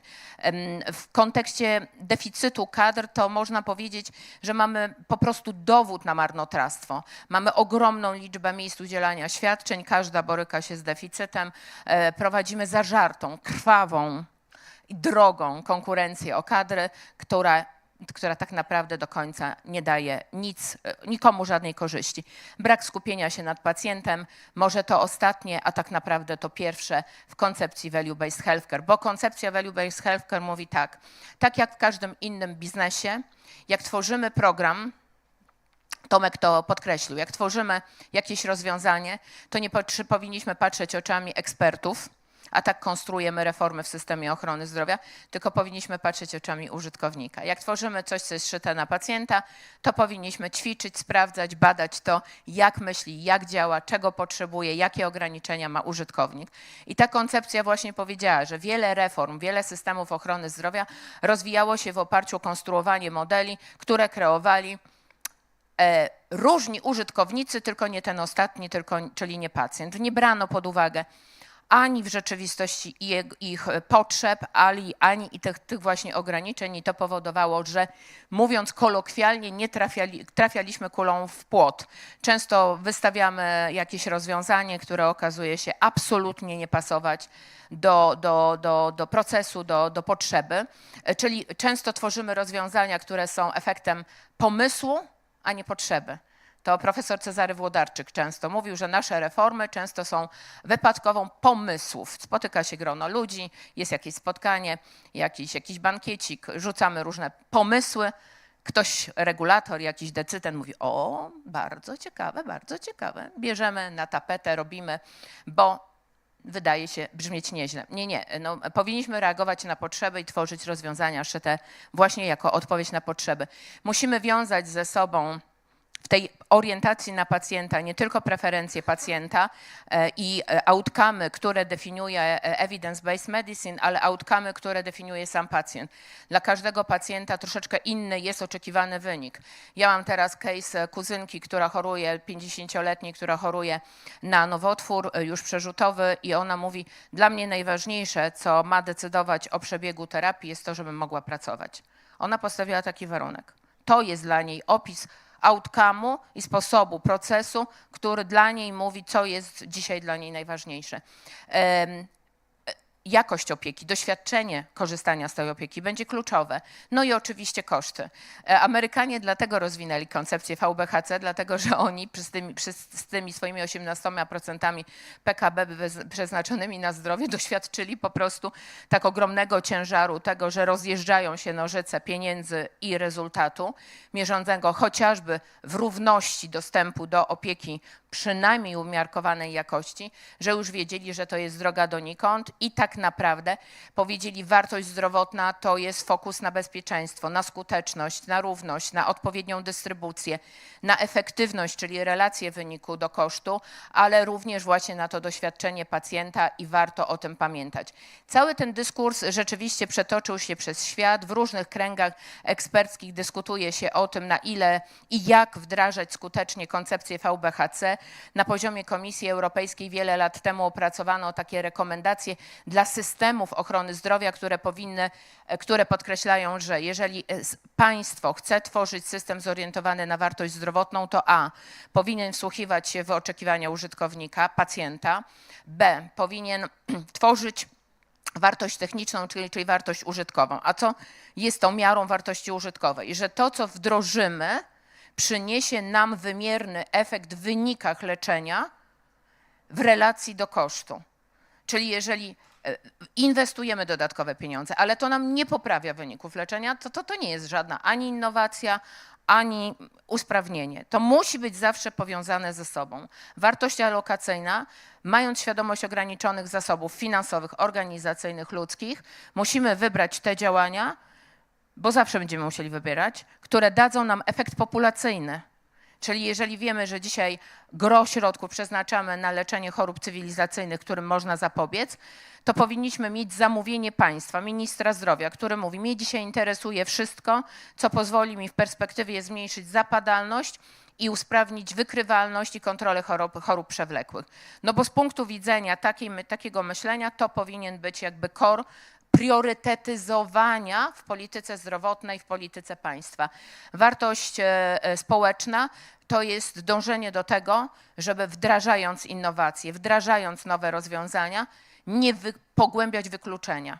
Wiemy doskonale, że większość państw zachodnich, w tym my, mamy wielki problem z nierównościami w zdrowiu i to niestety powoduje, że czym większe reformy wdrażamy, to nam się te różnice wykluczenia zdrowotnego pogłębiają. Koncentracja w dużych ośrodkach, ale nie dbamy o to, żeby ten pacjent mógł dojechać, żeby miał zorganizowany odpowiedni transport, który by mu pozwolił skorzystać z tego centrum kompetencji, które oczywiście ma swoje uzasadnienie. Inna dyskusja prowadzona przez Instytut Doskonalenia, Poprawy Systemów Ochrony Zdrowia mówi, że tak naprawdę jeśli chcesz tworzyć koncepcję zgodną z tą, politykę zgodną z tą koncepcją, to znowu po pierwsze perspektywa pacjenta, czyli klienta, po drugie masz szansę dzięki wdrażaniu takiego myślenia redukować koszty, optymalizować koszty, masz szansę również poprawić doświadczenie pacjenta, powiem o tym na tym polskim case'ie, na tych polskich case'ach, doświadczenie personelu i oczywiście na koniec dnia musimy poprawiać zdrowie populacji.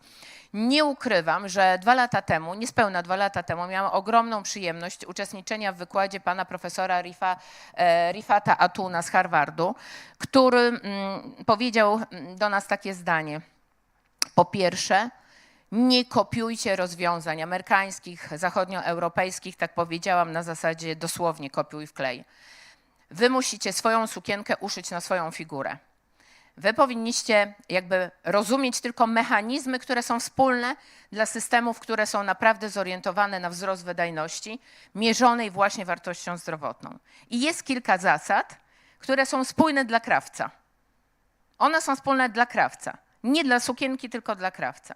I te zasady są, po pierwsze, musicie mieć systemy danych cyfrowych. Nie będziecie tego mieli, no to tak jakby krawiec nie miał igły. Może mieć materiał, ale nie ma igły. Po prostu trzeba mieć system cyfrowych danych. Te dane nie wystarczy mieć. W NFZ mamy sporo danych, ale my musimy po nie sięgać i je analizować. A my mamy nadal problem z dostępem, z zasadą otwartych danych, ile by się nauki mogło wytworzyć, ile dobra przemysłowego mogłoby się wytworzyć, wartości przemysłowej, gdybyśmy mogli mieć szerszy wgląd w te dane, które są w Narodowym Funduszu Zdrowia. System pomiaru kosztów. Musimy mieć systemy, które pozwalają nam bardzo precyzyjnie liczyć pieniądze, ich przepływ, miejsce powstawania kosztu i to, jak on jest powiązany z danym procesem i z danym pacjentem. Mierzyć wyniki leczenia. Najbardziej wrażliwy temat. Wyniki leczenia. No po co mierzyć wyniki leczenia, jak wiadomo, że jesteśmy najlepsi? To jest problem. To nadal jest wielki problem. To jest ta spuścizna komunizmu, że wszyscy byli równi i dzisiaj też jesteśmy wszyscy równi, wszyscy dobrzy.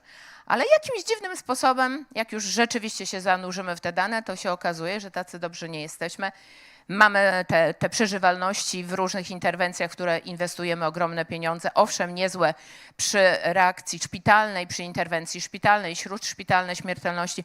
Już do roku gorzej, a już po roku to już w ogóle trudno o tym mówić. W związku z tym absolutnie nie. Jeżeli nie oswoimy pomiaru wyników leczenia, nie będziemy ich zestawiać z kosztami, to tak naprawdę będziemy pozorowali tylko i wyłącznie to, że idziemy w kierunku wartości. Będzie pozorowanie. Zresztą myślę, że ostatni kryzys finansowy 2024 udowadnia, że wydłużanie w czasie tej decyzji o pomiarze wyników leczenia i skonfrontowania efektu z kosztem prowadzi nas do kryzysów, emocji i wielu wzajemnych pretensji. Benchmarkowanie. To jest najbardziej skuteczna literatura z obszaru zarządzania, mówi, jest ileś narzędzi, o których skuteczności wiemy, że jest bardzo wysoka. To jest benchmarkowanie, czyli porównywanie się do najlepszych. Dlaczego? Dlatego, że gdybyśmy mierzyli wyniki do kosztu i widzieli, że ktoś jest naprawdę dobry, to wtedy byśmy wiedzieli, od kogo się uczyć. Wtedy byśmy wiedzieli, które rozwiązania mogą być dla nas best practice, które należałoby skalować. To nie chodzi o ostracyzm. Absolutnie.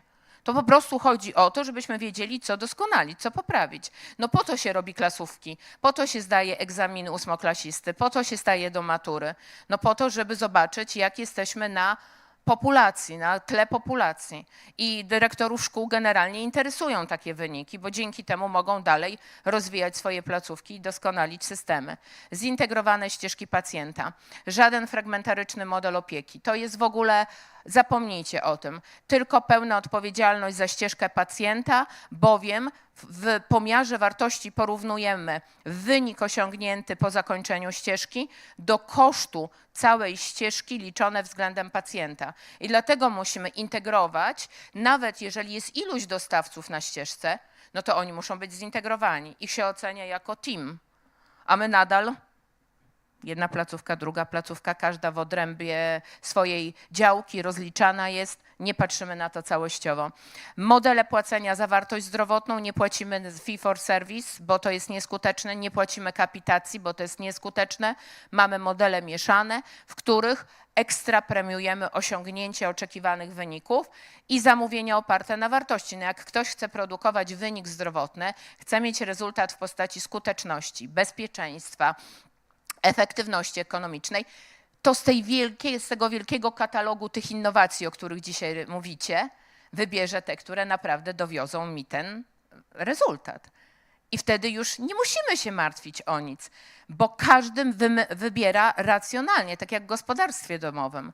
Ja chcę osiągnąć w moim domu jakieś cele na najwyższym poziomie, zatem kupuję tylko od tego, kto mi pomoże osiągnąć ten cel, a nie tak, że kupuję od tak, bo się pojawił, bo mnie namówił, bo ktoś zarekomendował. Nie, ja się racjonalizuję moje decyzje, bo chcę tworzyć wartość. Stosuję zasady wyboru tych, bo ten value-based procurement to jest jeden z elementów. My promujemy value-based design, bo mówimy, projektujecie szpitale, to się zastanówcie chwilę dłużej, jak zaprojektować szpital, żeby on tworzył wartość zdrowotną. To jest cały nurt dzisiaj w badaniach właśnie w integracji środowisk. Sieciowanie zintegrowanych dostawców oraz strategia zmiany jako system innowacji. Ciągłe doskonalenie. Mierzę, ewaluuję, wdrażam zmianę i tak dalej. To są podstawy. Tak bym sobie wyobrażała odwróconą piramidę świadczeń, która jest zorientowana na wartość zdrowotną. Wprowadzę element, który się w dyskursie o piramidzie świadczeń w ogóle nie pojawia. Samoopieka, samoleczenie pacjenta. Jeżeli my nie postawimy na to, żeby obywatele zaczęli być odpowiedzialni za swoje zdrowie i aktywni w tej samoopiece poprzez technologię, to nawet gdybyśmy tą piramidę naprawdę postawili na fundamentach, i tak nie udźwigniemy wszystkich wyzwań. A tego komponentu nie ma w żadnym dokumencie strategicznym w Polsce. Pominęliśmy kwestię tego, że obywatel powinien się najpierw umieć sobą zaopiekować, technologie, innowacje, dane. Po prostu crème de la crème wszystko dają, żebyśmy mogli robić to lepiej. Profilaktyka, wczesna diagnostyka, skoordynowane leczenie w POZ-cie, AOS-ie, lecznictwie szpitalnym, ale piramida to nie są oddzielone od siebie poziomy, bo my mamy Polskę resortową, silosową i podzielone poziomy systemu opieki zdrowotnej. To jest system zintegrowany. To jest system, po co jest koordynacja? Bo koordynacja to jest konieczność uporządkowania zintegrowanego modelu opieki. Koordynacja służy i jest wypadkową integracji. Potrzebne są nam systemy wymiany danych, ale potrzebne są nam też standardy postępowania diagnostyczno-terapeutycznego, bo w tej ścieżce, w tej piramidzie trzeba poprowadzić pacjenta według EBM-u, według standardu, a nie od tak, bo jakiś przypadek zadecydował, jak ten pacjent podszedł. Ale żeby to się wszystko zdarzyło, żeby to value tak naprawdę zaistniało w naszej, to my musimy zmienić percepcję, my musimy zmienić sposób myślenia. To nie jest transformacja technologiczna, to jest transformacja mentalna. Najpierw mentalnie musimy się otworzyć, a potem wszystko to, co daje nam technologia, absolutnie nam pozwoli dalej realizować wszystkie cele. Opieka koordynowana jest game changerem w prowadzeniu wartości, w tworzeniu wartości. Cały świat mówi, idźcie w integrację, idźcie w koordynację, wartości wytworzycie nieporównywalnie więcej i mamy całe szczęście dobre przykłady. Optymizm, ja mam ten optymizm, bo mamy opiekę koordynowaną, dzisiaj około 50% populacji objętej opieką koordynowanej. Proces wymaga wzmacniania, proces wymaga pomiaru, bo jeszcze nie mierzymy wartości zdrowotnej, outcome'u nie mierzymy. My na razie się przyglądamy, ile placówek podpisało umowę, kto wprowadził jakie ścieżki, w jakim zakresie. To jest jeszcze początek. My musimy zobaczyć, czy to przyniosło rezultat zdrowotny. Na razie troszeczkę boimy się tego, ale musimy to zrobić, bo inaczej się nie da. Zawał. Już wiemy, jaki jest wynik zdrowotny. Wiemy, że zawał daje ponad 30% wyższe efekty zdrowotne, przeżywalność powyżej 12 miesięcy niż program nieskoordynowany, niż program niekompletny. W związku z tym po prostu to jest nasz bohater, to jest nasz produkt eksportowy, możemy absolutnie pokazywać, że potrafimy i tylko powinniśmy to bardzo precyzyjnie, nieustannie ewaluować, mierzyć i doskonalić. Kolejna gwiazda na naszym firmamencie, program COSBAR. Kompleksowa, najbardziej zaawansowana koncepcja programu dwuletniego z bardzo rozbudowanym systemem mierników, outcome'ów, konkretnych mierników zdrowotnych, ważnych dla klinicystów, ale ważnych i też dla pacjentów, płacenie za program, płacenie za efekt. Gdzie byśmy na świecie nie pokazywali tego programu, wszyscy mówią chapeau bas, jesteście naprawdę the best. My naprawdę już mniej więcej załapaliśmy, jak to robić, tylko więcej skali, więcej działań w tym obszarze. I ostatnie absolutnie zdanie. Rozwiązania technologiczne, za chwilę pani dyrektor Olszewska będzie mówiła o możliwościach wpływania i wspierania systemu poprzez rozwiązania e-zdrowia, szeroko rozumiane technologie. Podstawowa rzecz, do której powinniśmy dążyć, określić wspólne definicje danych, stworzyć architekturę, która by nam pomogła pobierać te dane, mierzyć koszty, integrować jakby wiedzę na ścieżce pacjenta, określić standardy interoperacyjności, tak żeby systemy się widziały i mogły się ze sobą komunikować, pozwalać łączyć różne typy danych właśnie po to, żeby precyzyjnie określać zarówno wynik leczenia, jak również koszty. Dane powinny obejmować pełen cykl opieki. Jeśli integrujemy, to moglibyśmy dziedzinowo robić, ale tak, żeby naprawdę spiąć w pełnym cyklu opieki od POZ-u do kliniki wysokospecjalistycznej, umożliwić dostęp i komunikację wszystkim zaangażowanym stronom, w tym pacjentom, bo bez feedbacku pacjenta COSBAR, wszystko jest idealne, tylko jednej rzeczy zabrakło, a łatwa, banalna, dołączenie ankiety pacjenta, który by odpowiadał nam po zamkniętym cyklu czy śródokresowo, jaka jest jego doświadczenie korzystania z takiego modelu. My się sami pozbawiamy narzędzi, my sami z nich rezygnujemy. Szablony ulepszajmy i interfejsy, i procesy. To jest tylko i wyłącznie droga ku temu, żebyśmy byli zdrowsi. Dziękuję. Przepraszam, że przedłużenie, ale już w dyskusji nic nie będę mówiła. Dziękujemy bardzo za niezwykle energetyczny wykład. Tu pojawiło się dużo tematów do myślenia. Takich dostaliśmy kilka checklist wręcz, co należy zrobić. Także bardzo dziękujemy. Mam nadzieję, że jeszcze na końcu będzie chwila na pytania i odpowiedzi. Ja zapraszam teraz panią dyrektor Centrum E-Zdrowia, Małgorzatę Olszewską.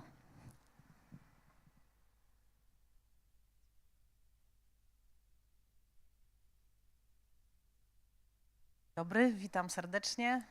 No, przyznam, że jestem pod wrażeniem poprzednich 2 wystąpień. Niestety dłużej nie mogłam dzisiaj być tutaj z Państwem, tylko byłam na podsumowaniu pierwszej części, do której mam nadzieję wrócę za chwilę, bo też sobie zanotowałam kilka istotnych spostrzeżeń. Ja może zacznę od tego, co nawiązuje, myślę, tutaj do wystąpienia pani doktor, a mianowicie, gdzie jesteśmy. I naprawdę nie mamy powodu do wstydu, bo dane, które publikuje Komisja Europejska, nas na bardzo wysokim miejscu klasyfikuje.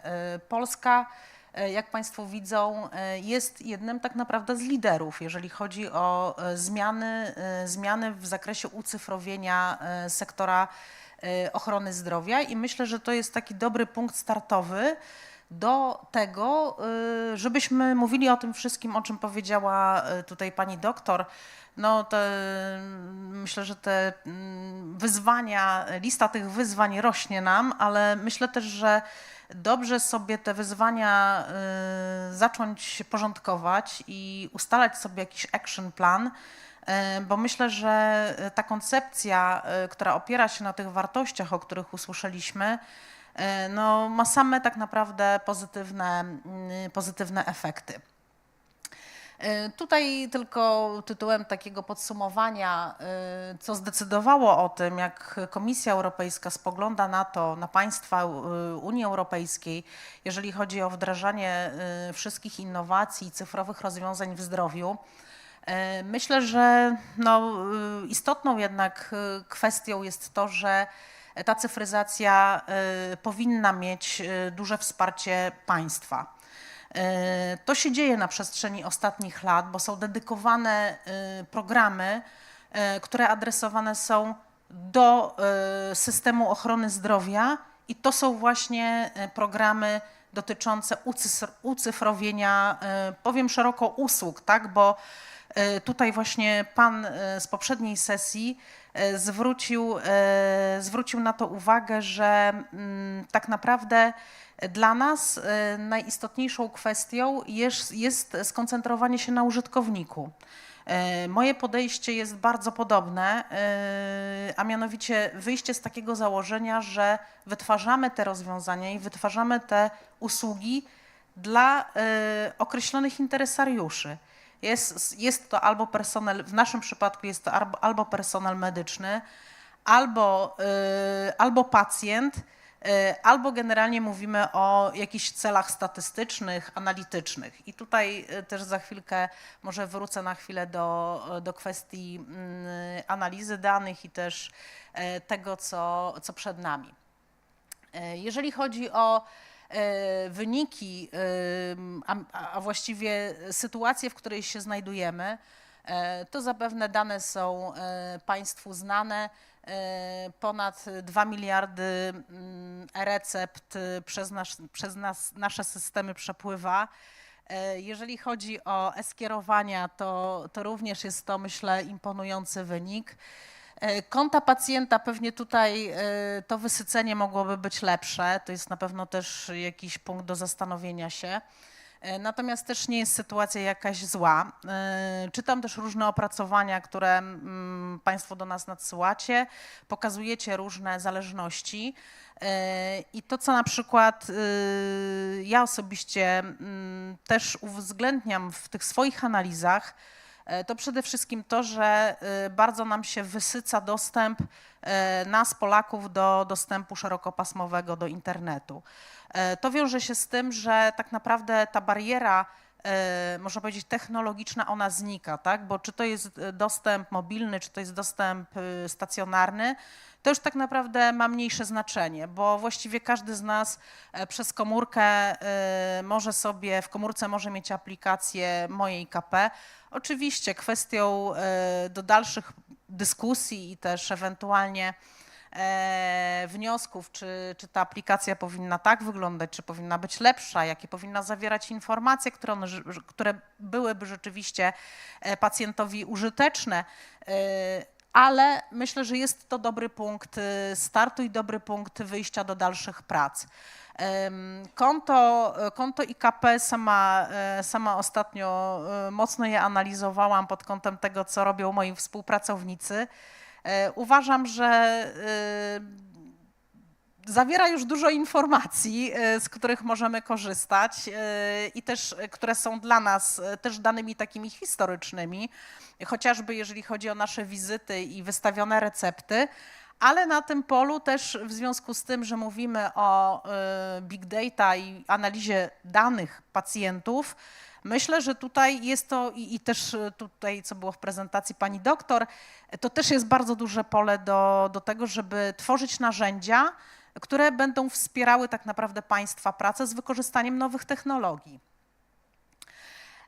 Krótko tylko wspomnę, to taki temat pewnie od dłuższego czasu dość może nie kontrowersyjny, tak, bo nie chciałabym tego tak traktować, natomiast na pewno istotny, a mianowicie elektroniczna dokumentacja medyczna. Według naszych danych, ostatniego badania dotyczącego informatyzacji podmiotów wykonujących działalność leczniczą, ponad 90% szpitali w Polsce prowadzi EDM-y w zakresie karty informacyjnej z leczenia szpitalnego.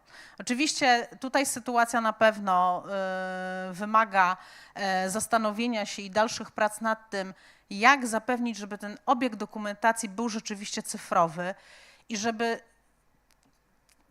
personel medyczny też mógł pracować w środowisku cyfrowym, w znacznej stopni eliminując tak naprawdę papier. Natomiast myślę, że to jest do zrobienia na przestrzeni najbliższego czasu. Jest to też takie wyzwanie i włożenie tych elementów związanych z EDM-ami w obieg dokumentacji i też w te wszystkie procesy, o których pani doktor powiedziała, to jest niezwykle ważne, żeby to był proces i żebyśmy się poruszali też z tą naszą dokumentacją w sposób cyfrowy. My w ramach KPO przed nami wyzwania związane z kartą diagnostyki leczenia onkologicznego, planem leczenia onkologicznego, z wynikami opisów badań histopatologicznych, cytologicznych. Przed nami również karta zdrowia pacjenta, to o czym tutaj żeśmy już po części mówili, czyli tak naprawdę zbierzmy informacje o naszym zdrowiu, żeby one były gdzieś w jednym miejscu skupione. Ale to też jakby dalsza konsekwencja realizacji zadań związanych też z wymianą transgraniczną tak naprawdę tych danych. Temat nowy w Polsce, wdrożyliśmy e-receptę transgraniczną. To jest jakby kolejny krok. Karta medycznych czynności ratunkowych i dokumenty medycyny pracy. To są nasze wyzwania.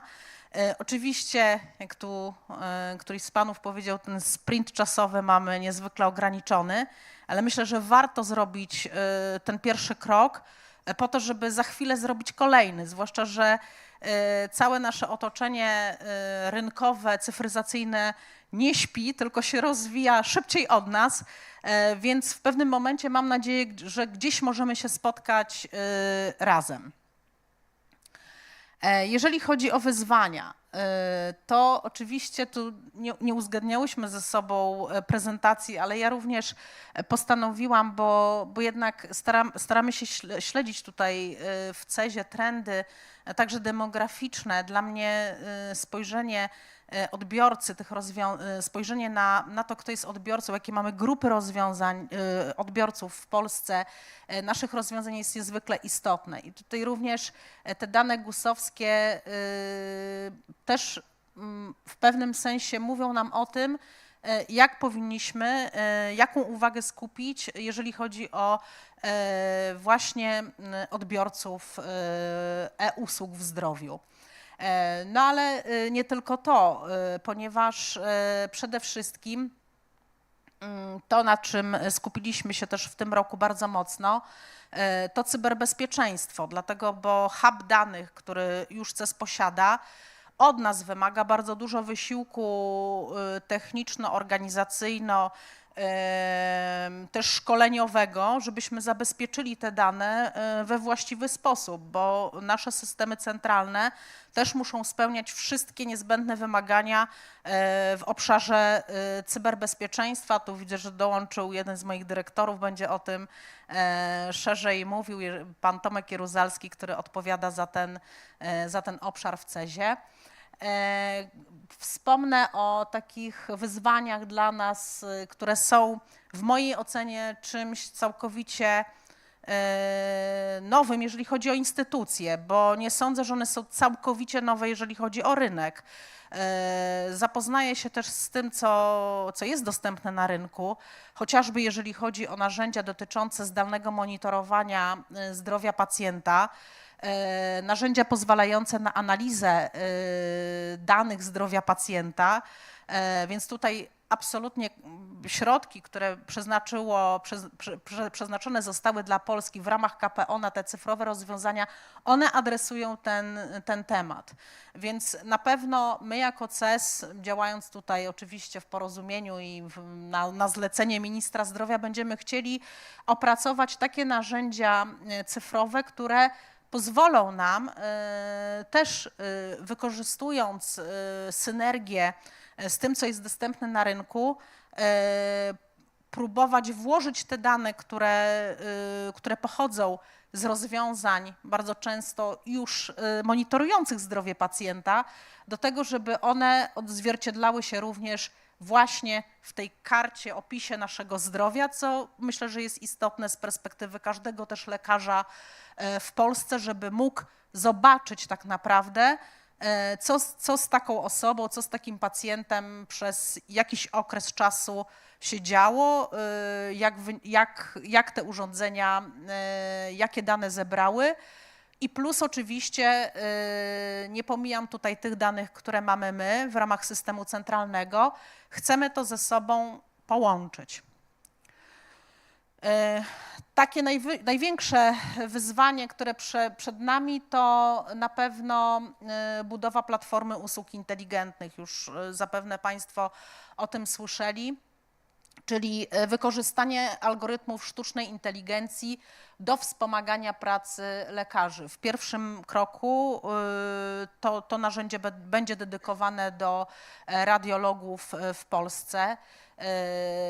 Musimy tutaj opracować tą platformę w dość krótkim czasie. Mam nadzieję, że nam się to uda.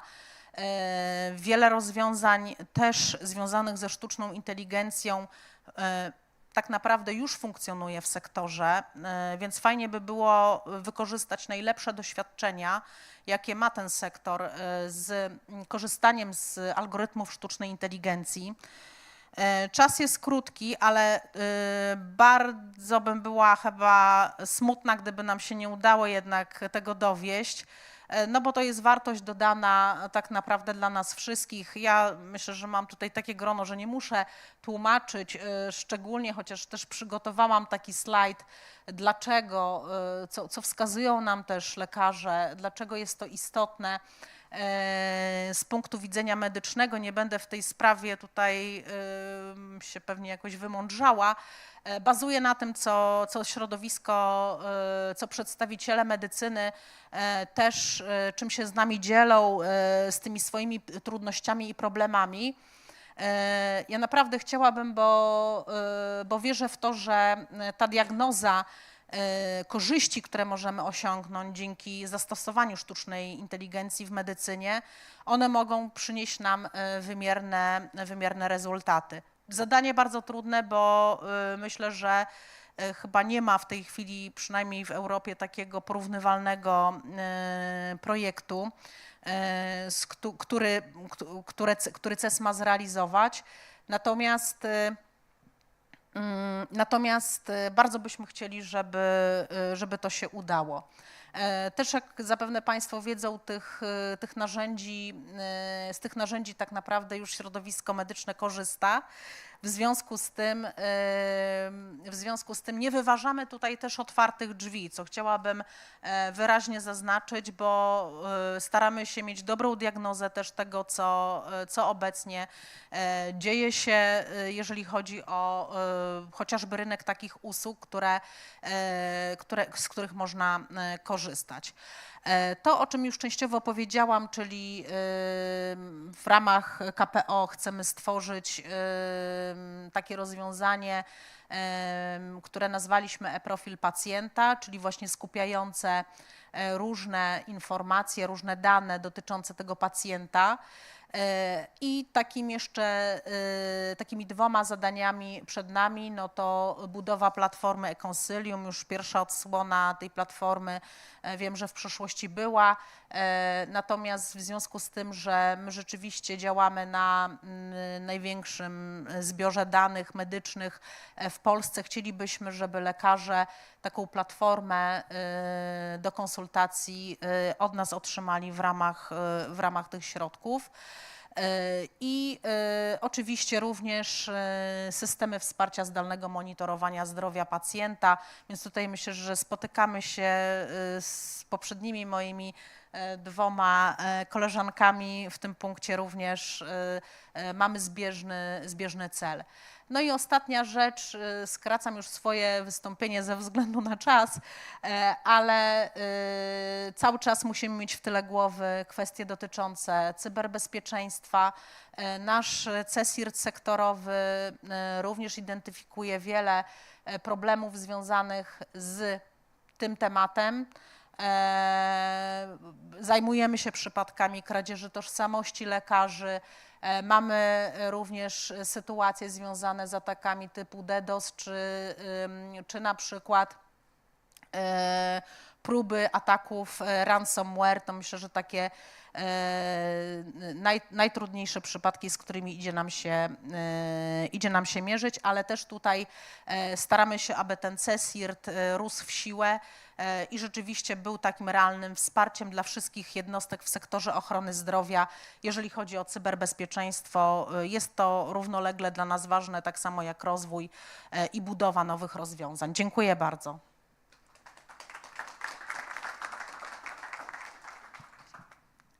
Dziękuję bardzo. No, Państwo widzą, będzie się działo, będzie dotyczyło to zarówno szpitali, jak opieki ambulatoryjnej, to co Państwo planują. No i jak widać też te działania, które są zaplanowane, są w zgodzie z trendami, które przedstawialiśmy zarówno dla szpitali, jak dla opieki ambulatoryjnej. Także możemy tylko jeszcze dodać taką prośbę od nas, żeby nieustannie pracować z użytkownikami końcowymi, czyli z lekarzami, od początku do samego końca, bo to bardzo pomoże obu stronom. Także dziękujemy bardzo za prezentację i teraz zapraszam panią docent Annę Jeznach-Steinhagen, która nam opowie o rzeczywistości, czyli takiej rzeczywistości gabinetu lekarza diabetologa i pacjenta i jak te innowacje zmieniają tą rzeczywistość. Dziękuję serdecznie za zaproszenie. Bardzo mi się podobało, że tutaj Państwo podkreślaliście nie tylko te elementy ekonomiczne, ale również padło takie stwierdzenie jak to, że będziecie zorientowani na wartość zdrowotną i na jakość, bo to jest chyba to, co najwięcej się w tej diabetologii zmieniło. Mówiliśmy o tym, że to nowi lekarze wymusili dużo zmian, ale w diabetologii bardzo dużo zmian wymusili sami pacjenci. To oni sięgają po te nowe technologie i to oni przychodzą do lekarzy i myśmy się musieli nauczyć, czy chcieliśmy, czy nie, a dzisiaj tylko się doskonalimy w tym wszystkim. A ja może powiem tak pokrótce tylko, że cukrzyca dzisiaj, która jest najczęstszym obok kardiologicznych schorzeń i choroby otyłościowej, towarzyszy pacjentom w gabinecie wszystkich specjalizacji, ale przede wszystkim w gabinecie pierwszego kontaktu, to nie jest jedna choroba, bo mamy cukrzycę typu 1, insulinozależną, która nam się kojarzy z dziećmi, mamy 2 skojarzoną z nadwagą i otyłością u dorosłych, mamy inne typy, które się zmieniają nam w związku z rozwojem genetyki, takie jak cukrzyca typu MODI. Mamy bardzo dużo cukrzyc posteroidowych po reumatologicznym leczeniu, po onkologicznym i szereg innych w endokrynopatiach. I mamy jeszcze zamieszanie, bo mamy jedynki, które rozpoznajemy u dorosłych, tak zwane latentne, późne jedynki i mamy cukrzycę typu 2, którą rozpoznajemy u dzieci, bo mamy epidemię choroby otyłościowej. Czyli to nie jest jedna choroba, proszę Państwa, a my w ogóle o niej nie myślimy. Zobaczcie Państwo, to jest zdjęcie z metra w Nowym Jorku, gdzie straszą cukrzycą. U nas w ogóle nie ma plakatów o cukrzycy, w ogóle się nie mówi, nic się nie mówi ani o chorobie otyłościowej, ani o cukrzycy, a to tsunami nadciąga. Mamy już w tej chwili bardzo dużo pacjentów, będzie jeszcze więcej, ponieważ raport NIK-u wykazał występowanie choroby otyłościowej u dzieciaków w bardzo młodym wieku, bardzo powszechnie, prawda? Więc zobaczcie Państwo, że na chwilę obecną 3 miliony osób, wiemy, że około 1,5 miliona nie choruje, nie wie, że choruje, a coraz więcej tych pacjentów z cukrzycą typu 2 będziemy mieli. Cukrzyca typu 1, ta insulinozależna, około 30 000 osób w Polsce, cukrzyca typu 2 3 miliony, ale szacujemy, że więcej.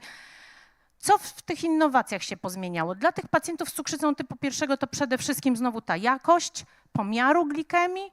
Mamy sensory, mamy nowoczesne technologie pomp insulinowych, mamy pompy hybrydowe. Dla pacjenta z cukrzycą typu 2 oczywiście on też sięga po nowe technologie, ale tu mamy niesamowity rozwój farmakoterapii i mamy bardzo nowoczesne leki.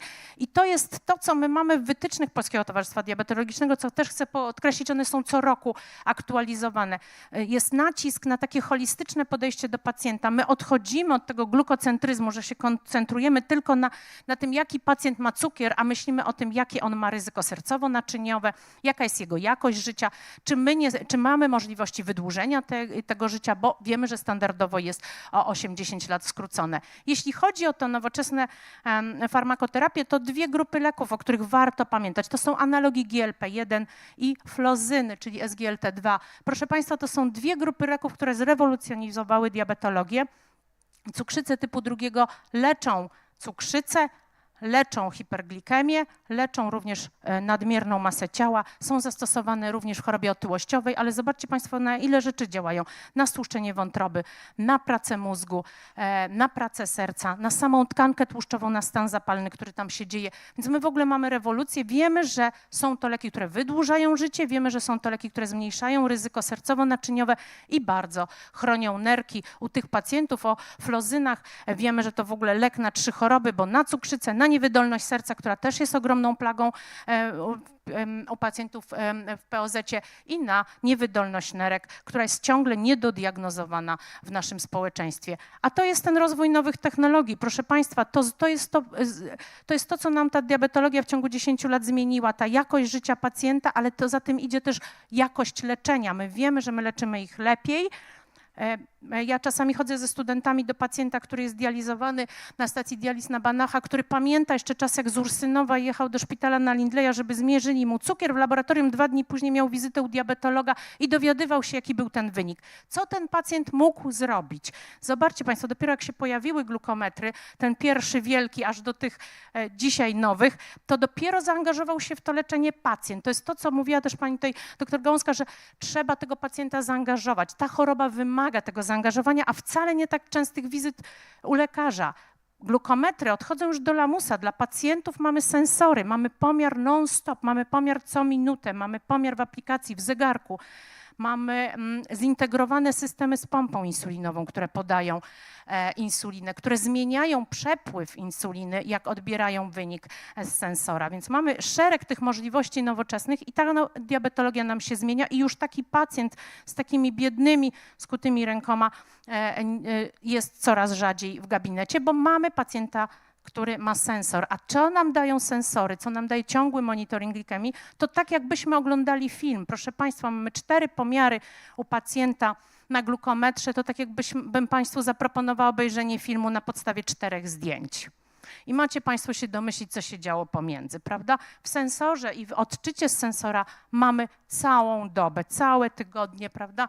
I o to przede wszystkim nam chodzi. Co więcej, pacjent jest w domu, a lekarz w gabinecie widzi te wyniki. Tak samo wyniki z pompy mogą być przesyłane do chmury i my to widzimy. I to jest właśnie ta nowoczesna technologia, która nam pozwoliła również na to, żeby teleporada z pacjentem z cukrzycą nie różniła się wiele, oczywiście nie możemy zbadać pacjenta, ale nie różniła się wiele jakościowo, jeśli chodzi o dobranie dawek insuliny, dawek leków od pacjenta, który do gabinetu przychodzi. Mamy sensory implantowane pod skórę na kilka miesięcy, prawda?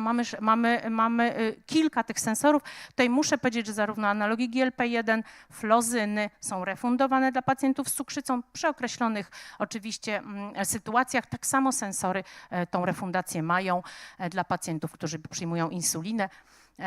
I co dalej? No my wiemy, że jakość nam się bardzo poprawia, kiedy używamy nowych technologii, kiedy pacjent używa nowe technologie, pacjent się zaczyna angażować w tą swoją chorobę.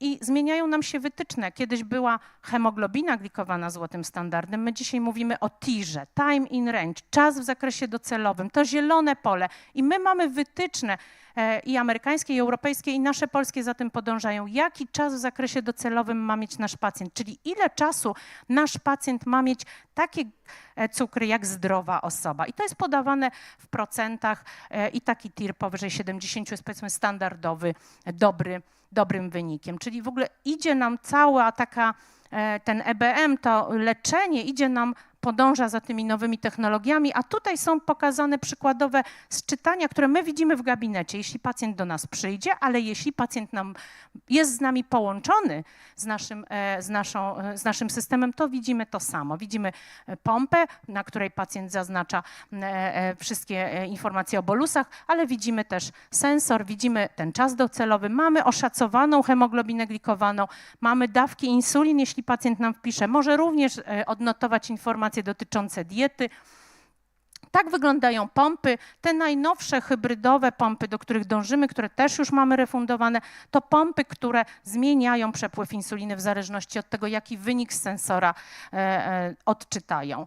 Więc to jest ta nowość i taka jakość dla pacjenta. To są wreszcie ci pacjenci, którzy mówią, że przesypiają noce, którzy się nie martwią, których alarm spadku glikemii obudzi. I to bezpieczeństwo terapii jest bardzo, bardzo ważne. A to jest telemedycyna i to jest właśnie to, że jednak Polskie Towarzystwo Diabetologiczne dość szybko odpowiedziało, bo myśmy musieli sobie w okresie pandemii zacząć radzić i widzieć cukry naszych pacjentów i tutaj te wszystkie systemy bardzo nam pomagają i te możliwości sczytania. Tutaj po prawej stronie właśnie jest wykres z pompy insulinowej. Tak samo pacjent nie musi być w gabinecie, żebyśmy taki wykres mieli i mogli pozmieniać ustawienia w pompie, czy pozmieniać zalecenia dotyczące leczenia pacjenta na podstawie ciągłego monitoringu glikemii. To jest ostatnia rzecz, którą chciałam Państwu pokazać o tym, że jak bardzo dużo pacjenci się uczą, mając ten system. To zaangażowanie tego pacjenta jest bardzo ważne i to się nam sprawdza też u pacjentów, którzy biorą tabletki, to się sprawdza na początku leczenia cukrzycy. To jest bardzo ważne, że pacjent nauczył się, jak na niego działa dieta, jak na niego działa aktywność fizyczna, bo nawet jeśli my mu to mówimy, to on dopiero jak zakłada sensor, to przychodzi i dopiero mówi, że tak, zobaczył, że właśnie jak zjadł jakiś przykładowy, czy wypił sok, że miał wysoki pik, czy jak zjadł jakiegoś tam pad thaia w tym wypadku, to glikemia utrzymywała się podwyższona wiele godzin. I choćby lekarz mówił, czy edukator, czy pielęgniarka, to jak zobaczy, to uwierzy i przychodzą i mówią, że jak poćwiczyli, to potem 4 godziny był lepszy cukier. I to jest ta wiedza, to jest ta edukacja i to są te narzędzia nowoczesne, które nie tylko w cukrzycy typu 1, ale również w cukrzycy typu 2 i nie tylko u pacjentów insulinowych chcemy wykorzystywać, bo to jest, i pacjenci tego chcą, i pacjenci się uczą i ta angażują się w tą terapię i ta terapia jest zupełnie innej jakości i ta wartość zdrowotna myślę, że jest zupełnie inna osiągnięta, jeśli mamy możliwość zaproponowania pacjentom takim terapii. Poza ciągłym monitoringiem glikemii, poza nowoczesną farmakoterapią, poza pompami hybrydowymi, co jeszcze nowego? Mamy przeszczepy trzustki, pracujemy nad bioniczną trzustką, mamy właśnie rozwój genetyki, gdzie możemy coraz więcej cukrzyc różnego typu MODI chociażby wykrywać, gdzie mamy różne mutacje i mamy wczesne wykrywanie cukrzycy typu 1, też bardzo fajny program, ponieważ wiemy, że w pierwszym roku życia mniej więcej dochodzi do tych zmian, do produkcji autoprzeciwciał i możemy przewidzieć w grupach ryzyka wystąpienie cukrzycy typu 1 i ewentualnie zastosować jakieś leczenie immunomodulujące, żeby opóźnić to wystąpienie lub wydłużyć okres remisji, a przede wszystkim ustrzec dziecko przed rozpoznaniem w okresie kwasicy. Jeszcze raz uczulam, cukrzyca jest i będzie i coraz więcej. Dane epidemiologiczne 2040 roku, co 10. pacjent w Polsce będzie miał cukrzycę. Nie unikniemy tego, a myślę, że szarka aż tak bardzo nam nie grozi. Dziękuję serdecznie.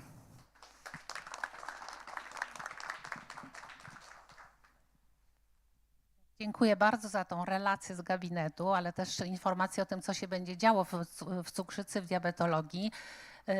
Mieliśmy dzisiaj panel Pacjent w Centrum Innowacji i w czasie tej dzisiejszej sesji też mówiliśmy o roli pacjenta. Cukrzyca i diabetologia w ogóle jest taką dziedziną, przykładem takiej dziedziny, gdzie pacjent z cukrzycą typu 1 nie przeżyje, jeżeli nie będzie umiał sam się sobą zająć, jeżeli nie będzie dobrej współpracy między lekarzem a pacjentem, ale przede wszystkim kontrola pacjenta, samokontrola pacjenta w domu. I to jest niezwykle silny motywator do tego, żeby różne rozwiązania innowacyjne wprowadzać i dzięki tym właśnie tej sile też relacji lekarza i pacjenta, ale też wpływowi pacjenta na to, czym my się zajmujemy. Mamy takie niesamowite rozwiązania w cukrzycy. Bardzo dziękuję i chciałam zapytać o pytania. Czy mają Państwo pytania do prelegentów? Zapraszam do dyskusji.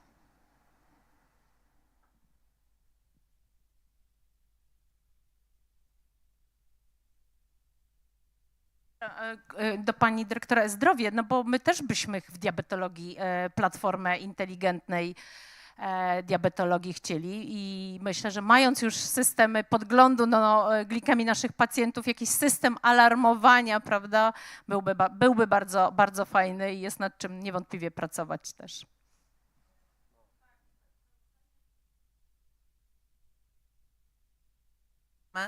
To żeby to było rozwiązanie, które możemy rozwijać w kolejnych latach. Nie zamykamy się na ten okres 1 roku i tylko i wyłącznie skupiamy się na jednej specjalizacji, tylko chcielibyśmy, takie jest nasze założenie na ten moment, żeby to była platforma otwarta, dająca perspektywy rozwoju, bo sztuczna inteligencja jest w tej chwili w każdej specjalizacji, tak jak a już może bez tej sceny. Bo mamy osoby, które są online i one po prostu nie widzą odpowiadających osób. Dziękuję. Także myślę, że jeżeli również tutaj minister zdrowia jest adresatem na pewno tego postulatu, myślę, że warto by było, gdybyśmy w takiej bardziej długofalowej strategii, jeżeli chodzi o sektor, już wpletli tą sztuczną inteligencję, bo myślę, że ten trend jest nieunikniony też dla nas, tak samo jak robotyka, to już się wszystko dzieje, żeby strategia tutaj ministra zdrowia rzeczywiście ten trend widziała w przyszłości, czyli tak jak mówimy o tych bolączkach różnych, to też mówmy o tych rzeczach, gdzie te technologie tak naprawdę już zaczynają wspierać bardzo mocno lekarzy i państwo też tego chcą. To nie jest tak, że tu jest środowisko na to zamknięte, bo wielu lekarzy jest też fanami tej technologii, więc tutaj wracając do też wystąpienia pana, to ci liderzy zmian tutaj są niewątpliwie bardzo potrzebni, ale jest ich też bardzo dużo w państwa środowisku, co nas bardzo cieszy. Dziękuję bardzo. Tutaj pytanie.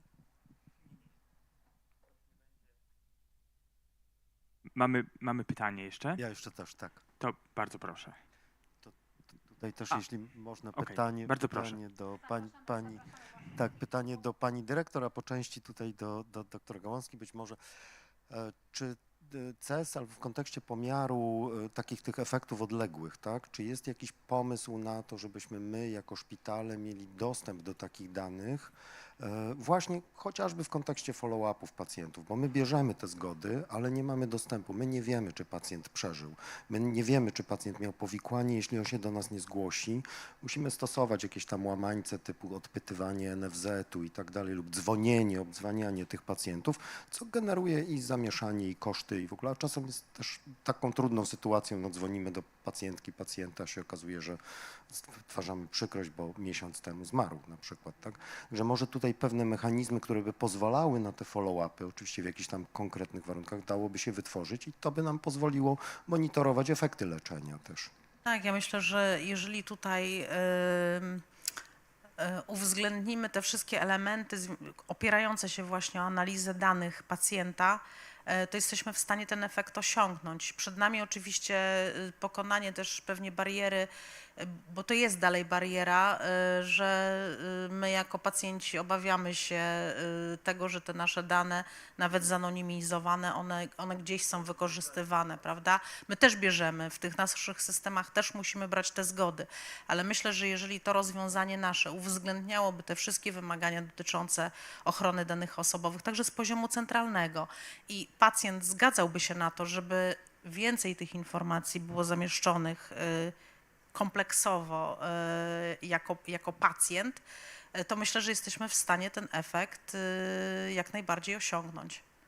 Też mając pieniądze na te rozwiązania, tak? Tylko oczywiście, że tak powiem, diabeł tkwi w szczególe, to jest inna kwestia. Natomiast to, co pani tutaj pokazuje, no ja mam przypadek akurat w rodzinie osoby, która ma taką zaawansowaną cukrzycę i jaka to jest też oszczędność dla systemu, ponieważ karetka nie jedzie co miesiąc ratować życie, tylko naprawdę od momentu, kiedy jest ta pompa i jest ta aplikacja zaawansowana, no tak naprawdę komfort tej osoby niezwykle się poprawił, życiowy komfort, więc tu osiągamy kilka tak naprawdę efektów i ten przede wszystkim pacjent, ale też i ten wymiar taki finansowy, gdzie widzieliśmy to magiczne koło, mam nadzieję, że ono nam zacznie się tutaj kręcić i też będziemy mieli sukces.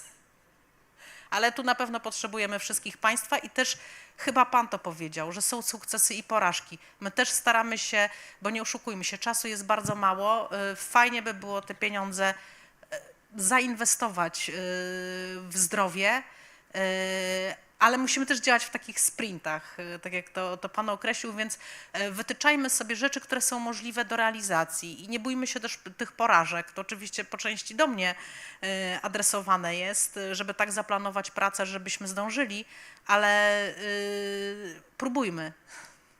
A ja jeszcze tylko jeden komentarz, a Zaproszę mianowicie na scenę. uważam, że powinniśmy sobie też dostarczyć znacznie więcej analiz, które by pokazywały tą efektywność, Tak. bo my bardzo często tak bardzo gonimy za tym, że nie mamy czasu na zrobienie takiej stop-klatki, chociażby w cukrzycy, żeby zmierzyć wartość, którą osiągnęliśmy w ciągu ostatnich lat poprzez zastosowanie technologii. No bo to trochę jak na rynku inwestycyjnym, jak się pokaże prawdziwą efektywność, to każdy kolejny sponsor, mówię o politykach, którzy mają wątpliwości, czy warto inwestować w zdrowie, o obywatelach, którzy są niechętni na dyskusję o tym, czy powinniśmy zwiększać składkę zdrowotną. Czym więcej będziemy mieli dowodów na to, że konkretne interwencje przyniosły nam nie tylko wymiar kliniczny, nie tylko doświadczenie, ale i wymiar ekonomiczny, to według mnie zbudujemy przekonanie, że inwestycje w zdrowie są po prostu opłacalne. A my gonimy i robimy kolejne projekty, a nie dostarczamy dowodów na to, jak te, które już są wdrożone, przyniosły nam rzeczywiście bardzo wymierny efekt. Jeszcze jedno pytanie. Jeszcze ostatnie jedno pytanie, bo już jesteśmy po czasie, także zapraszamy. Dzień dobry. Magdalena Łasińska-Kowara, reprezentuję Polskie Towarzystwo Programów Zdrowotnych, sekcję rehabilitacji i medycyny okołooperacyjnej. I to jest właśnie miejsce, to jest punkt styku platform, CEZU, danych i aplikacji cukrzycowych, o których przed chwilką mówiła pani doktor. Jednym z punktów, gdzie najszybciej uzyskamy efekt, to jest ograniczenie powikłań okołooperacyjnych cukrzycy. I taką inwestycją w zdrowie pacjentów z cukrzycą i w ekonomizację całego systemu byłoby refundacja 2 tygodnie przed operacją i 2 tygodnie po operacji, nie trzeba dłużej, dla wszystkich pacjentów z cukrzycą, nawet niekoniecznie na insulinie, takiego właśnie czujnika. Myślę, że takie badanie można by bardzo szybko przeprowadzić. To byłaby liczba około 500 pacjentów w całej Polsce. Mielibyśmy rewelacyjne wyniki i to byłyby wyniki światowej klasy również. Dziękuję.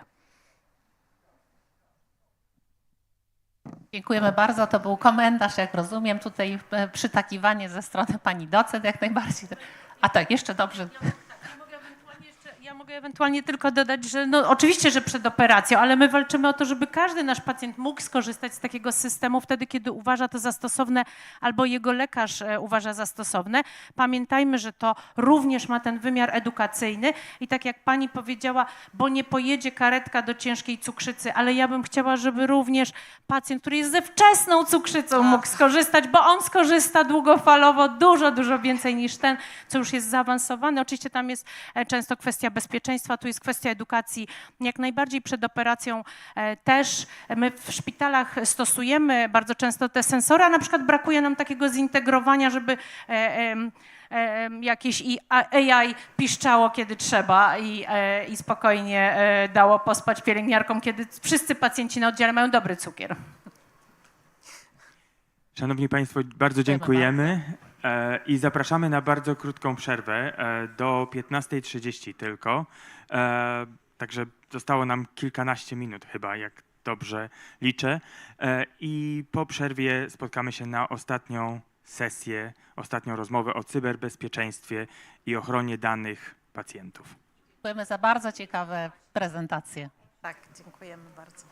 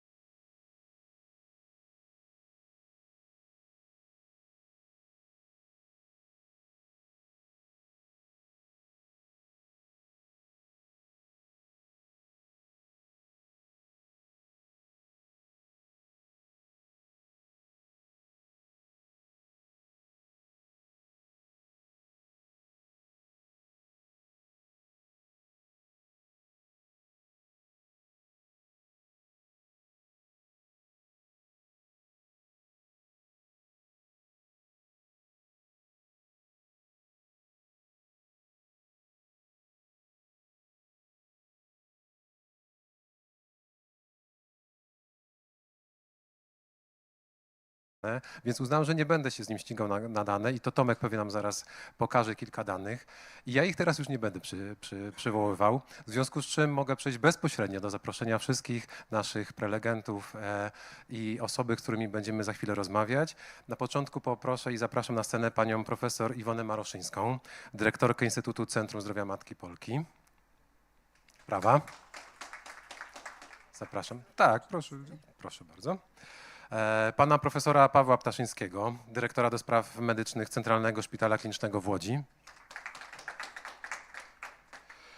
Pana Krzysztofa Dyki, prezesa zarządu Comcert SA, Grupa Asseco.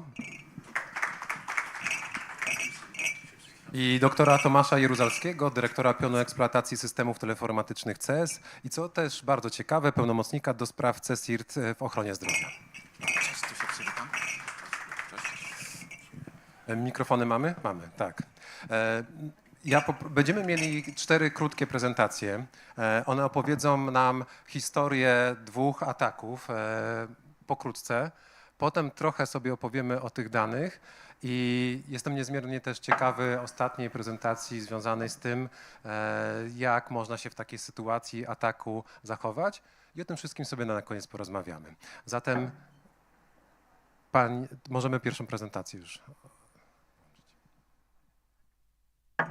Bardzo. Dzień dobry Państwu. Cieszę się, że mogę tu z Państwem dzisiaj być. O tym ataku mówiłam już 2 razy wcześniej, więc na pewno niektórzy z Państwa to już słyszeli. Przepraszam, mogę jakoś zmieniać te slajdy?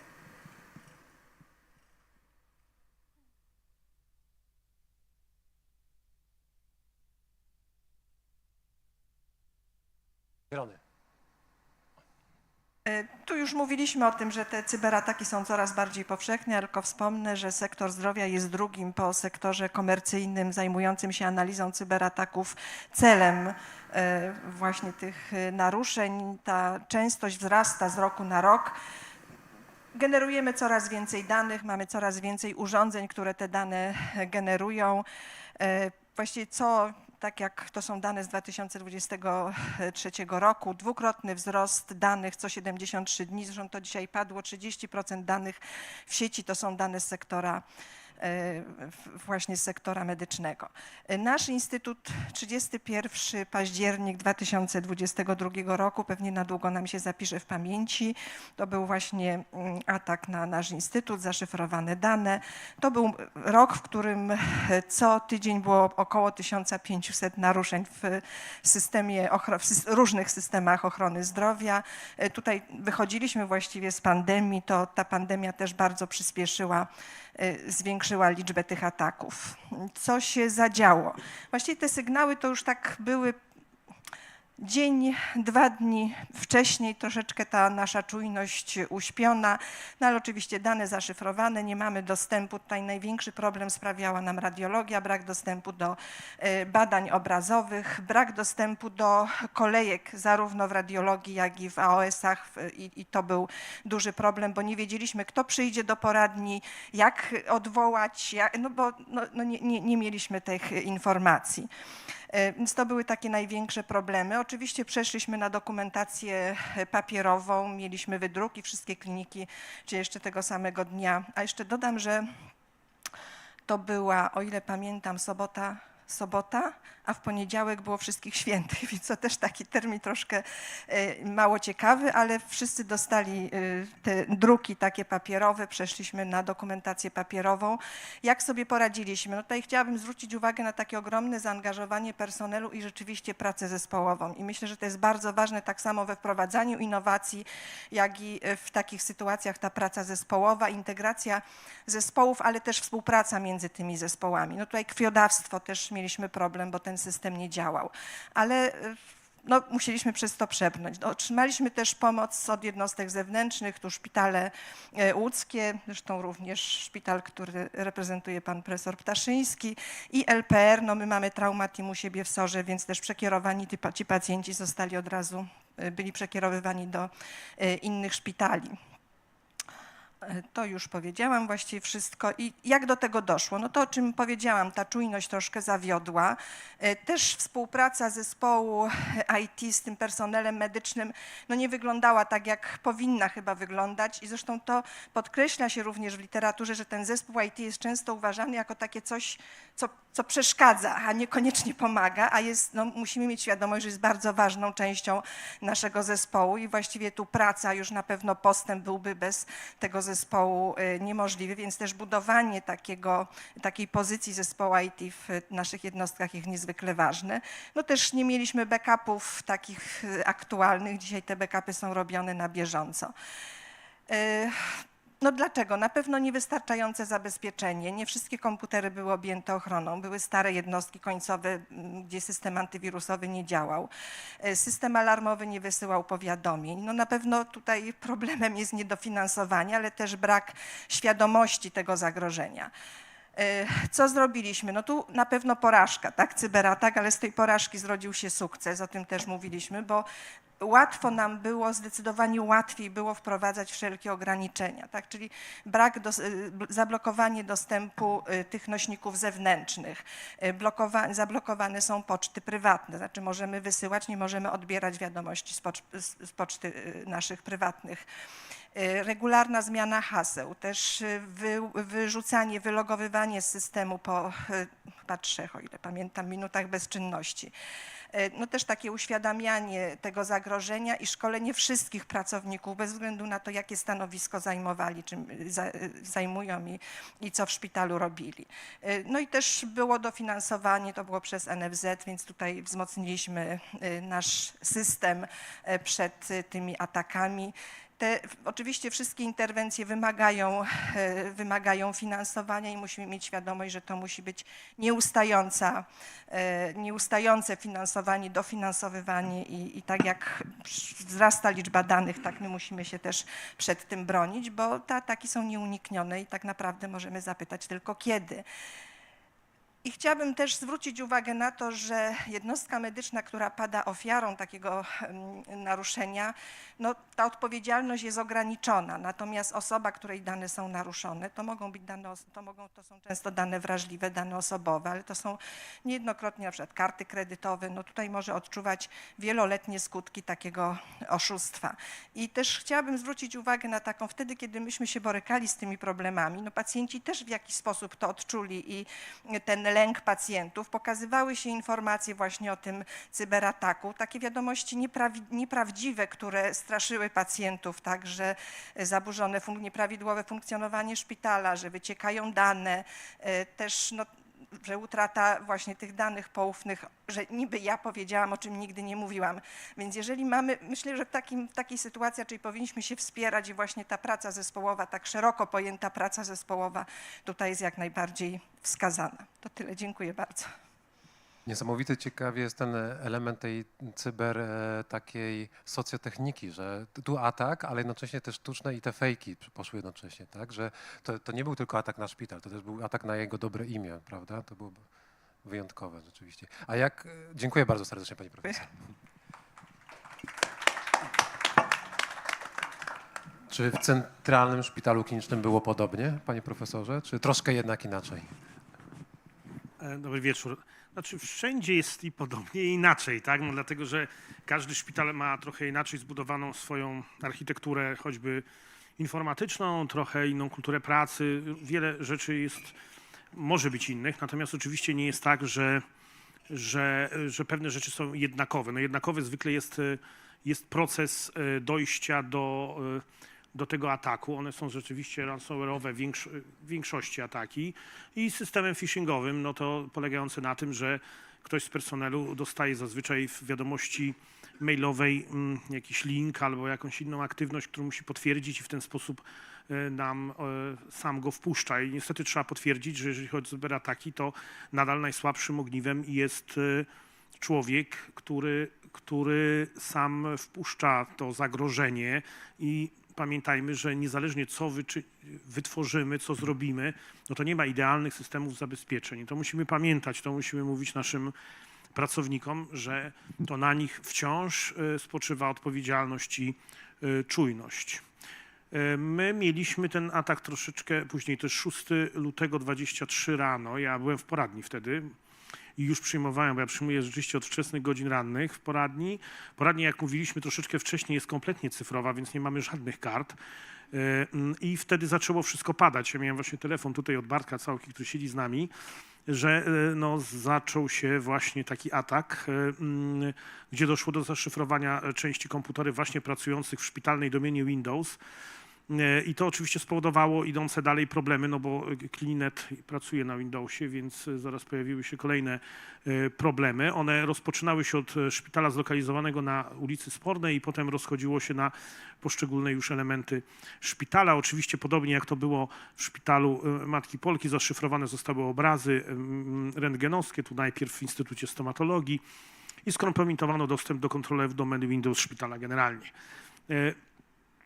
Oczywiście tu my byliśmy już w momencie, kiedy my znaliśmy sobie tą sprawę, że jest niedobrze. Ponadto jesteśmy wciąż szpitalem stosunkowo młodym, więc budowanym trochę od nowa.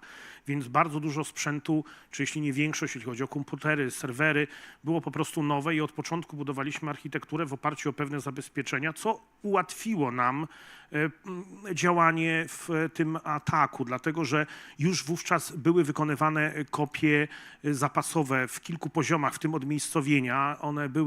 One są zawsze wykonywane i wówczas były każdego dnia rano i raz w tygodniu takie pełne z przenoszeniem, więc rzeczywiście te kopie posiadaliśmy. Ta polityka haseł ze złożonością istniała już wówczas. Podział na podsieci, oprogramowanie wirusowe i ręczne monitorowanie. Ale znowu, to nie zabezpieczyło tego, że ktoś z pracowników, już nieważne które, bo oczywiście ten komputer został zlokalizowany, no wpuścił tą niedobrą rzecz do naszego systemu. I oczywiście to, co nas uratowało, to jest punkt pierwszy, to znaczy istnienie kopii zapasowych. Dlatego, że to pozwoliło nam bardzo szybko zadziałać. No to ta sekwencja. Pierwsze to oczywiście szybkie rozłączenie infrastruktury sieciowej. To ręcznie tu system IT, nasz zespół separował i tak próbował ratować system i obszar naszego szpitala. Następnie sprawdzenie kluczowych systemów oraz tych backupów, czy one są zabezpieczone i czy je posiadamy w takim stanie, jak powinniśmy. No i oczywiście zawiadomienie. Wówczas CSIRT był w NASK-u, jeszcze nie mieliśmy w Urzędzie E-Zdrowie. Taka była wówczas jeszcze sytuacja. No i oczywiście policję i też Centrum E-Zdrowia, Uniwersytet. Oczywiście z zabezpieczeniem logów, no bo oczywiście została zawiadomiona policja i tak, żebyśmy mogli oczywiście dalej poszukiwać miejsca i sekwencji całego tego ataku. My przywróciliśmy już przed północą tego samego dnia pełną funkcjonalność w kluczowych elementach, w tym Izbie Przyjęć Planowych i w SOR-ze. Tak naprawdę największym problemem tego dnia były wypłaty, bo to był akurat dzień, kiedy należało wykonać przelewy. I problemy medyczne były jedne, a problemy stricte płacowe były drugim elementem. Staraliśmy się przywrócić szybko tutaj funkcjonalność, żeby można było te przelewy wykonać, a w ciągu 2 dni uzyskaliśmy przywrócenie w zasadzie większości systemów. Kłopotem takiego ataku i takiego rozpięcia wszystkiego jest to, że o ile nawet backupami przywrócimy te dane, to rozłączają się wszystkie integracje z różnymi tam systemami współpracującymi, trzeba je postawić od nowa. Często jest konieczność tutaj pomocy firm zewnętrznych, którzy dostarczają te systemy. No i to oczywiście wydłuża tą sprawę, jeśli chodzi o przywrócenie systemu do pracy. Więc pamiętajmy, że ten atak, on nawet jeśli nie narusza całej integralności danych, jeśli one nie wyciekają rzeczywiście i zostają, nawet przywracamy tą funkcjonalność, to największym kłopotem jest tutaj pewna uciążliwość takiego ataku i utrudnienie, dlatego że on utrudnia nam pracę, zwłaszcza w szpitalu, który pracuje w systemie ciągłym, gdzie mamy pacjentów często bardzo chorych, więc taki atak stanowi też duże zagrożenie, a często po prostu uciążliwość dla nas wszystkich. Ja tutaj cieszę się, bo pani dyrektor to powiedziała, taki atak ma jedną dobrą rzecz, bo rzeczywiście nie agile'owo, tylko waterfallowo z dnia na dzień można wprowadzić rzeczy, które nigdy nie można było wprowadzić. Czyli zablokować wszystkie pamięci masowe, zablokować poczty zewnętrzne, wchodzenie na Modivo i różne Allegro i wszystkie zamawianie wycieczek i wakacji, opon zimowych, To kontrola naszych komputerów wykazała, że nasz personel posiada tam na komputerach służbowych bardzo różne historie, od pozwów rozwodowych po nadzwyczajne historie, więc to pozwoliło wyczyścić tą sprawę i narzucić personelowi zupełnie troszeczkę inną wizję. I to jest chyba najbardziej korzystna rzecz, jaka się mogła przydarzyć z takiego ataku. No bo to, że potem wymieniliśmy jeszcze serwery, implementowaliśmy firewall, radiusy, nowe weryfikacje dwuetapowe i tak dalej, złożoności haseł, likwidacja VPN-ów, bo to było takie po okresach jeszcze pandemii, było dosyć dużo tych VPN-ów. My w zasadzie je wykluczyliśmy już zupełnie z użycia. No oczywiście w tej chwili w związku z nowymi projektami tych różnych zabezpieczeń to już jakby nie to miejsce, one wchodzą, zresztą one trochę wynikają z przepisów NIS-2, która już wchodzi, więc jesteśmy zobligowani do pewnych rozwiązań już nawet prawnie, a nie dlatego, że chcielibyśmy. Więc ja myślę tak, że nie musimy się aż tak bardzo bać tych ataków, tylko bądźmy na nie gotowi, bo to, co powiedziała pani profesor, to, że on się zdarzy, jest prawie pewne. To tak naprawdę, to tak trzeba wierzyć, że nie, ale chyba jednak może się zdarzyć. Ja nie mówię, że on musi być duży, ale może być. No i ciągłe szkolenie kadry, że to jest najsłabszy punkt. Bardzo dziękuję. Dziękuję bardzo serdecznie. Tutaj dla mnie osobiście ciekawą też taką lekcją jest właśnie ta operacyjność czy funkcjonalność w ogóle szpitala jako przedsiębiorstwa, tak? Jako miejsca, gdzie ludzie pracują, gdzie wykonują, nie tylko się leczy ludzi, to jest bardzo ważne, czyli ta ciągłość działania w leczeniu jest pewnie priorytetowa, ale też ta ciągłość w działaniu operacyjnym, tak? Czyli nie wiem, pewnie te zamówienia, wypłaty, to wszystko, to też jest... No tak, pamiętajmy, że szpital to jest mówiłem na poprzednim, prawie łącznie szpitale to jest 10 000 osób, to jest ogromne przedsiębiorstwo, no, gdzie są nie tylko lekarze, ale no, różne służby. Oczywiście to jest praca ciągła, tak? Dział IT ma stały dyżur całą dobę. Jest tak samo numer taki służbowy, alarmowy, jak ma zespół wczesnego reagowania, tak? I to jest tak samo ważne reagowanie, jak to dotyczące tych zdarzeń medycznych. Ale wasze historie pokazują, że to był dobry moment na wprowadzenie zmiany. Myślę, że to nie jest jeszcze czas na konkluzję, ale wszystkim życzymy tego dobrego momentu bez tej nauki, prawda? Znaczy, ale wiecie Państwo, ona czasami niestety taki wstrząs, no ja wiem, że to tak, ale on ma swoją jakąś wartość, tak? Dlatego, że taka ewolucyjność czasami zmian jest bardzo trudna do wykonania, bo każdy wierzy, że mu się to nie przytrafi, że jego to nie dotyczy, a on w ogóle to jest czujny, tak? Że w ogóle nie myśleliśmy nawet o tym, tak? No bo gdzieś się to zdarzało, ale przecież to gdzieś zawsze u kogoś, tak? Natomiast to na pewno, tak, no, szkolenia, no naprawdę, ludzie przychodzili chętnie, no czasami organizujemy jakieś spotkania, szkolenie, no tak trudno zebrać jakieś kworum sensowne, a tutaj nie było żadnego problemu. Także no i te ograniczenia przyjęte takie, no właściwie bez dyskusji. A moje zdjęcia na takim, wiecie, czopku, to z wakacji to przecież bezpieczne, nie? No bo przecież to moje domowe. Więc to było dużym, tak samo właśnie zablokowanie, choćby właśnie takiego szerokiego dostępu do internetu. Ja jestem za tym, zawsze to powtarzałem i to próbujemy teraz robić z Uniwersytetem Medycznym w Łodzi, że w szpitalu rozdzielona jest całkowicie sieć szpitalna uniwersyteckiej i w każdym pokoju lekarskim są komputery HIS-owe i one są końcówką HIS-a i tylko tym, czyli są po prostu monitorem HIS-a. One działają na Windowsie, ale tam nie ma wejścia do internetu szerokiego, natomiast jest w każdym pokoju komputer do badań klinicznych, do przeszukiwania baz danych uniwersyteckich czy bibliotecznych itd. Natomiast to nie jest ta sama sieć, na której pracuje HIS. I to uważam jest przy dużych szpitalach kluczowe. Może przy mniejszych, no to pamiętajmy, no skala tego wszystkiego. Natomiast jeżeli mamy dużą jednostkę, musimy rozdzielić te sieci, bezwzględnie. Poproszę teraz Krzysztofa o podzielenie się z nami trochę doświadczeniami osoby, instytucji, firmy, która może pomóc w tym sytuacji kryzysowej. Tak, dzień dobry. To była perspektywa poszkodowanych tego zdrowego świata. Będę starał się Państwu pokazać trochę ten drugi świat teraz, czyli tyle tajemniczy, co bezwzględny również. Czyli kim są te osoby, jak działają, dlaczego tak działają i co to jest za świat. Ten, który dokonuje tych ataków. Co ciekawe, najwyższy okup w ubiegłym roku ustanowiony, zapłacony okup, to jest 75 milionów dolarów.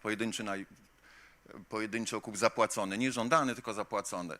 Ciekawe jest to nie tylko ta kwota, która ciągle rośnie, 75 milionów dolarów, czyli ponad 300 milionów na rękę. Ciekawe jest to, że ten okup został zapłacony w sektorze zdrowia, a konkretnie dystrybucji farmaceutycznej, firma Sensora, działająca globalnie. Czyli gdy wydarzyło się to, o czym słyszeliście Państwo przed chwilą, właśnie, gdy słyszeliście Państwo o tych atakach, jednocześnie ogromne wyrazy szacunku i uznania za odwagę, bo mało kto potrafi mówić o tym, co się mu przytrafiło, ale mało kto potrafi o tym mówić tak jak pani i pan profesor, ponieważ większość osób nie do końca ma się czym pochwalić. A tu było widać, że stało się coś, było zagrożenie, była profesjonalna reakcja i dlatego moi przedmówcy mogli wystąpić i bez wstydu mówić o tym, co się stało. A ja dzięki temu mogę pokazać, że nie wszyscy mieli tyle szczęścia i musieli płacić na przykład takie kwoty. Wypranie tych pieniędzy to zależy od sposobu prania, od 10 do 40, czasami 50%, więc widać, ile zostaje na rękę w wyniku jednego ataku tym przestępcom. I z firma również z ochrony zdrowia. Jednocześnie najwyższy okup żądany to jest 240 milionów dolarów, czyli miliard złotych. MediaMarkt nigdy nie powiedział, czy i ile zapłacił. Spekuluje się o kilkudziesięciu milionach euro, ale nie ma na to dowodów. Ta pierwsza kwota 75 milionów to jest oficjalnie przyznane, że ta kwota została w ubiegłym roku zapłacona. No właśnie, nowa forma, stary fanatyzm. Gdy patrzymy na tych przestępców, co się zmieniło na przestrzeni ostatnich 20 lat, to widzimy te garnitury oczywiście wirtualnie, nie widzimy na żywo tych osób, jeżeli prowadzimy negocjacje, ale gdy spojrzę na to, kim były te osoby 20 lat temu, kim są dzisiaj, to ewidentnie to są te osoby. To jest nowa forma ich działania, wizerunku, komunikacji, działalności operacyjnej, już biznesowej, o czym powiem w kolejnych slajdach, ale stary fanatyzm, czyli hacking, cracking, ataki, wyłudzenia, okupy, ta bezwzględność, o której na początku powiedziałem. Czyli nie dajcie się Państwo zwieść, jeżeli widzicie kwotę 75 milionów dolarów za jeden tylko okup, to oczywiście za tym stoją przeważnie potężne, profesjonalne grupy przestępcze, ładnie sprofesjonalizowane, ale stary fanatyzm. Ewolucja biznesowa. Na co chciałem zwrócić Państwa uwagę, to, o czym mówili moi przedmówcy, że były kopie na przykład zapasowe. Fajnie, tak było kiedyś. Jak były kopie zapasowe, pierwszym etapem ewolucji biznesowej tych przedsiębiorców, przestępców było żądanie pieniędzy za odszyfrowanie danych. Ale coraz więcej firm inwestowało, tak jak moi przedmówcy powiedzieli, w kopie zapasowe. Mamy kopie zapasowe, jesteśmy bezpieczni. Z perspektywy przestępcy to było wielkie zdziwienie. Ja z niejednym z nich rozmawiałem. To oni naprawdę kompletnie nie rozumieli tego, co się dzieje na rynku. Dlaczego ktoś, kto został zaatakowany, reaguje nie zaadresowaniem, i to nie mówię o moich przedmówcach, reaguje nie zaadresowaniem przyczyny, tylko skutku problemu, bo przyczyną jest słaby system zabezpieczeń, a nie kopie zapasowe. No więc co przestępcy zrobili? Skoro coraz więcej rzeczywiście podmiotów, tak jak moi przedmówcy, ma te kopie zapasowe, to drugim poziomem takiej brutalizacji działań przestępców było żądanie pieniędzy, skoro nie za kopie zapasowe, no bo ktoś ma, to za nieujawnienie informacji o tym, że stało się ofiarą. No i taki szpital czasami na przykład może zaryzykować, czy inna jednostka z sektora zdrowia.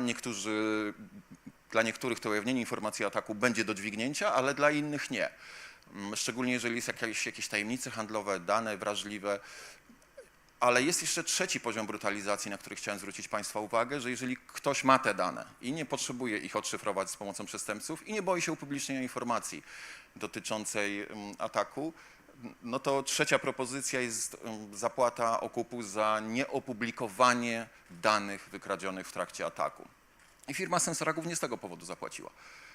Nie sama strach przed opublikowaniem tego, że była atakiem, nie tylko, że była ofiarą ataku, nie szyfrowanie danych, ale bała się tego upublicznienia danych, które no, dla niej miały wielomiliardową wartość w dolarach, więc oszacowali, że te 75 milionów dolarów okupu jest godne do zapłacenia. Pamiętajmy, że to wszystko stało się w kraju, w którym ma Pentagon, NSA, CIA, FBI i wiele innych organów na czele z Pentagonem. No i to nie pomogło, tak? Czyli supermocarstwo trzeba zapłacić. To mówi nam, kto jest po tej drugiej stronie. Więc przestępcy dopasowują ten model biznesowy do działalności. do tego, co się zmienia na rynku. 40% zespołów cyberbezpieczeństwa sygnalizuje zbyt małe fundusze. I co ciekawe, tą statystykę przygotowałem pod sektor zdrowia. To jest statystyka z sektora zdrowia. 40% zespołów w sektorze zdrowia, zespołów cyberbezpieczeństwa twierdzi, że ma zbyt małe fundusze na to, żeby zapewnić to bezpieczeństwo. Z tego, co widzimy, jest to prawda. Jednocześnie 36% podmiotów z sektora zdrowia przyznaje się do płacenia okupów. Potwierdzamy rzeczywiście ta statystyka, bo nie ze wszystkimi się zgadzamy, ale stąd się zgadzamy, tyle mniej więcej podmiotów płaci. Czyli w sektorze zdrowia co trzecia ofiara średnio płaci ten okup. I teraz każda minuta stracona na walkę z oprogramowaniem to minuta odebrana pacjentowi. Nie wie tego lepiej nikt niż moi partnerzy i partnerki z panelu, ale ten slajd ma 3 wymiary. Pierwszy wymiar to też było wspomniane chyba w wystąpieniu pani profesor albo pana profesora, że no te problemy z IT, we współpracy z IT, to są te minuty stracone, ale ta prezentacja mówi o czymś innym, ona mówi o cyberbezpieczeństwie i zagrożeniach, czyli drugi wymiar tego slajdu mówi o tym, że jeżeli mamy atak, to też każda minuta stracona jest na niestety niekorzyść pacjenta na samym końcu, nie szpitala, pacjenta. Na koniec to on jest największą ofiarą, a nie sam szpital. Ale jest coś jeszcze, na co chciałem zwrócić państwa uwagę, że jeżeli budujemy systemy cyberbezpieczeństwa, to również ta minuta jest cenna, ponieważ jeżeli nieprawidłowo wdrażamy te systemy, nieoptymalnie, nieefektywnie, to jest pewna granica działalności operacyjnej, efektywności działalności operacyjnej, po przekroczeniu której negatywny wpływ na tą działalność operacyjną szpitala, jednostek ochrony zdrowia powoduje problem w jej działaniu, czyli złe wdrożenie, nadmierne, niepoprawne, nieskuteczne wdrożenie systemu cyberbezpieczeństwa również będzie kradło te minuty, niezależnie od przestępców, niezależnie od pionu IT. Czyli jeżeli wdrażamy ten system, sztuką jest wdrożenie go tak, żeby on nie kradł tych minut potrzebnych pacjentowi. Mówiłem o tym, że ta ewolucja przestępców się dokonuje, czyli to osoby, które rzeczywiście kiedyś były w kapturach, a kilka slajdów wcześniej pokazałem ludzi w garniturach. To oni oczywiście, nie wszyscy z nich chodzą w garniturach, ale zachowują się tak. Ta profesjonalizacja jest niewiarygodna. Czy ja pamiętam pierwszą sprawę, z którą ja miałem do czynienia, to był 2003 rok, pierwszy okup. Jak gdzieś to pamiętam. Szczecin.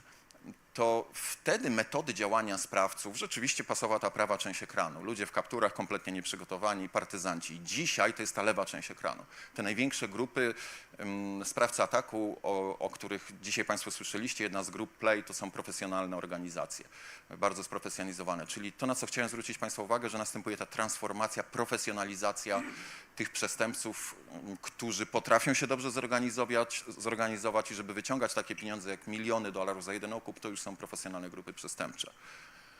Jest też problematyka inwestycji cyberbezpieczeństwa, bo ich nie widać i wtedy, gdy kierownictwo danej organizacji ma się na nie zgodzić, to pyta, no ale w sumie na co? Jeżeli korzystam z Microsoft Worda, jeżeli korzystam z Microsoft Office'a, jeżeli korzystam z Windowsa, Linuxa, iOS'a, macOS'a swojego komputera, to widzę, z czego korzystam. System operacyjny, jakiś edytor, przeglądarka, widzę te narzędzia. Profesjonalnie wdrożony system cyberbezpieczeństwa powinien być transparentny.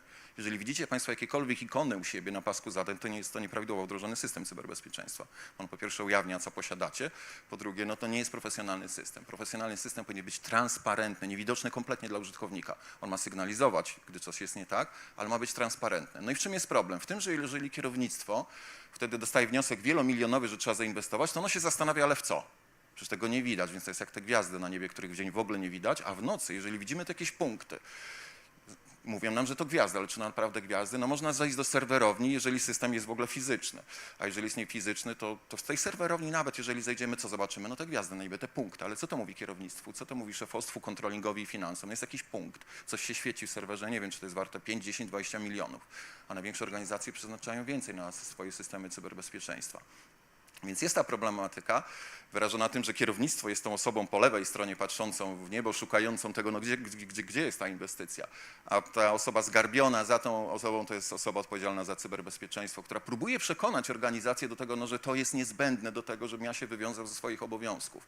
Więc jest to notoryczny problem we wszystkich sektorach rynku, nie tylko zdrowia. I to, o czym dzisiaj mówię szybkim tempem, to nie jest wielka tajemnica. Dla niektórych z państwa, widziałem po twarzach, to było zaskoczeniem. To nie powinno być zaskoczeniem, bo jeżeli zapytamy piony IT czy cyberbezpieczeństwa, słuchaj, ty wiesz o tym, o czym tu dzisiaj Krzysiek mówił, no to oni na kawie czteroczy powiedzą, tak, wiem. Ale hashtag #MeToo, tak? Wszyscy wiedzą jak jest, ale gdy jesteśmy pytani na kierownictwie, czy my jesteśmy bezpieczni, standardowe pytanie na kierownictwie, to co odpowiada osoba, która odpowiada za bezpieczeństwo? Ma dwa wybory. Albo powiedzieć nie jesteśmy bezpieczni i przeważnie się zwolnić, albo powiedzieć nie, jesteśmy bezpieczni. Ewentualnie nie jesteśmy w trakcie czegoś wdrażania, będziemy bezpieczni. Więc wszyscy wiedzą jak jest, ale jest taka zmowa, milczenie, że jest ok. To jest ostatni slajd, który jest podsumowaniem tej prezentacji, czyli przy tym wszystkim, o czym dzisiaj Państwu opowiedziałem, zastanówcie się, jaka jest rola CISO, czyli osoby odpowiedzialnej za cyberbezpieczeństwo. Kto weźmie to dzisiaj na siebie, kto ma taką wiedzę, kto ma takie doświadczenie, umiejętności, odwagę i kto chce być tą osobą, która była na slajdzie z gwiazdami, która będzie już zmęczona, zgarbiona proszeniem, tłumaczeniem, że to jest niezbędne. Czyli to, co tym slajdem chcę pokazać, jest dzisiaj ogromnie duża odpowiedzialność, która wzrasta każdego dnia. Za chwilę dyrektywa DORA, NIS-2 i inne akty prawne. Więc dzisiaj mamy problem z osobami do pełnienia tej funkcji. Jeżeli ktoś jest świadomy tej odpowiedzialności, tak jak ja kilka lat temu, jeszcze powiedzmy 3, 5, 6, rekomendowałem wielu osobom tą funkcję, tak dzisiaj, jeżeli ktoś mnie o nią pyta, to ja uświadamiam mojemu rozmówcy bądź rozmówczyni, czy ty wiesz, o co pytasz. I nie pamiętam rozmowy w ostatnim roku, która się skończyła, dobra, ja wejdę w tą funkcję. Większość osób mówi, co dzięki, to ja nie chcę pełnić tej funkcji.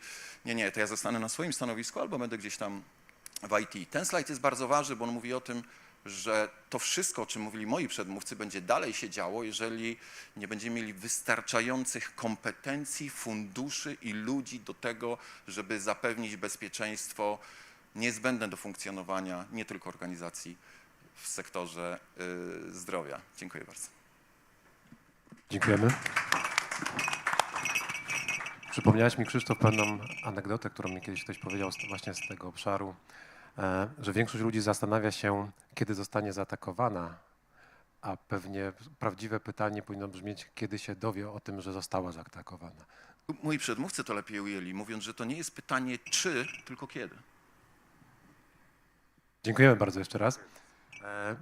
Mamy teraz jeszcze ostatnią prezentację Tomasza. Możemy już ją włączyć. Tomku.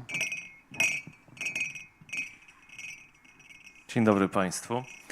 Moja prezentacja jest, można powiedzieć, takim aperitif do dalszej dyskusji, ponieważ przedstawię troszeczkę danych, takich aktualnych bardzo danych, jeżeli chodzi o obszar cyberbezpieczeństwa i tutaj obszar właśnie zdrowia szpitali.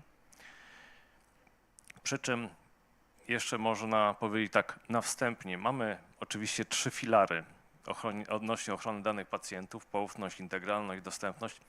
Na wszystkie te 3 filary obserwujemy incydenty, które dotyczą ataków w zakresie właśnie bezpieczeństwa. Na tym slajdzie celowo użyłem wykresu kołowego, żeby pokazać pewną taką bardzo widoczną rzecz. Proszę zobaczyć, że jeżeli chodzi o incydenty w ochronie zdrowia, zeszły rok to jest ponad tyle, co w 3 wcześniejsze lata. To oznacza, że to nie rośnie nam jakoś liniowo, tylko naprawdę wykładniczo. Jeżeli popatrzymy na jeden z typów ataków, z którym mieli to do czynienia moi przedmówcy, ransomware, również, jak zobaczą Państwo, tutaj też to nie jest wzrost liniowy, tylko wzrost wykładniczy.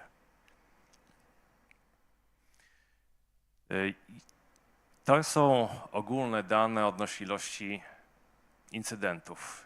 A jeżeli chcemy się przyjrzeć bliżej, jak to wygląda w szpitalach, bo przykładowo moi przedmówcy, no to przeżyli ataki, mają bardzo dużą wiedzę w zakresie, jak wyglądają takie ataki i też jak się zabezpieczać, jak się bronić, ale przydałoby się, żeby pokazać Państwu, jak to ogólnie wygląda. Robimy co roku badania. Co roku robimy badania odnośnie szpitali, żeby sprawdzić poziom zabezpieczeń w zakresie cyberbezpieczeństwa. Przyznaję, że bardzo ważnym elementem przy publikowaniu ankiety i wyjaśnieniu, do czego ona służy, to jest właśnie zrozumienie, po co ona jest. Że ona nie jest po to, żeby na przykład skontrolować czy zaudytować, tylko po prostu, żeby sprawdzić, z czym mamy do czynienia.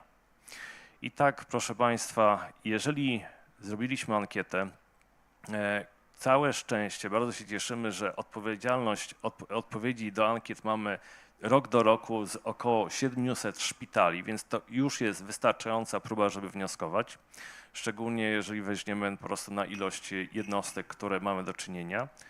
I w taki sposób mamy informację, którą możemy w dalszym ciągu w jakiś sposób interpretować i wykorzystywać. O tym wykorzystaniu to za chwilę jeszcze powiem w szczegółach, ale kilka może liczb. Jeżeli chodzi o dedykowany etat do spraw cyberbezpieczeństwa w szpitalach, to ponad 43% podmiotów czegoś takiego nie ma. Jeżeli ktoś pomyśli, Bo dobrze, chyba mamy... Krzysztof zniechęca, to może dlatego. Jeżeli ktoś powie, OK, mamy jakiegoś informatyka, no to jest błąd. Informatyk z założenia będzie chciał tak pomagać, żeby ten system był na tyle przyjazny dla lekarzy, żeby był przyjazny, niekoniecznie bezpieczny. Etat w zakresie cyberbezpieczeństwa to jest taki strażnik, który patrzy, czasami jest niewygodny, przyznać trzeba, ale który patrzy i chroni. Jeżeli popatrzymy z kolei na to, jaka jest wiedza w szpitalu w zakresie na przykład kierowników, dyrektorów placówek, to ponad połowa, 2/3 nadal to są osoby, które nie mają przeszkolenia w zakresie cyberbezpieczeństwa. Wiedza tutaj ma bardzo duże znaczenie. Jeżeli chodzi o świadomość zagrożeń, to również prawie 40% dyrektorów nie zna wyników analiz ryzyka. Prawie 30% podmiotów nigdy nie opublikowało takiego dokumentu, jakim jest polityka cyberbezpieczeństwa. Te wszystkie dane, które podaję, to jest za zeszły rok. Są świeże dane za zeszły rok, które zebraliśmy i które w międzyczasie widać, że jest poprawa z roku na rok, ale jest bardzo mała, powolna poprawa, jeżeli chodzi o wyniki. Jeżeli popatrzymy teraz odnośnie różnych aplikacji, systemów w zakresie cyberbezpieczeństwa i powiemy, co to jest minimum, to w zakresie takiego bezwzględnego minimum zauważymy, że nawet nie 100% ma wdrożonego chociażby antywirusa. A co dopiero mówiąc o firewallu czy rozwiązaniach typu EDR. Jeżeli popatrzymy na bardziej zaawansowane narzędzia, no to tutaj prawie pustynia. 71, 64, 75 to są wszystko braki rozwiązań, które zostały wdrożone. Wnioski, jakie z tego płyną, to widzimy brak świadomości w jednostkach medycznych w zakresie zagrożeń odnośnie cyberbezpieczeństwa, braki infrastrukturalne, zbyt wolna poprawa oraz braki zasobów. I teraz wrócę też do początku. Po co w ogóle robimy tą ankietę? Bo to nie jest po to, żeby na przykład na takiej konferencji powiedzieć, że nie jest dobrze, że poprawa nie jest zbyt szybka, tylko to jest też naszym narzędziem do pewnych określania standardów i poprawy w tym obszarze. Otóż Centrum E-Zdrowia samo w sobie nie robi konkursów w obszarze dla jednostek ochrony zdrowia, ale takie konkursy, nabory w zakresie cyberbezpieczeństwa robi NFZ. W tym roku planowany jest przez Ministerstwo Zdrowia do zrobienia, gdzie będzie budżet na różne inwestycje w zakresie cyberbezpieczeństwa.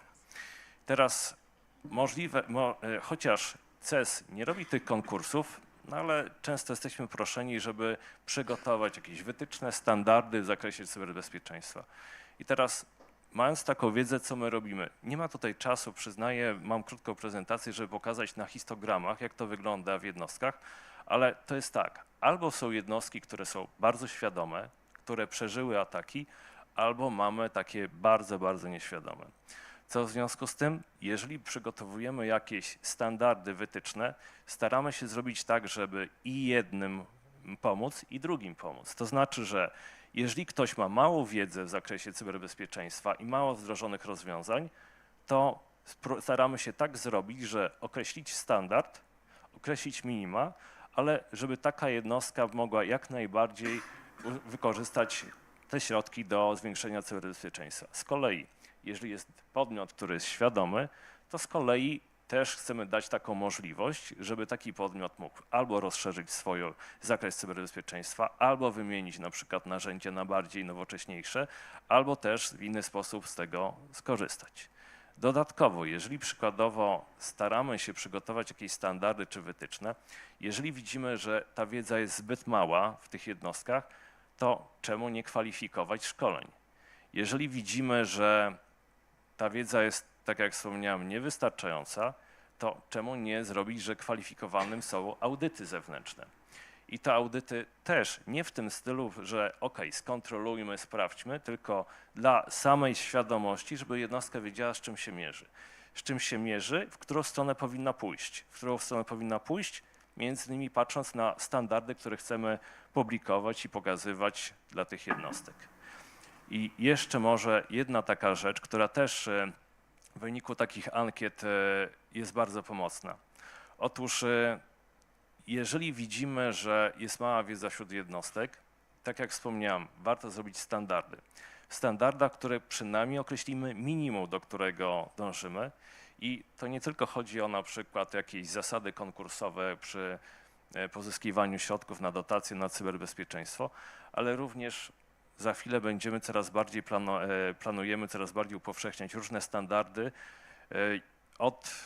W CEZ-ie również odpowiadam za rozwój CSIRT-u sektorowego. To jest dosyć nowa, świeża jednostka, która odpowiada za obszar ochrony zdrowia i będzie coraz więcej miała pod swoimi skrzydłami podmiotów w zakresie, które świadczą usługi kluczowe, czy też będą podmiotami ważnymi w ramach nowelizacji ustawy KSC. W związku z tym też będą za chwilę dostępne różne standardy, wytyczne, żeby mogły takie jednostki skorzystać. Na tym skończę prezentację, bo za chwilę mamy jeszcze dyskusję, więc dziękuję. Bardzo serdecznie dziękujemy.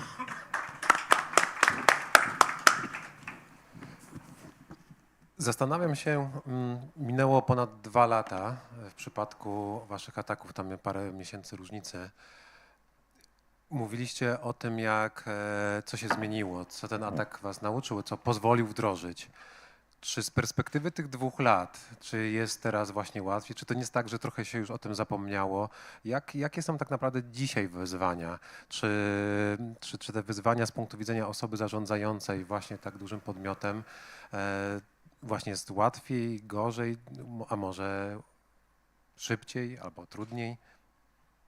Że w takich jednostkach zawsze są problemy, jak nie te, to przyjdą nowe. Natomiast zdecydowanie no, ta świadomość jest i to widać, że jak coś się tam czasem zadzieje, czy przy aktualizacji, czy przy tym, to już są jakieś telefony, pytania, czy to przypadkiem nie kolejny problem.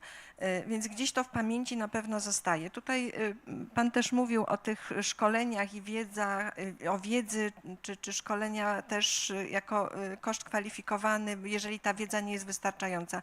Ja myślę, że my musimy mieć świadomość, że ta wiedza nigdy nie jest wystarczająca. Zawsze potrzeba czegoś więcej i trzeba ją aktualizować i utrwalać. I wydaje mi się, bo tutaj też pan mówił, że tak kadra zarządzająca, że nie widzi, że to jest trudno. No ja myślę, że pod czymś takim to już nie ma wątpliwości, także że trzeba inwestować. Zresztą myśmy po tym cyberataku wymienili, to była pierwsza rzecz, jaką zrobiliśmy, wszystkie jednostki końcowe, bo na początku nie wiedzieliśmy, skąd to przyszło, potem się okazało, że z zewnątrz.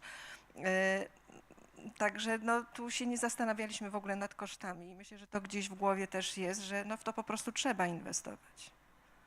A czy dzisiaj jest tak, że, bo pewnie jakaś rodzaj rotacji jest, na przykład chociażby samych lekarzy czy personelu, czy ci nowi właśnie jakoś też wiedzą, już czują tego ducha, czy jednak może jakoś się buntują przed tymi ograniczeniami? No, chcą te opony zamówić, no kurczę, dlaczego nie mogą? No. Znaczy, ja myślę, że ci nowi wchodzą już w taką rzeczywistość, jaka jest i po prostu się do niej przyzwyczajają, no nie było inaczej. Ja myślę, że najtrudniej się zmienia przyzwyczajenia. Więc jeżeli to jest, no to przychodzą, to jest, no muszą to zaakceptować, tak? I tu z tym nie słyszałam przynajmniej, żeby były takie problemy. Czyli po prostu muszą się dostosować do waszego dobrego standardu. Panie profesorze? Nie, no tak, oczywiście, no, pamiętajmy, no, mówimy tu wielokrotnie o tam innowacjach, wdrożeniach. Zawsze główny kłopot to jest kłopot mentalny, wcale nie technologiczny, to na pewno. Druga rzecz to jest to, że no my tak lubimy narzekać jako Polacy, no co na to poradzę, no każda decyzja dyrekcji jest konstatowana, no bo powiemy, że w prawo, to czemu w prawo, a dlaczego nie w lewo, a dlaczego blokują, a dlaczego, no to utrudnia troszeczkę i rzeczywiście trzeba niekiedy takiego no bardziej stanowczego działania i takie sytuacje, które były, no na pewno pomagają wtedy. Nawet jeśli one zdarzają się gdzie indziej, też pomagają w rozumieniu, że dają takie wyobrażenie ryzyka i że rzeczywiście to się dzieje. Z drugiej strony w tej chwili mamy regularne szkolenia dotyczące w ogóle zagrożeń, jeśli chodzi o nie tylko cyberbezpieczeństwo, ale takich szerokich rodzajów zagrożeń informatycznych, teleinformatycznych, wyłudzeń. Robimy dla personelu takie szkolenia i robi wrażenie, jeśli ostatnio robiliśmy, nie wiem, miesiąc temu, może 2, gdzie mamy pełne aule. Tak, czyli rzeczywiście wszyscy przychodzą. Nie tylko dlatego, że my chcemy odbyć to szkolenie i mieć z tego dokument. Dla pracowników. Dla pracowników, wszystkich. I jest pełna aula, gdzie uczą się nie tylko, bo to jest wtedy dla nich ciekawsze, że albo my przemycamy jaką wiadomość, czyli robimy szkolenie, gdzie mówimy, nie wiem, jak logować się, żeby, nie wiem, z konta wam nie zabrali pieniędzy i jak uważać, żeby wam nie ukradli waszych danych i nie wiem, i zdjęć z telefonu, ale jednocześnie przemycamy wiadomość, jak zabezpieczyć szpital i żeby nie wyciekły te inne dane, które macie w pracy. Żeby połączyć trochę, żeby to cyberbezpieczeństwo nie dotyczyło fragmentu szpitala, tylko żeby wyjść do takiej wiedzy uniwersalnej, jaka dotyczy tego problemu. No bo znowu, jeżeli ktoś w domu nie jest staranny w cyberbezpieczeństwie, to nie będzie w pracy. Ja w to nie wierzę, że jest możliwe, że on ma w taką podzielność swojego działalności i uwagi. No to tak samo, no jeżeli ktoś nie ma porządku niestety w domu, to zwykle go nie ma też w pracy. No niestety tak to troszeczkę funkcjonuje i tu pewnie jest duża rola tego, że te środki muszą iść na szkolenia. No, to nie może być sama tylko infrastruktura i same, nie wiem, jakie by nie były najnowsze urządzenia. Być może potrzebne są jakieś szkolenia, studia dla tych ludzi, którzy mają być tymi inspektorami dotyczącymi cyberbezpieczeństwa, żeby to nie była taka łapanka. Zgadzam się, my tu mówimy akurat w gronie, wszyscy jak siedzimy, gdzie mniej więcej wiemy, o co chodzi. Natomiast tak, zgadzam się, to często powtarzałem na spotkaniach, w wielu powiatowych szpitalach sam dział IT jest bardzo słaby. A co dopiero jakieś cyberbezpieczeństwo. Tam jest dział IT, gdzie ktoś, nie wiem, dostarcza tego HIS-a a ten dział IT wymienia tonery i ewentualnie tam myszkę zamontuje. No taka jest prawda, dlatego też potrzebujemy tego szkolenia dla tych kadr w mniejszych ośrodkach, gdzie być może trudniej jest nam się spotkać, może trudniej tą informację dostarczyć. No bo my trochę się przekonujemy we własnym gronie do czegoś, co wiemy, nie? A co innego gdzie indziej. A zdarzają się takie sytuacje po tych szkoleniach i po tym całym doświadczeniu, że na przykład pracownicy czujecie to, że są bardziej wyczuleni? To chyba mówiła pani profesor, tak, że tak, wystarczy jakiś backup nowy, który nie poszedł i zaraz jest pytanie, czy to jest atak, czy tylko nasz dostarczyciel HIS-a ma kłopot. Ale ta odpowiedzialność jest bardzo ważna. Właśnie mówiliśmy o ciągłości procesach, o ryzykach, które się dzieją w szpitalu. To nie dotyczy tylko bezpieczeństwa, to jest to samo dotyczy, tu muszą wiedzieć dostarczyciele systemów HIS-owych szpitalnych, że ten ich produkt powoduje bardzo istotne, no nie wiem, czy bierze udział w bardzo istotnych procesach leczniczych i ta dysfunkcja tego systemu ma określone konsekwencje. Bo to tak, wiecie państwo, bo tam jak nie działa system magazynowy, to okej, no nie działa chwilowo system magazynowy, ale system szpitalny jak nie działa, to nie ma leków, zwłaszcza jak przeszliśmy tylko na leki elektroniczne. Tak? To nie jest takie łatwe, bo jak nie mamy leków elektronicznych, to nie mamy karty backupowej, nie wiem, nie tworzymy równocześnie, że on wyjmie ta pielęgniarka z szuflady kartkę z wynikami, znaczy z zleceniami lekarskimi. One były tylko w systemie. Nie ma drugiej kartki. Więc dopóki tego backupu nie zrobimy, to nie mamy zleceń. Zresztą to samo będzie na lotnisku, tak? No więc te procesy technologiczne powodują duże przemiany w naszym postrzeganiu codziennej pracy. Ona jest inna niż była. A te tempo jest niesamowite, bo ja myślę, że tu się zgodzisz, nie? Że nasza praca w ciągu ostatnich 3 lat się zmieniła, a 5 lat a 10 lat to jest epoka. To jest zupełnie inna medycyna. Nie tylko mówię o leczeniu, ale o to, jak wygląda szpital wewnątrz. No ale no cóż, no to dobrze chyba też trochę. No. Czy ja chciałem tylko dodać, to między innymi co widać było z tych danych, ale też i z rozmów z dyrektorami szpitali i ogólnie z personelem, to jest duże bardzo znaczenie ma, czy odpowiednia wiedza jest na poziomie szefa jednostki. Bo jeżeli ten szef jednostki wie, zna się, no to inaczej też cały personel patrzy na to pod kątem dalszej nauki i egzekwowania też różnych niestety czasami niedogodności. Bo nie tylko właśnie powiedzmy ta osoba od cyberbezpieczeństwa, ale bardzo duże znaczenie ma tutaj właśnie szef jednostki, który jeżeli on posiada właśnie określoną wiedzę w zakresie cyberbezpieczeństwa, to całkiem inaczej to w danej instytucji, danej jednostce ma miejsce. Ja dużo lat zajmuję się cyberbezpieczeństwem, nie tylko w medycynie, ale też i w innych jednostkach. Też miałem na styku i obszar i samorządu, i inne tego typu jednostki. I za każdym razem, jeżeli zauważyłem, jeżeli jest kierownictwo przekonane, to całkiem inaczej idą inwestycje i świadomość. Bardzo duże znaczenie, tak jak to wyszło też u nas tutaj w danych, że niestety mamy bardzo małą świadomość w szpitalach, to bardzo to ma duże znaczenie dla całego obszaru i tutaj wiedzy o cyberbezpieczeństwie i wprowadzaniu rozwiązań. To, przepraszam, damy mikrofon, bo mamy streaming wideo, więc...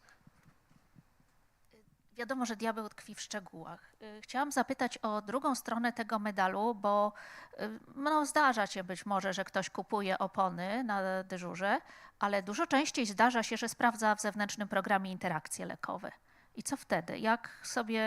Jak ten element został u Państwa zaadresowany od strony cyberbezpieczeństwa? To ja już wspominałem o rozdzieleniu sieci, tak? Czyli rozdzielamy sieć szpitalną od sieci zewnętrznej. W każdym pokoju...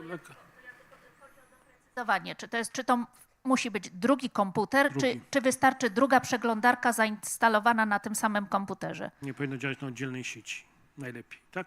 Natomiast chyba, że mamy nakładkę do HIS-a dotyczącą jakiegoś programu, który ma możliwość konsyliacji lekowej i sprawdzania ryzyka działań niepożądanych lub interakcji lekowych, bo takie są do HIS-owych nakładek, tak? Natomiast jeżeli już to... Musimy wiedzieć, tam gdzie jest HIS, jest jeden tylko ten HIS, idealnie jest. Każda działalność, jakby to co powiedzieliśmy trochę, jakby najważniejsza zasada cyberbezpieczeństwa to jest no trust. Nie ufamy nikomu, łącznie sobie. Dlatego ja na swoim komputerze dyrektora szpitala mam zablokowane te wszystkie USB i robiąc prezentację ja mogę ją wysłać pocztą tylko, ja nie mogę sobie jej zgrać na tego pena na swoim biurku. Jest to jakaś niezgodność i pewnie, że mógłbym powiedzieć kolegom, odblokujcie mi to. Tak? Tylko chodzi o to, żebym sobie ja też sobie nie ufam, bo ja nie wiem skąd mam ten pen. Natomiast tak, są to pewne niedogodności. Jakby musimy sobie zdawać sprawę, że w stosunku zawsze mogliśmy sobie włożyć prezentację i pobrać z tego USB, a teraz nie możemy. No nie możemy, tak? Ale z drugiej strony każdy z nas ma i w to jakby to ograniczenie trochę nie wierzę, bo każdy z nas ma smartfona przy sobie. Ja walczę w szpitalu z tym, że smartfon wnosimy nawet na salę operacyjną, z którym byliśmy w różnych miejscach w ciągu dnia, którym obejrzeliśmy wszystko i nie możemy się nim rozstać nawet na czas zabiegu. Tak? Więc mamy go na dyżurze i na tym dyżurze możemy to wszystko sprawdzić na tym smartfonie. Zresztą większość moich lekarzy dyżurnych ma smartfon służbowy. Prawda? Więc zabezpieczony? Słucham? Czy z Wi-Fi, tak, z Wi-Fi Guest, bo w tej chwili w szpitalu działa ten internet Wi-Fi, czyli sieć w tej domenie Guest, tak, czyli która działa oddzielnie od szpitala. Oczywiście zgadzam się, że to jest wszystko kosztowne, tak, no bo to wszystko trzeba wtedy zainwestować. No, trzeba w tym NAK-iem zbudować, kupić, porozdzielać. Trzeba założyć oddzielną sieć dla pacjentów, która znowu to nie może być Wi-Fi, które działa na jednej sieci szpitalnej. Tak? No, ten HIS musi być na innej sieci niż na której działa, czyli na przykład na jednej sieci działają, nie wiem, EKG, glukometry, czyli POCT całe, ale na innej sieci działa ten pacjent, tak, który sobie ogląda na Netflixie jakiś tam film będąc w szpitalu. Tylko to wszystko są też, zgadzam się, tutaj z drugiej strony koszty. I myślę, że nie wszystkich na to może być w danym momencie stać. Wtedy zostają takie już bardzo większe utrudnienia, tak? No chyba, że macie inne pomysły państwo, to z tego, co ćwiczyliśmy, no to te uciążliwości niestety są. To mam do was teraz jeszcze takie pytanie. Trochę już dzieliliście się w tym w prezentacji, ale chciałbym najpierw zapytać Krzysztofa, to gdzie szukać pomocy? Co zrobić w momencie, gdy właśnie nagle wyłącza mi się ten ekran albo coś przestaje działać? Co robimy? Kupujemy krypto i płacimy, czy jak wygląda karetka dla szpitala? To jest dobre pytanie, bo wtedy lekarz staje się pacjentem, a ten ktoś, kto pomaga, na przykład w negocjacjach, staje się lekarzem dla lekarza. Rzeczywiście tak. To pytanie jest o tyle fajne, że za każdym razem wszystkie te negocjacje, które ja mam w głowie, to jest pytanie ofiary, kierownictwa najczęściej, dyrektora, prezesa, do tej osoby, która przychodzi pomóc. Bo jeżeli jest świadomość, ma się zespół cyberbezpieczeństwa profesjonalny, co mało kto ma, to jest ok. Jeżeli nie jest, no to z reguły jest kontakt i co robić. Ostatni taki kontakt mieliśmy 2 tygodnie temu. To wszędzie jest ten sam obraz.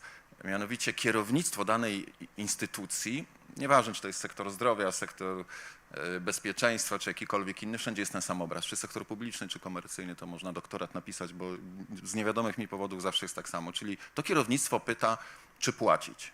Podczas gdy pytanie, czy płacić, ja zawsze odpowiadam, to nie jest pytanie do mnie. To nie jest pytanie do kogoś, kto ma negocjować. To jest pytanie, czy płacić, to jest pytanie biznesowe. Nikt inny niż ofiara nie wie lepiej, czy powinna płacić. Ta osoba, która pomaga, może co najwyżej pomóc, musi, z wyjaśnieniem tego, co się stało, kto to zrobił, co to jest za grupa, czy zna tą grupę, jak jest profesjonalny negocjator i jest duża grupa typu tych, które tu dzisiaj widzieliśmy, no to mają w telefonie profesjonalny negocjator, nie musi ustalać, googlować, mailować, czy nie wiem, szukać kontaktu, tylko ten kontakt ma. Przy tych grupach, o których tu dzisiaj była mowa, profesjonalny negocjator ma je w komórce. Jeżeli nie ma, to nie jest profesjonalnym negocjatorem. Ale decyzja o płaceniu to jest decyzja biznesowa, musi ją podjąć ofiara, a negocjator dopiero właśnie realizuje to, o co pytasz, czyli cała opieka, wytłumaczenie, przeprocesowanie negocjacji, pozyskanie narzędzi, wynegocjowanie bardzo dobrych warunków, zmniejszenie znaczne tej ceny wyjściowej, zapewnienie bezpieczeństwa tego procesu całego, również technologicznie, ale również wizerunkowo, PR-owo, komunikacyjnie, czyli profesjonalne negocjacje to są takie, o których Państwo nie słyszeliście. Dla mnie to są takie profesjonalne negocjacje. Jeżeli o nich słyszeliście, to nie są profesjonalne negocjacje. Jeżeli znacie ich wyniki, to już jest jakaś katastrofa. Bo jednej i drugiej stronie, jeżeli mamy do czynienia z profesjonalistami, zależy na tym, no, że pieniądz lubi ciszę i to negocjatorzy to rozumieją. Przestępcy też, więc to ciekawe, przestępcy, jeżeli mają naprzeciwko sobie profesjonalnego negocjatora, to są skłonni do dużo większych ustępstw niż najdroższego, nie wiem, prawnika, z całym szacunkiem do prawników. Mam też takich w rodzinie. Czyli jeżeli mamy systemy, tak jak moi przedmówcy, mamy możliwość poradzenia sobie i podejmujemy decyzję, że nie płacimy, to nie ma potrzeby kontaktować się z kimś, kto takie wsparcie zapewni. Jeżeli mówimy, ok, godzimy się na takie ryzyko, weźmy CD Projekt, mówi o informacjach publicznych. CD Projekt powiedział, no my w sumie tak godzimy się na to ryzyko, dobra, w sumie nie wiemy, co oni mają, zobaczymy, co nam zrobią. No prześledźcie Państwo kurs giełdowy CD Projektu, co się później stało, gdy przestępcy pokazali, że no nie żartowali i że mieli te dane. Bo też częsty błąd, na który chciałem zwrócić Państwa szczególną uwagę, to jest pytanie do pionu IT. Na tych spotkaniach, gdzie jest spotkanie kryzysowe z kierownictwem, z reguły siedzi przedstawiciel pionu IT, czasami w funkcji członka zarządu, czasami wicedyrektora. I pada do niego pytanie, słuchaj, ale te dane wyciekły? Te dane, których oni nas straszą, że mają ileś gigabajtów danych, to one naprawdę wyciekły? I niesamowite jest to, że ja na palcach jednej ręki mogę policzyć i miałbym kilka wolnych palców, sytuacje, w których ktoś powiedział nie wiem albo nie jestem pewien. 90% sytuacji to jest odpowiedź nie wyciekły. Wtedy standardowe pytanie z mojej strony jest takie bardzo spokojne, a na podstawie czego to pani mówi? Na podstawie systemów, które posiadamy i które nie zarejestrowały tego wycieku. No to następne moje pytanie brzmi, to niech mi pan powie te akronimy 3-4-literowe, co to za systemy. Akronimy wystarczą. No i padają akronimy. I za każdym razem jest taka sama odpowiedź, żaden z tych systemów nie służy do tego, o czym mówicie. Nie służy do śledzenia wycieków danych. A już na pewno nie wiecie, jakie dane wyszły. Wtedy jest refleksja i no w sumie tak. No i już możecie sobie Państwo wyobrazić dalej, jak to wygląda, kierownictwo, pytanie, co tu się dzieje. Czasami ci ludzie są natychmiast wtedy wypraszani, ci przedstawiciele IT, i jest jeszcze większy strach, no bo wtedy ten kierownik bądź kierowniczka zamawiającego rozumie, że kurczę, no kompletnie nie ma gruntu, nie wie, co się dzieje. Więc to są skomplikowane historie, ale każdy pacjent jest indywidualny i nie ma dwóch takich samych pacjentów. Więc jeżeli pytamy, co robić, gdy mamy grypę, to ja bym się chciał upewnić najpierw, czy wiemy, gdybym był lekarzem, czy to jest grypa. Czyli sprawdźmy, zróbmy to EKG, zróbmy to USG i dopiero wtedy profesjonalny lekarz powinien przedstawić plan leczenia i zaopiekować się pacjentem, a nie mówić, że ja ci tu rutynioskorbin przepiszę. A najczęściej to niestety tak wygląda. Jeszcze wiele innych ciekawych historii, gdzie ktoś na siebie bierze negocjacje, no i to się potrafi później bardzo źle kończyć. I stąd słyszymy później historię, że gdzieś ktoś zapłacił, nie dostał czegoś. Ja jeszcze takich negocjacji profesjonalnych nie widziałem, w której ktoś by zapłacił i czegoś nie dostał. Oczywiście trzeba wiedzieć, czy i z kim negocjować, bo jeżeli ktoś jest niepoważny, jakiś domorosły haker, to ja sam odradzam w ogóle. Nawet jeżeli ktoś chce negocjować, to były takie historie, gdzie sam mówię, nie, to są jacyś nieweryfikowalni, niepoważni ludzie. Czyli czym większa grupa przestępcza, czym bardziej niebezpieczni ludzie, tym bardziej bezpieczne i profesjonalne negocjacje i tym bardziej skuteczne. Taki jest paradoks. Życzmy sobie najbardziej niebezpiecznych, tak? Trochę tak, bo wtedy ta wiarygodność, ten poważny biznes dba o swoją rentowność, dba o swoją wiarygodność, dba o wzrost swojego biznesu, więc te legendy możecie Państwo włożyć między bajki, że jeżeli jest jakaś potężna grupa, to ona czegoś nie zrobi. Potężna grupa z profesjonalnym negocjatorem to rekordowo kilkanaście minut negocjacji. Najdłuższe 14 minut, 14 dni, przepraszam, najdłuższe negocjacje i te 14 nie były z największymi grupami. A jeżeli jest największa grupa, jest ten kontakt, już znamy się, nazwijmy to z innych projektów, w cudzysłowie, tak to nazwijmy, no to jest kilkadziesiąt minut maks. Całość z pozyskaniem narzędzi. Ja mam pytanie do Pana, bo to tak czasami też nie jest, że jeżeli zapłacę, bo ja powiem szczerze, że była oferta, nawet nie wiem ile, bo mnie to w ogóle nie interesowało, ale taki mi przyszło do głowy taka myśl, że jeżeli teraz zapłacę, to za chwilę przyjdą drugi raz. Czy stanie się to samo ponownie? Jeżeli nie, to może zmniejszy się ta chęć. Pani profesor zadaje głębokie pytanie, czy jeżeli zapłacimy Wołominowi, to przyjdzie Pruszków. To materiał raczej do rozstrzygnięcia na kanale mafia.pl YouTube, bo to jest dobre pytanie. Jeżeli zapłacimy Wołominowi, to Wołomin do nas nie przyjdzie, to gwarantuję. Ale jeżeli... Tak, w tym sensie biznesowo są honorowi i wiarygodni, proszę mi uwierzyć. Ale to oni nie mogą zagwarantować, że Pruszków nie przyjdzie, aczkolwiek zdarzały się takie sytuacje, że ofiara zachwycona rabatem, który uzyskała, szybkim podniesieniem systemów, bardzo dużym rabatem, zapytała, i to była więcej niż jedna sytuacja, nie dużo, ale więcej niż jedna, zapytała, czy można wykupić, no w szoku, tak, opiekę. Czy skoro jest to tak ogromna grupa, no bo ta grupa się pochwaliła logiem, to była też ta grupa, o którym Państwo dzisiaj wyświetlaliście, ogromna, to czy jest możliwość wykupienia opieki zdarzało się coś takiego, tak? W cyberatakach jest spora rentowność, nie? W cyberatakach przestępców gigantyczna rentowność, ponad 90%. Rentowność, nie skuteczność. 15% w biznesie uważamy, że tak. To jest super. Rentowność biznesu w ransomware jest gigantyczna. To ci ludzie śpią, co największe grupy śpią na pieniądzach i piorą, inwestują nieruchomości. Kryptowaluty, nieruchomości to są te dwa główne rynki. Z przyjemnością. Dużo rozmawiamy dzisiaj właśnie o tych atakach i mamy te dwa przykłady. Bardzo w ogóle dziękuję za to, że jesteście na tyle otwarci i odważni, żeby się tymi przykładami dzielić, bo to jest wyjątkowa odwaga także. Ale zastanawiam się, bo wasze szpitale nie są małe, żeby nie powiedzieć, że duże, otwarte, z otwartymi głowami, zarządzającymi ludźmi. Dlatego mam pytanie do pana dyrektora. W sieci szpitali jest pewnie koło 1000, tak z tego co wiem, szpitali, 700 macie zwrotów ankiet. Jak zatem CES buduje ten standard? Gdzie znaleźć ten złoty środek? No bo szpitale są bardzo różne i wielkością, bo może być mały powiatowy i może być duży uniwersytecki, ale także specjalizacją od ginekologicznych, na przykład położniczo-ginekologicznych, po onkologiczne i tak dalej. Jak sobie radzicie z tym wyzwaniem i powiedzeniem, ok, no to my tutaj jako CES mamy dla was jakieś złote rady? Znaczy, mamy kilka możliwości pozyskania, nazwę to, wiedzy, żebyśmy wiedzieli w ogóle, z czym mamy do czynienia i jeżeli mamy tę wiedzę, to możemy odpowiednio zareagować. Znaczy, przy okazji to tak, też bardzo dziękuję i za zaproszenie na tę konferencję, ale też za współpracę tutaj z NILIN, bo przyznaję, że też mamy w miarę częste kontakty i rozmawiamy. To, co jest ważne, rozmawiamy odnośnie obszaru, którym jest ochrona zdrowia, jak wyglądają sytuacje.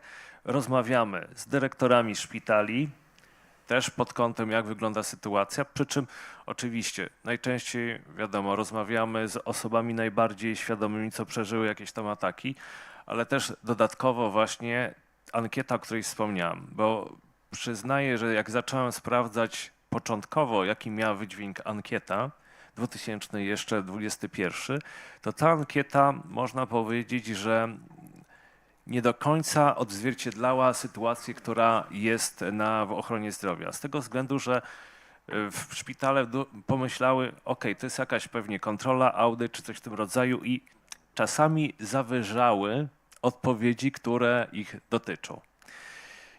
Udało się zrobić to do ostatnich lat, że ta informacja jest taka szczera, klarowna i wiadomo, po co ona jest. Tak jak wspomniałem, czy NFZ realizował konkursy, czy teraz na przykład Ministerstwo Zdrowia planuje zrobić konkursy. I jeżeli mamy szczerą informację, w wyniku ankiety, mówię, bardzo się cieszę, to jest 700 obserwacji rok do roku. Jeżeli widzimy, jak u nich to naprawdę wygląda, to wtedy możemy przygotować na to odpowiedź. Teraz, jak przygotowujemy określony standard? Otóż pierwsza sprawa to jest, staramy się, czy to będzie dotyczyło segmentacji sieci, czy jakiegoś innego blokowania określonego ruchu, czy to będzie odmiejscowionych backupów. Staramy się przygotowywać, można powiedzieć, minimalne wytyczne. To znaczy z jednej strony nie ograniczając w jakiś sposób konkurencji na tym rynku, ale z drugiej strony, jeżeli taka jednostka, która ma małą wiedzę, będzie chciała coś zdobyć, nabyć, to żeby przynajmniej wiedziała, jakie minimum takie rozwiązanie musi spełnić, które powinna mieć. I jeżeli chodzi o standardy same w sobie, to można powiedzieć, że one są póki co, to staramy się przekazywać i wytyczne dosyć bardzo ogólne, ale zabezpieczające przynajmniej w tym minimum w celu nabycia odpowiednich narzędzi. I to jest jeden element, jeżeli chodzi o standardy. Teraz z kolei to, co staramy się też przekazywać innym jednostkom z naszego obszaru, czyli na przykład NFZ czy do Ministerstwa Zdrowia, to również tak, żeby i ci, tak jak już wcześniej wspomniałem, mali, z małą wiedzą i bez rozwiązań, tak jak może Państwo zauważyli, nawet są jednostki bez antywirusa. Nawet bez antywirusa. To co tu mówić na przykład o jakiejś segmentacji sieci dla takiej jednostki. Więc staramy się robić tak wytyczne, żeby przynajmniej w tym minimum już takie jednostki mogły inwestować w te podstawowe narzędzia, a z kolei też właśnie dzięki rozmowom tutaj, tak jak z moimi przedmówcami, jesteśmy w stanie też przygotowywać takie rozwiązanie, na przykład do udziału w konkursie, czy jakimś innym możliwości pozyskania środków, żeby też takie jednostki mogły się rozwijać. Czyli z jednej strony to jest tak, że my zbieramy kompetencje u nas, żeby je odpowiednio wykorzystać do pomocy w sektorze. Tak jak wspomniałem, cały czas rozwijamy, budujemy CSIRT sektorowy. Rozwijamy się też można powiedzieć wykładniczo, jeżeli tak popatrzymy na ilości osób, które mamy zaangażowane i też tak jak wspomniałem, już zaczęliśmy dawać wytyczne, zaczęliśmy przygotować standardy i między innymi po to, żeby jednostka nawet taka, która ma mało wiedzy, mogła z czegoś gotowego skorzystać, ale też i zachęcam do kontaktu odnośnie, jeżeli trzeba po prostu pomóc. I o jednej rzeczy jeszcze chciałem tylko powiedzieć. To jest niestety jeszcze nadal jest taka sytuacja, że jeżeli my zaobserwujemy, że jakaś jednostka albo się dowiemy, że jakaś jednostka uległa atakowi i chcemy pomóc, to nie zawsze taka jednostka chce pomocy. Z tego względu, że my widzimy, co się na przykład wydarzyło, chcemy pomóc, a ona na przykład boi się publicznej informacji, że coś wynikło. Oczywiście to mogę zagwarantować, że my nie upubliczniamy takich informacji, ale to też taki sygnał chciałbym dać do podmiotów, że jeżeli któryś ma problem, to prośba po prostu o kontakt, a będziemy bardzo chętnie starali się pomóc, bo to też swego czasu uruchomiliśmy taki, można powiedzieć, projekt cyberkaretki, gdzie też jesteśmy w razie czego skłonni pomóc jednostce, która została zaszyfrowana, żeby odzyskała swoje moce. Szanowni Państwo, pani profesor Iwona Maroszyńska, pan profesor Paweł Ptaszyński, Krzysztof Dyki, dr Tomasz Jaruzelski. Bardzo serdecznie Wam dziękuję. To było bardzo inspirujące zobaczyć, co się wydarzyło, co można zrobić, że można i nie trzeba, ale nie trzeba opłacić i że są pewne standardy. Jeszcze raz bardzo serdecznie Wam dziękuję. Thank you very much for this round of applause for the last panel. In this way we managed to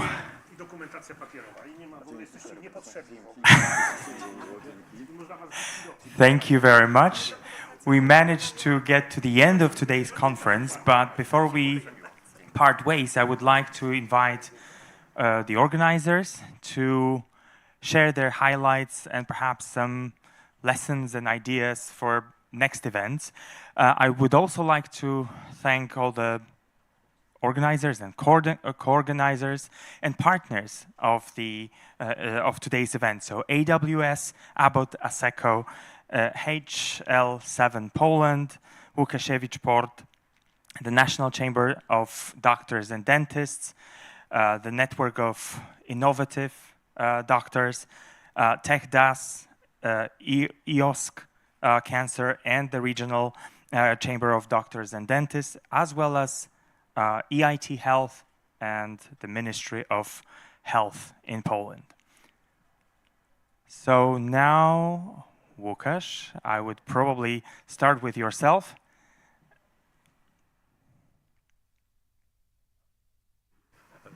It will work in a, yeah. Będziemy teraz mieszać języki, ponieważ ostatnia sesja de facto nie jest sesją, jest już tak naprawdę podziękowaniem i podsumowaniem dnia dzisiejszego. Zapraszam w takim razie wszystkich naszych organizatorów i współorganizatorów. Ela, czy Jonas, Karola jest, come on. Małgosia, Monika. Yes, come on.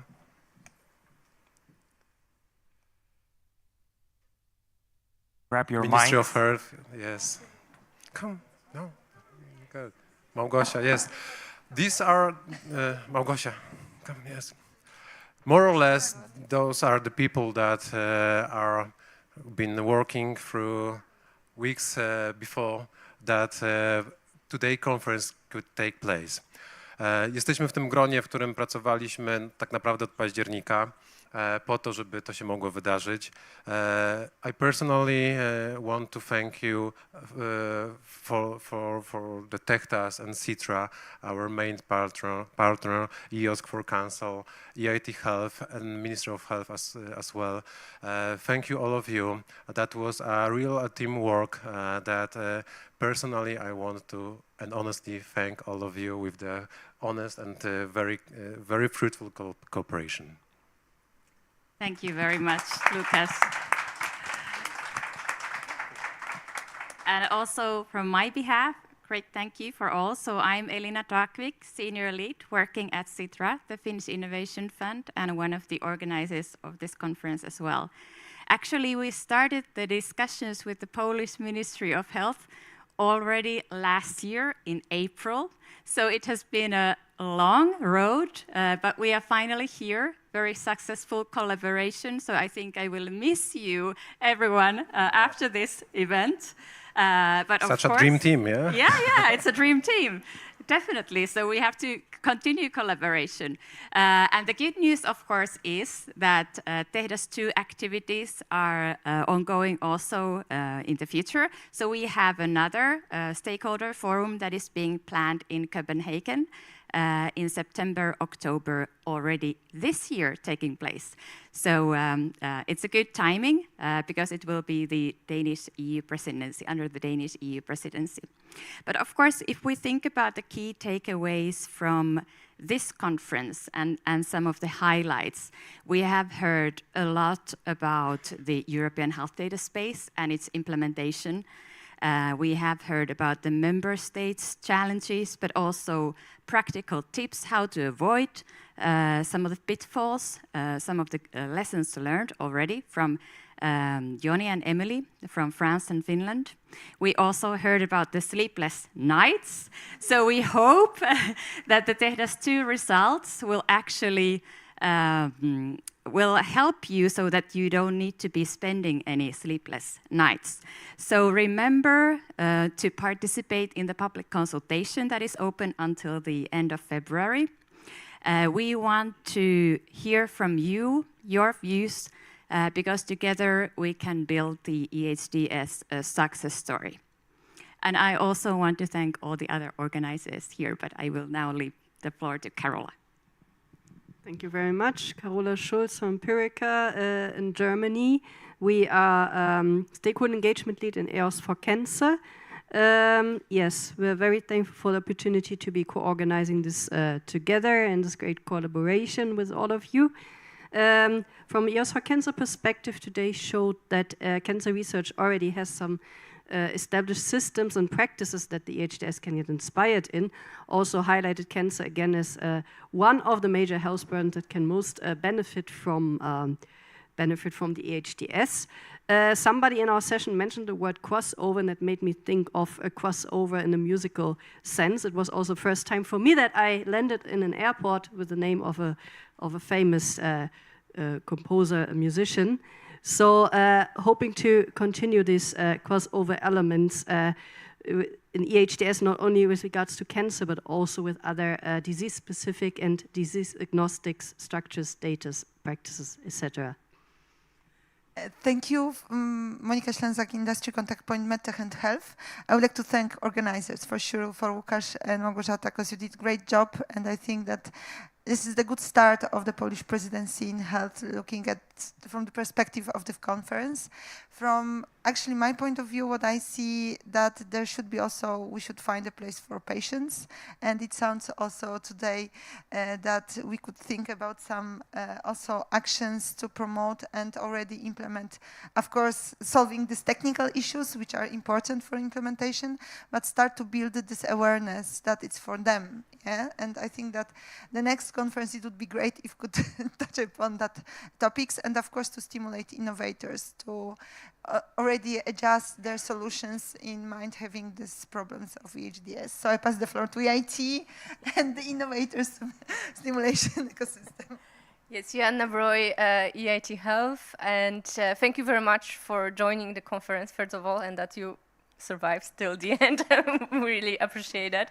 Thank you very much for all the organizers, and thank you for invitation, actually, inviting EIT to the conference. We really appreciate it.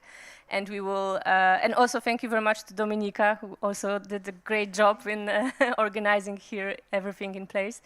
So from EIT perspective, we are really eager to share knowledge, best practices from different member states, so please reach out to us.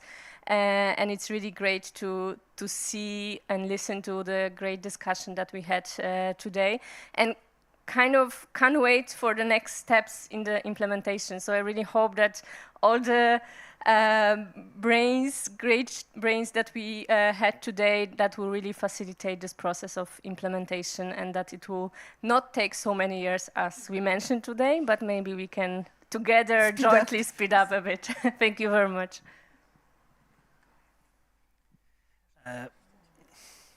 Łukasz Borek, Ministry of Health.